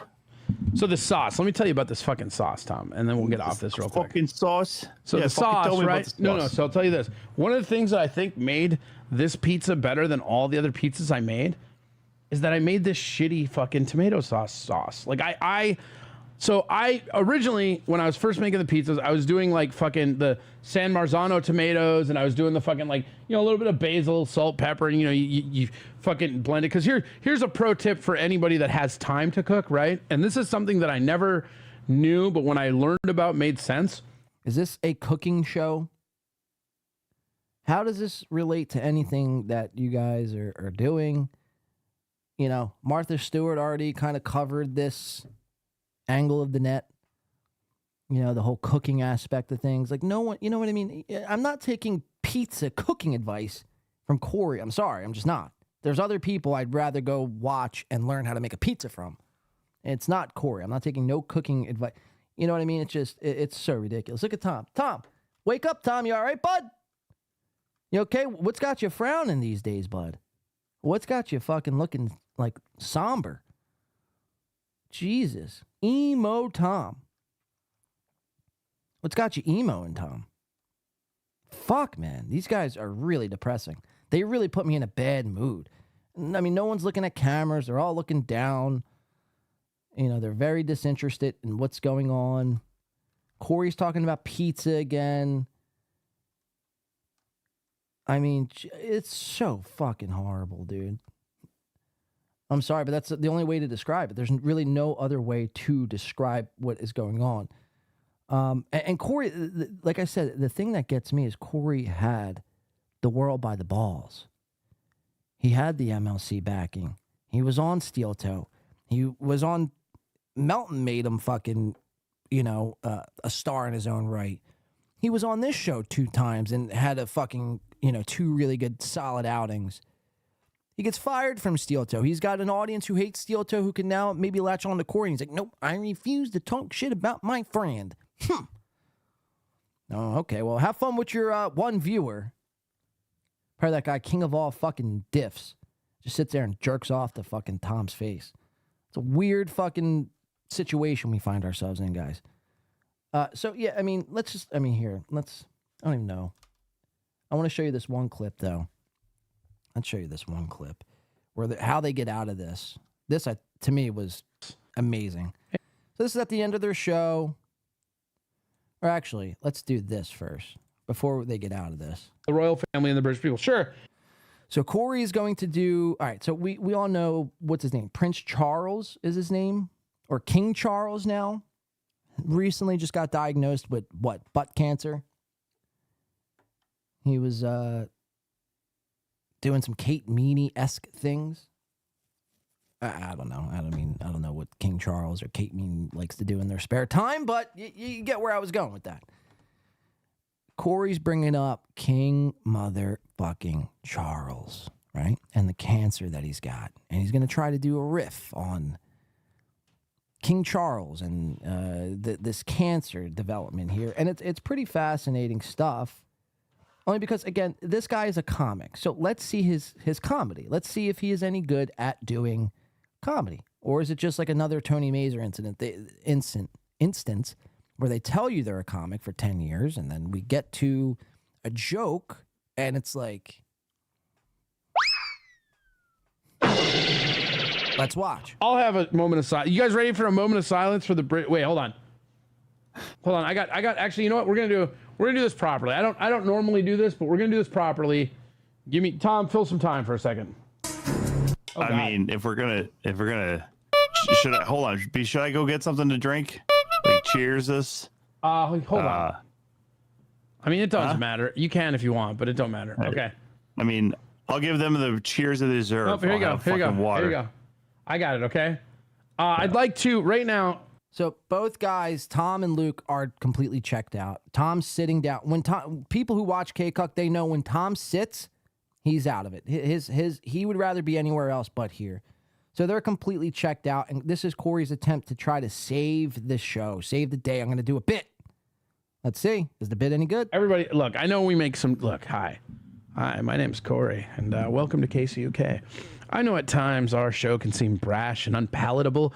Okay, so this is me. I zoomed out, and I just wanted to show everybody there's 7 watching, 7 people. Again, one of them was me, and all these guys have the show up in the background. So, again, maybe 3 people are actually watching this. Look at the chat. Keep your eyes on this chat over here, because it ain't moving. To your sophisticated sensitivities, especially if you were born across the pond where our own Minnesota Vikings are from. Don't act like we aren't with you. We are. And I just want you to know that everybody here in KCUK would like to give you this one moment of silence for the British. Is what I'd say if I fucking cared about you.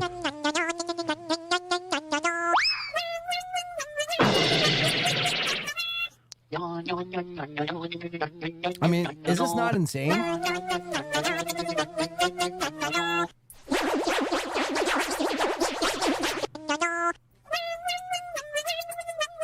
What a...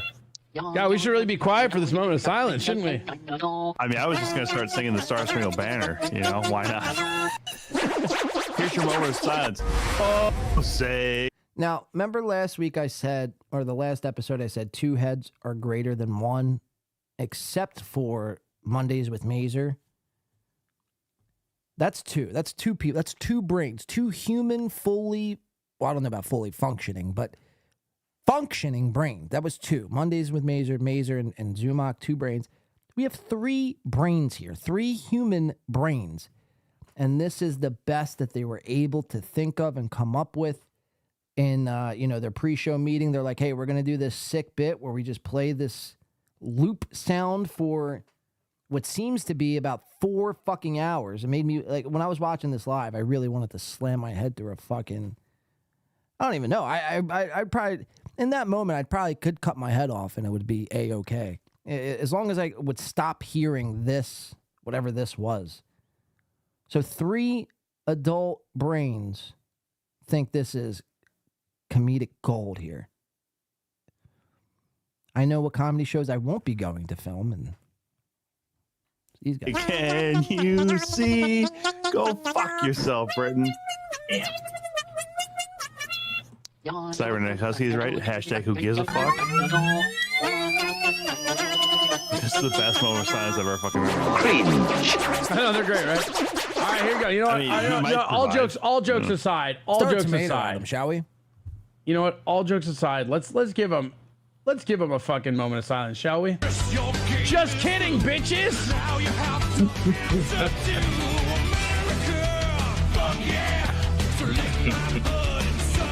So that is the idea of a bit. They've gone full America fuck yeah. Very hack, very cringe.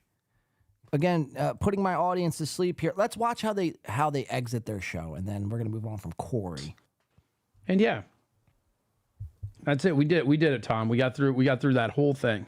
Again, Tom's not listening. How Doesn't you give a feeling, fuck. bud? Well, You feeling good? I'm feeling hungry and annoyed at the same time. Luke's face is still looking like it is, so. Would it make you feel better if I just stopped the show? If I said yes, oh, kitty cat. If I said yes, I know you're going to keep it going. And if I say no, We got Luke here, more interested in making cat faces. Oh my God. Making cat faces. This is how you know your podcast is done. When you have one of your second mics. I mean, this needs to be framed. This picture right here needs to be framed. Amazing stuff, Luke. Amazing stuff. This is why I get it now. This is why I'm Team Luke, because he does things like this. Corey's trying to land the plane, as they say, land the bird, and you got Luke over here doing mimicking his cat. He mimics. He sees his cat, whatever his cat does. Like Mersh doesn't even mimic cats, and Mersh is a cat. Well, he's a cat guy. That's pretty gross. Oh my God! So yeah, we have a mimicker here, Luke the Mimicker. Luke Mimicker. It's actually a pretty cool ass name. And Hangry Tom. Every episode, Tom's always hungry. He never eats for whatever reason, but yet he's this fat. Pretty remarkable.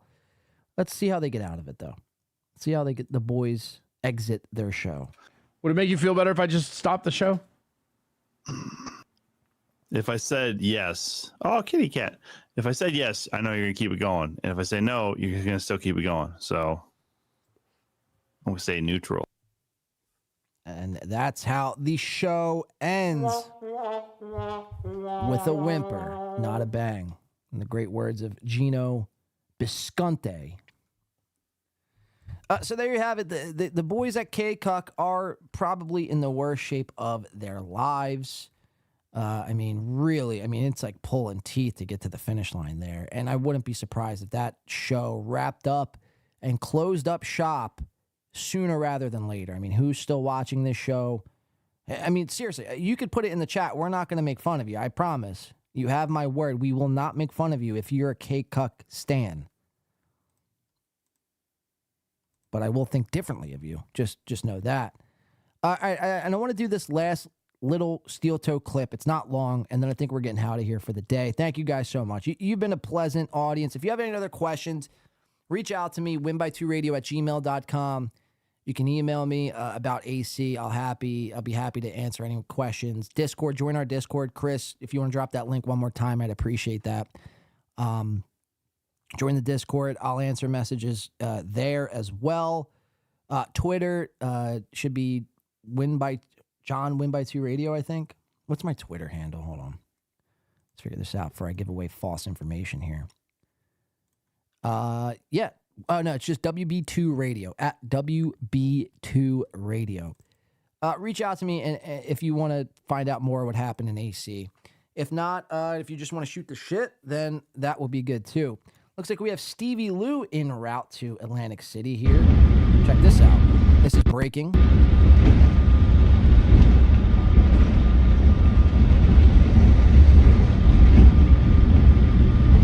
Stevie Lou, the tough guy. The tough man Lou. It's like Stevie Lou, I'm sorry, I hate to break it to you. You seem like, well, you seem pretty unhinged, but, you know, no one buys the tough guy act, Stevie. You know what I mean?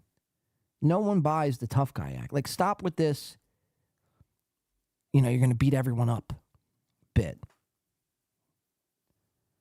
It's amazing. These comics, I mean, they're so fucking fragile, man. Jesus. So this is Stevie Lou in a bird en route to Atlantic City. Now that I'm thinking about it, I'm so happy I left. And I went yesterday and left what I did because, I mean, imagine me hanging out with Lou and DeVito. I'd probably want to jump off the fucking 12th fucking story of their Borgata. Their Borgata. Trying to see if anything else is popping up on Twitter. Just we can update anyone.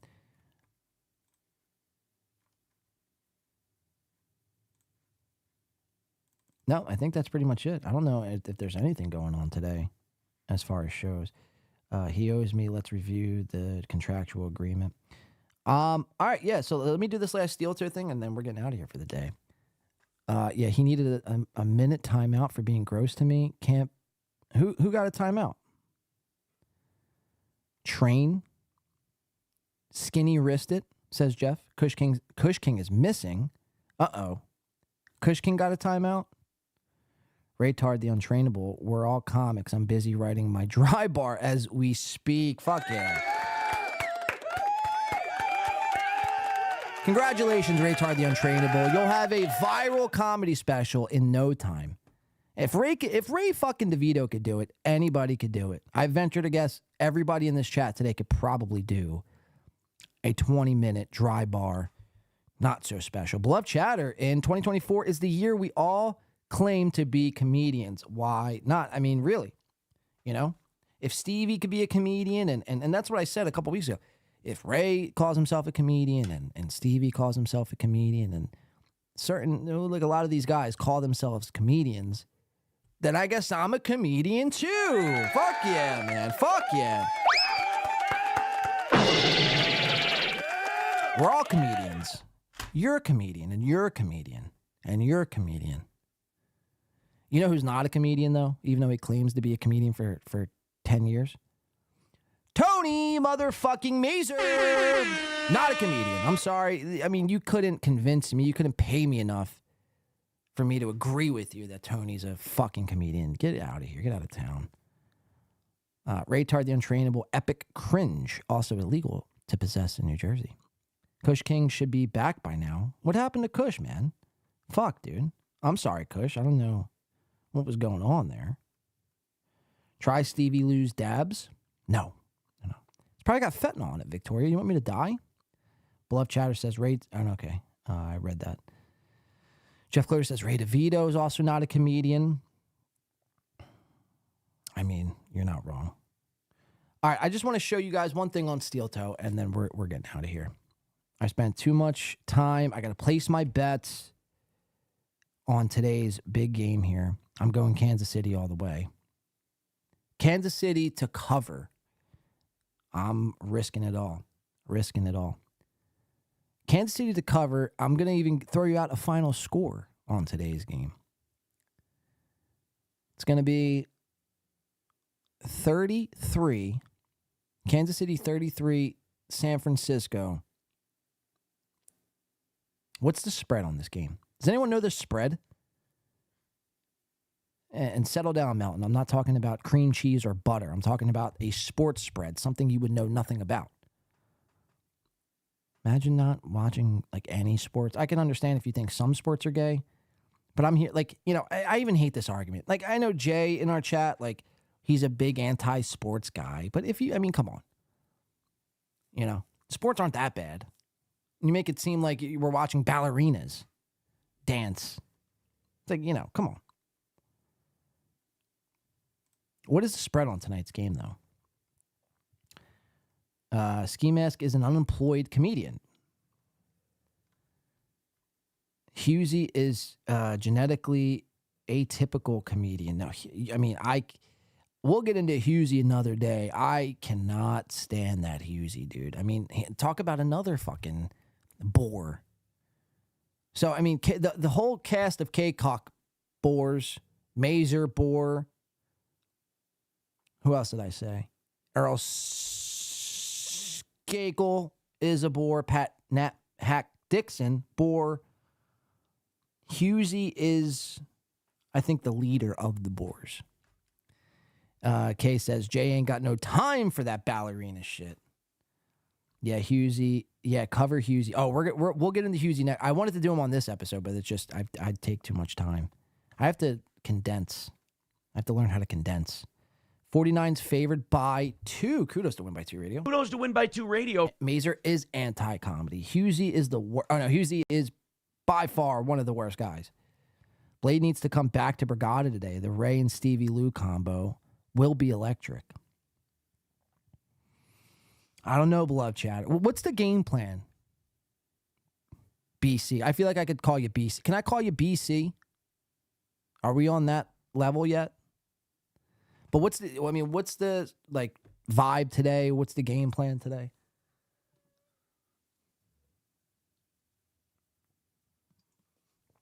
Kif Dunnage says, Husey is a giant turd. I don't disagree. Husey is a Kumia simp, and a Carl simp, and a Levy simp, a Shuley Mark. The king of the dipshits, says Victoria. So 49ers are covered by 2. So if I was going off my final score, 33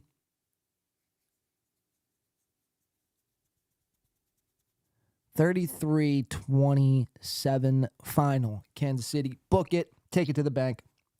Kush King coming in for $10. Man, money's just fake, man. I'm sorry, did I say? No, it is Kush King. For 10 says Bex Rocks. Did you not read like 8 chats of me backing you up because Hawk was threatening you? So being a comedic genius, I use sarcasm. I said, can't wait for these leaked photos because it's ridiculous. Like you're saying, got you. So he's saying he was using sarcasm, Bex. Bex, care to rebut here? Thank you for the $10 dono, King. Reply to my Discord. All right, so you guys work that out on your spare time. Chiefs will win by 13. Well, all right, so you followed. Did you, I guess, Taxes Steph, you know about this whole 13 spectacle that's happening.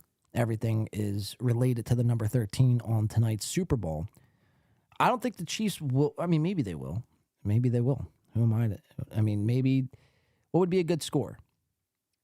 To win by 13. 35.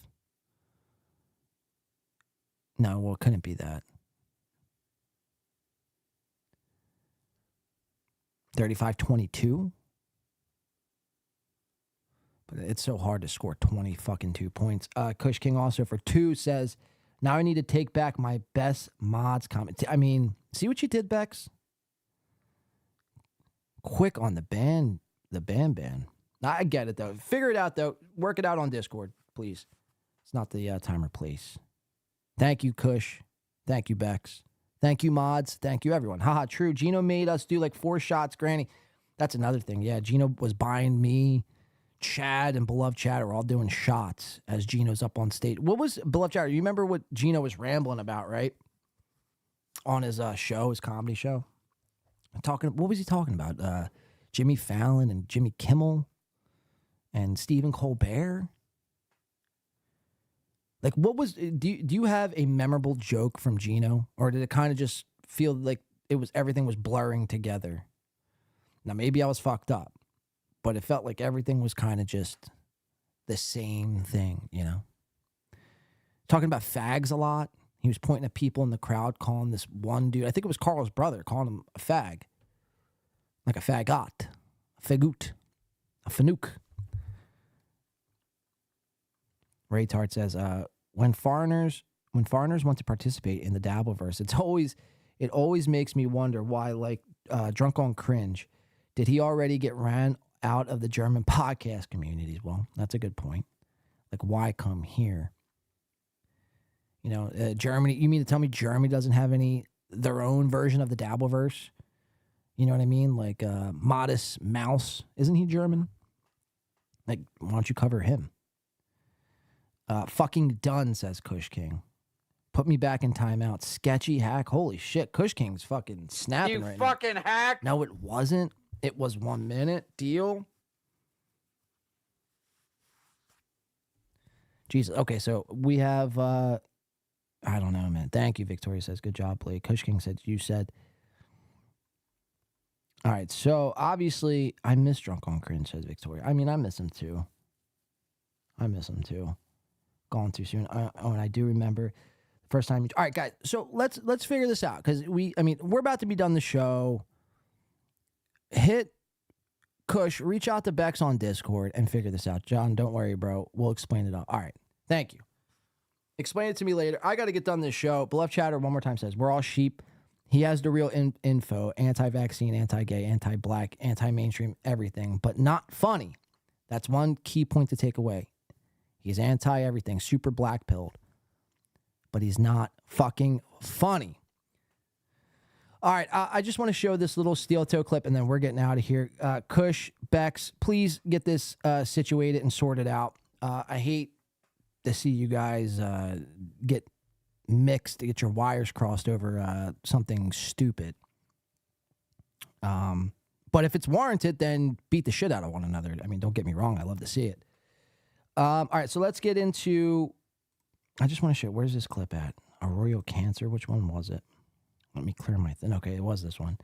So this was Steel Toe from 2/5/24, which I believe was Tuesday.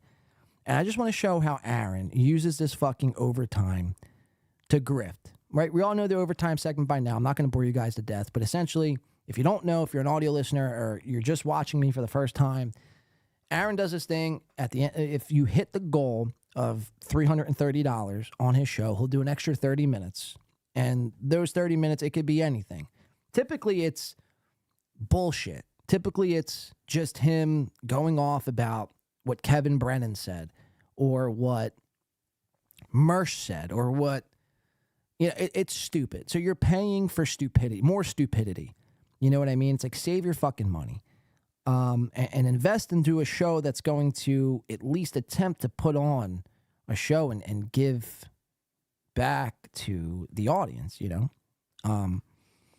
However which way that looks. But Steel Toe, it's insane what he did the other day.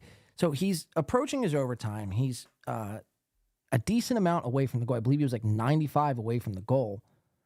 Says LOL.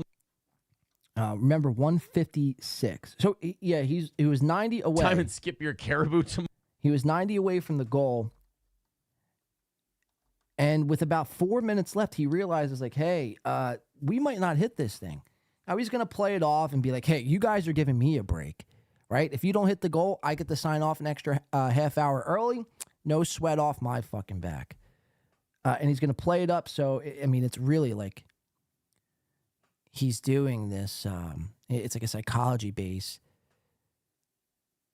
thing where he'll say one thing but try to bait you into doing it. So it's like, oh, I don't want the money, all that. You don't need to donate. I don't even care about doing a show. But in reality, it makes his dumb fucking smooth brain chatters want to donate even more.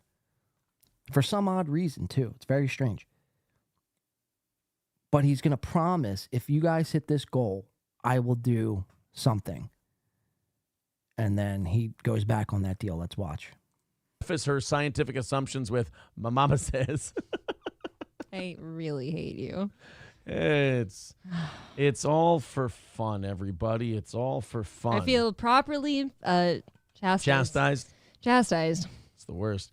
Generation Z whines that they need therapy from the stress of filing their taxes. You have TurboTax. Well, that's the new thing from Gen Z. They say it's too TurboTax. stressed to file your taxes and they need therapy. TurboTax. You got TurboTax. You guys got TurboTax. I got to refresh. Give me a second. Maybe okay. That replaces. Does he not have a transcript? I guess he doesn't have a transcript. Fuck. All right, we're gonna just fast forward a little bit.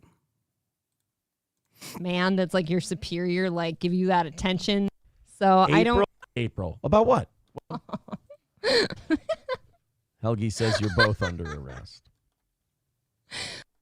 I need to claim you one more time. That's too bad. All right, guys, we got 3 minutes left Check it in out. tonight's show, and we are $90 away from tonight's goal. We will add another 30 minutes on the clock if we knock out that 90. If not, we will walk away tonight happy, doing a fun 2-hour show for you, and we will get the fuck out of Isn't Dodge. it fun? 3 minutes to go.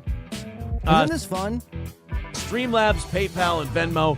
MSO says win, win, win. That's right. If we don't hit the goal, MSO gets himself a win, and we have to eat that loss, and we have to listen to MSO brag about it. You have to eat it like Greek yogurt. Like Greek cum yogurt, exactly. Throat yogurt. If you're on Rumble or YouTube and you want to drop a Rumble rant or a super chat, go ahead. If you want to click that Venmo or PayPal link and you want to jump in there and throw in I some forget money, where he says this. I don't have this go clicked ahead. out. April or Helgi says, April, go grab Aaron another beer. I might not need one. I've got 2.5 minutes here. I think it's coming up though. And I might not have to start another story. I might get to move these stories to tomorrow's show. All kinds of stuff. My overtime, my Kevin Brennan, Brock Lee thing, I might get to save for tomorrow. No. Lots Come of on. stuff. You guys. See, Aaron's obsessed with the Dabbleverse. He's been covering the Dabbleverse for so long, recently he's been covering it a lot more than normal. He claims he's leagues above the Dabbleverse. All this is fucking stupid to him, but there he is every show for his paid segment, for his paid time that you guys pay into.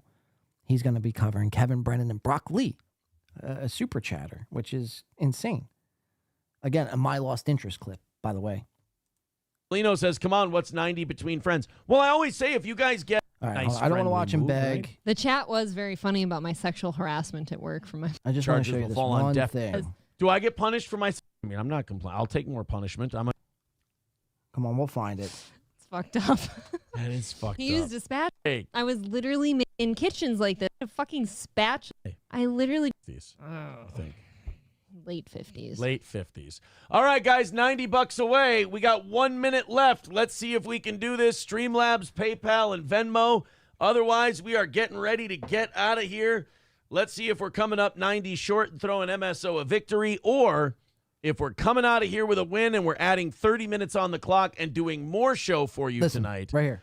There are all the links in I the think. chat, Streamlabs, Please. PayPal, Venmo, etc. Super chats count, of course, as well. Rumble rants count. 30 seconds to go, or MSO is getting a win. Skills. So again, their show comes to a screeching halt at the end here. I mean, they've done 2 hours, and now it's just this is one thing I've always said about these guys is like the last 10 minutes of their show becomes this, and imagine paying for this. And now April's got her knee up on the fucking chair here. You know, we watch Aaron's knee go up on his chair, so now she's mirroring Aaron. Very strange look. It's like, you know, do you need money for new jeans, April? Come on. These holy jeans, they have to go, man. They have to go. Carmite says Aaron knows an awful lot about rap. Here we go. This At is least it. that's what he says, but it's probably cap. Yeah, I'll freestyle tonight, too. That's a one-time offer, the freestyle thing. You're going to freestyle if they hit the goal. If we knock out the goal tonight, I will. I think you should then. 20 seconds to go. If we hit the goal, and I'll play this back. If we hit the goal, I will freestyle rap. Like 8 Mile, Eminem, B-Rabbit. I'll get up, I'll freestyle, I'll sing a few words to Papa Doc, and do a little freestyle rap for you guys. If you hit the goal, if you guys are nice and generous, I will $90. That's all it's gonna take, and you will get me rapping. Listen to this again, and watch him go back on that promise. So it's like now you have to refund, right? You have to issue out a refund, no? Cap. Yeah, I'll freestyle tonight, too. That's a Freestyle. one-time offer, the freestyle thing. You're going to freestyle if they hit the goal. If we knock out the goal tonight, I will. I think you should then. 20 seconds to go. Let's count up this 20 seconds. All right, so we have to fast forward. Well, they do hit the goal. 90 comes in, and they get 2 off-screen donations, by the way. Again, they still are doing this off-screen bullshit. Like they're saying, oh, 40 came in from B702 and another 50 came in from Harry Grundlesnatch. Thank you, guys. We're doing overtime. It's like, can you show us the receipts, please? So we fast forward to like the 2 hour, I believe, like 26-minute mark. Now, mind you, there's been no freestyle rap up to this point, and you just heard him say, guys, $90 needs to come in, and we'll do, I'll do a freestyle for you guys, right? That's my way of, doing some sort of entertainment for this $90 cash. I'll be a dancing monkey. And so we get to the point, we get to the time where it's like, dude, there's like fucking 3 minutes left in your show. You're going to freestyle. People are asking questions in the chat. Like, where's this big freestyle? To which, watch this sick fucking twisted bullshit Aaron tries to pull here. I got to remember exactly where it's. I think it's 227, actually. Yeah, right here. Kevin is, I guess, settling his problems that he has with Brock Lee. I mean, literally no disrespect to Kevin, because I do believe he has quite a show that a lot of people watch. But I don't know how people watch that. It literally puts me to sleep here. That's funny. The same could be said about you. I mean, have some self-awareness. Jesus Christ. It's like these people think that everything they do is just so goddamn good. It's, at least Kevin is able to be beloved chatter. I mean, it's a great word of the day. It's simple, too. Funny. At least Kevin has that ability. You guys do not have a funny bone in your body. Him talk about somebody who, in the grand scheme of things, doesn't matter in your life. My Lost Interest says, I love watching April watch these clips. She's saying what we are all thinking. It's so exhausting. I literally, my eyes are, having problems staying, open. Oh, by the way, My Lost Interest also reporting Kevin Brennan has him blocked. I don't doubt it. He's blocked My Lost Interest. Does he know that it's the internet and that doesn't really make a difference? Oh, man. Jeez, well, she's either so way, just fun. Just fun. a good goddamn This has been a time. very fun show. How long Very can fun you keep show, this up? very fun week. How long can you live like that? Well, you know what's nice? Kevin's going to find out for us, and he'll be the canary in the coal mine. At least Kevin commits to the bit. You know what I mean? At least he went to go confront Bob Levy to his face. I mean, some respect. I do have to issue out some respect there. Stuttering John as well. So, I mean, I saw Melton posted a poll on Twitter, said, who was the biggest loser from this week? And I'd probably say it'd have to be, one, Patrick Melton. I'm a fucking dork nerd. And the reason why I'm saying that is because Stuttering John handled his business, went up to Melton and confronted him. Don't talk about my kids, he says. You want to see me outside, he says. So he stood up to the behemoth, the woolly mammoth. And I tip my cap to Stuttering John. Kevin Brennan took a beeline right to Bob Levy. Now, if this is all work, then none of this matters anyway. But if it's not, Brendan walks up right to Bob Levy and says, Bob, you got something to say to me? So, Brennan, I tip my cap to Brennan.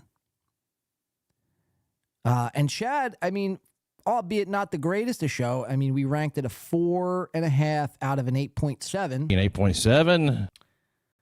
Chad at least performed comedy and gave the audience and the fans something back. It wasn't just, hey, come meet me up, Brigada Bar B, and, we'll just mingle a little bit and, reminisce about a cool episode we saw of MLC 2 weeks ago. So at least Chad gave us something. What did really Melton do? What did Melton really honestly do? He sat up in his room with B. Dabbler, God, Lord knows, doing who knows what with that sock puppet, doing podcasts. Time after time and time and time. It's like, so what did Melton really do? He could have podcasted from his house. Back to Steel Toe. Watch them weasel their way out of this fucking freestyle. He should be honestly fucking arrested for this. Let's watch. He will be what is it in a hurricane?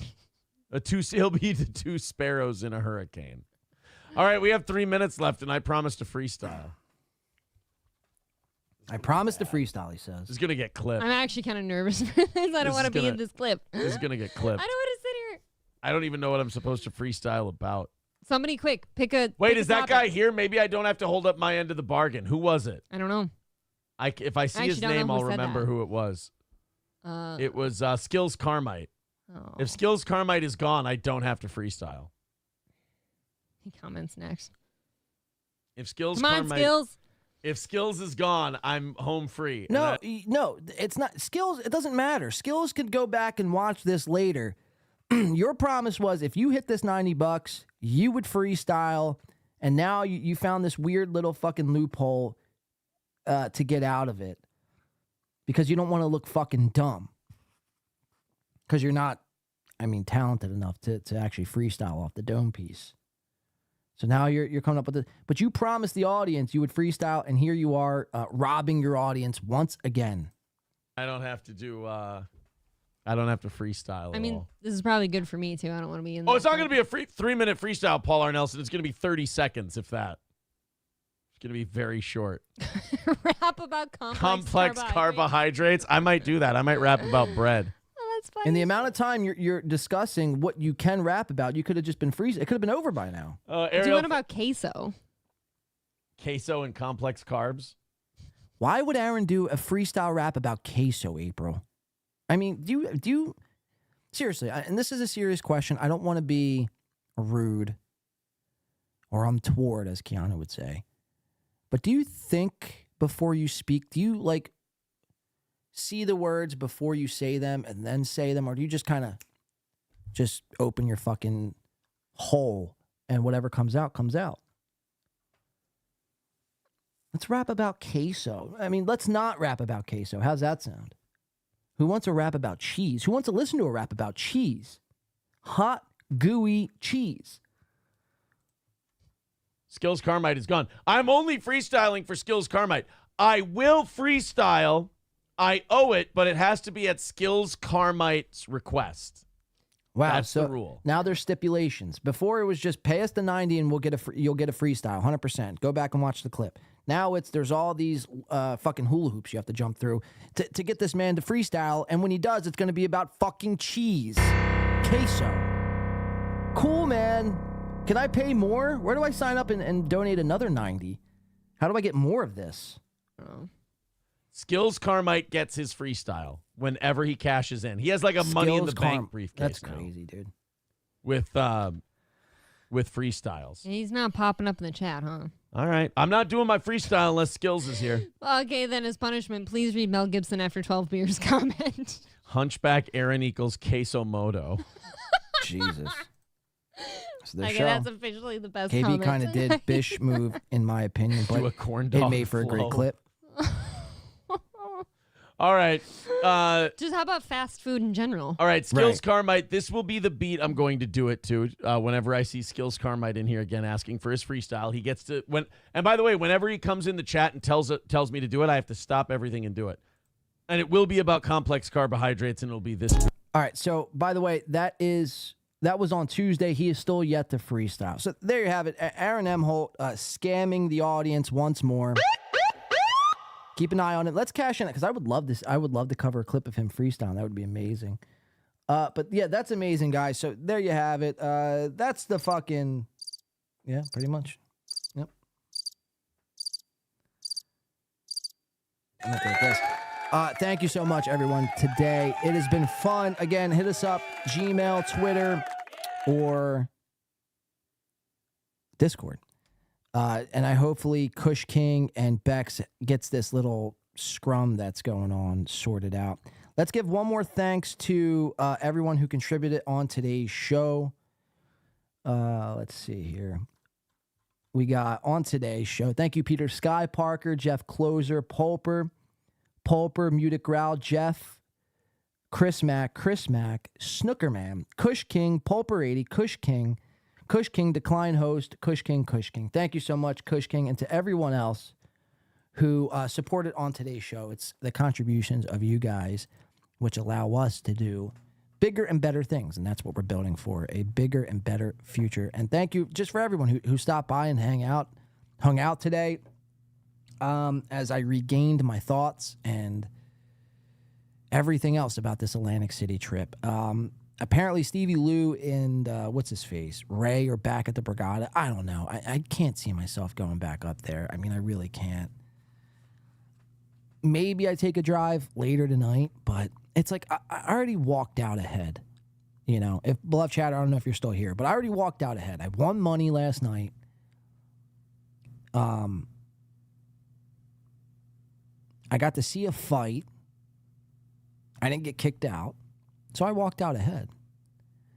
So for me to go back, I would definitely have to gamble more. It's Sunday. The machines aren't hitting on a Sunday. I could probably guarantee you that.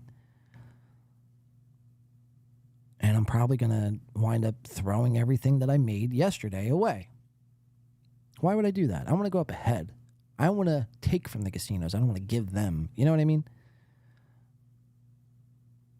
Oh, it's like just go to the casino and don't gamble. I can't do that. You know, it's like going into a pharmacy and not taking any drugs, or smoking weed or being around people who smoke weed and going to a dispensary and not buying any weed. You know what I'm trying to say? I don't know. We might not. I don't know. Like I said, Chiefs today. I'm calling it. Bet them now. Chiefs 33, San Fran 27 or 29. I don't know. 27, I think. We'll see if this number 13 thing plays out.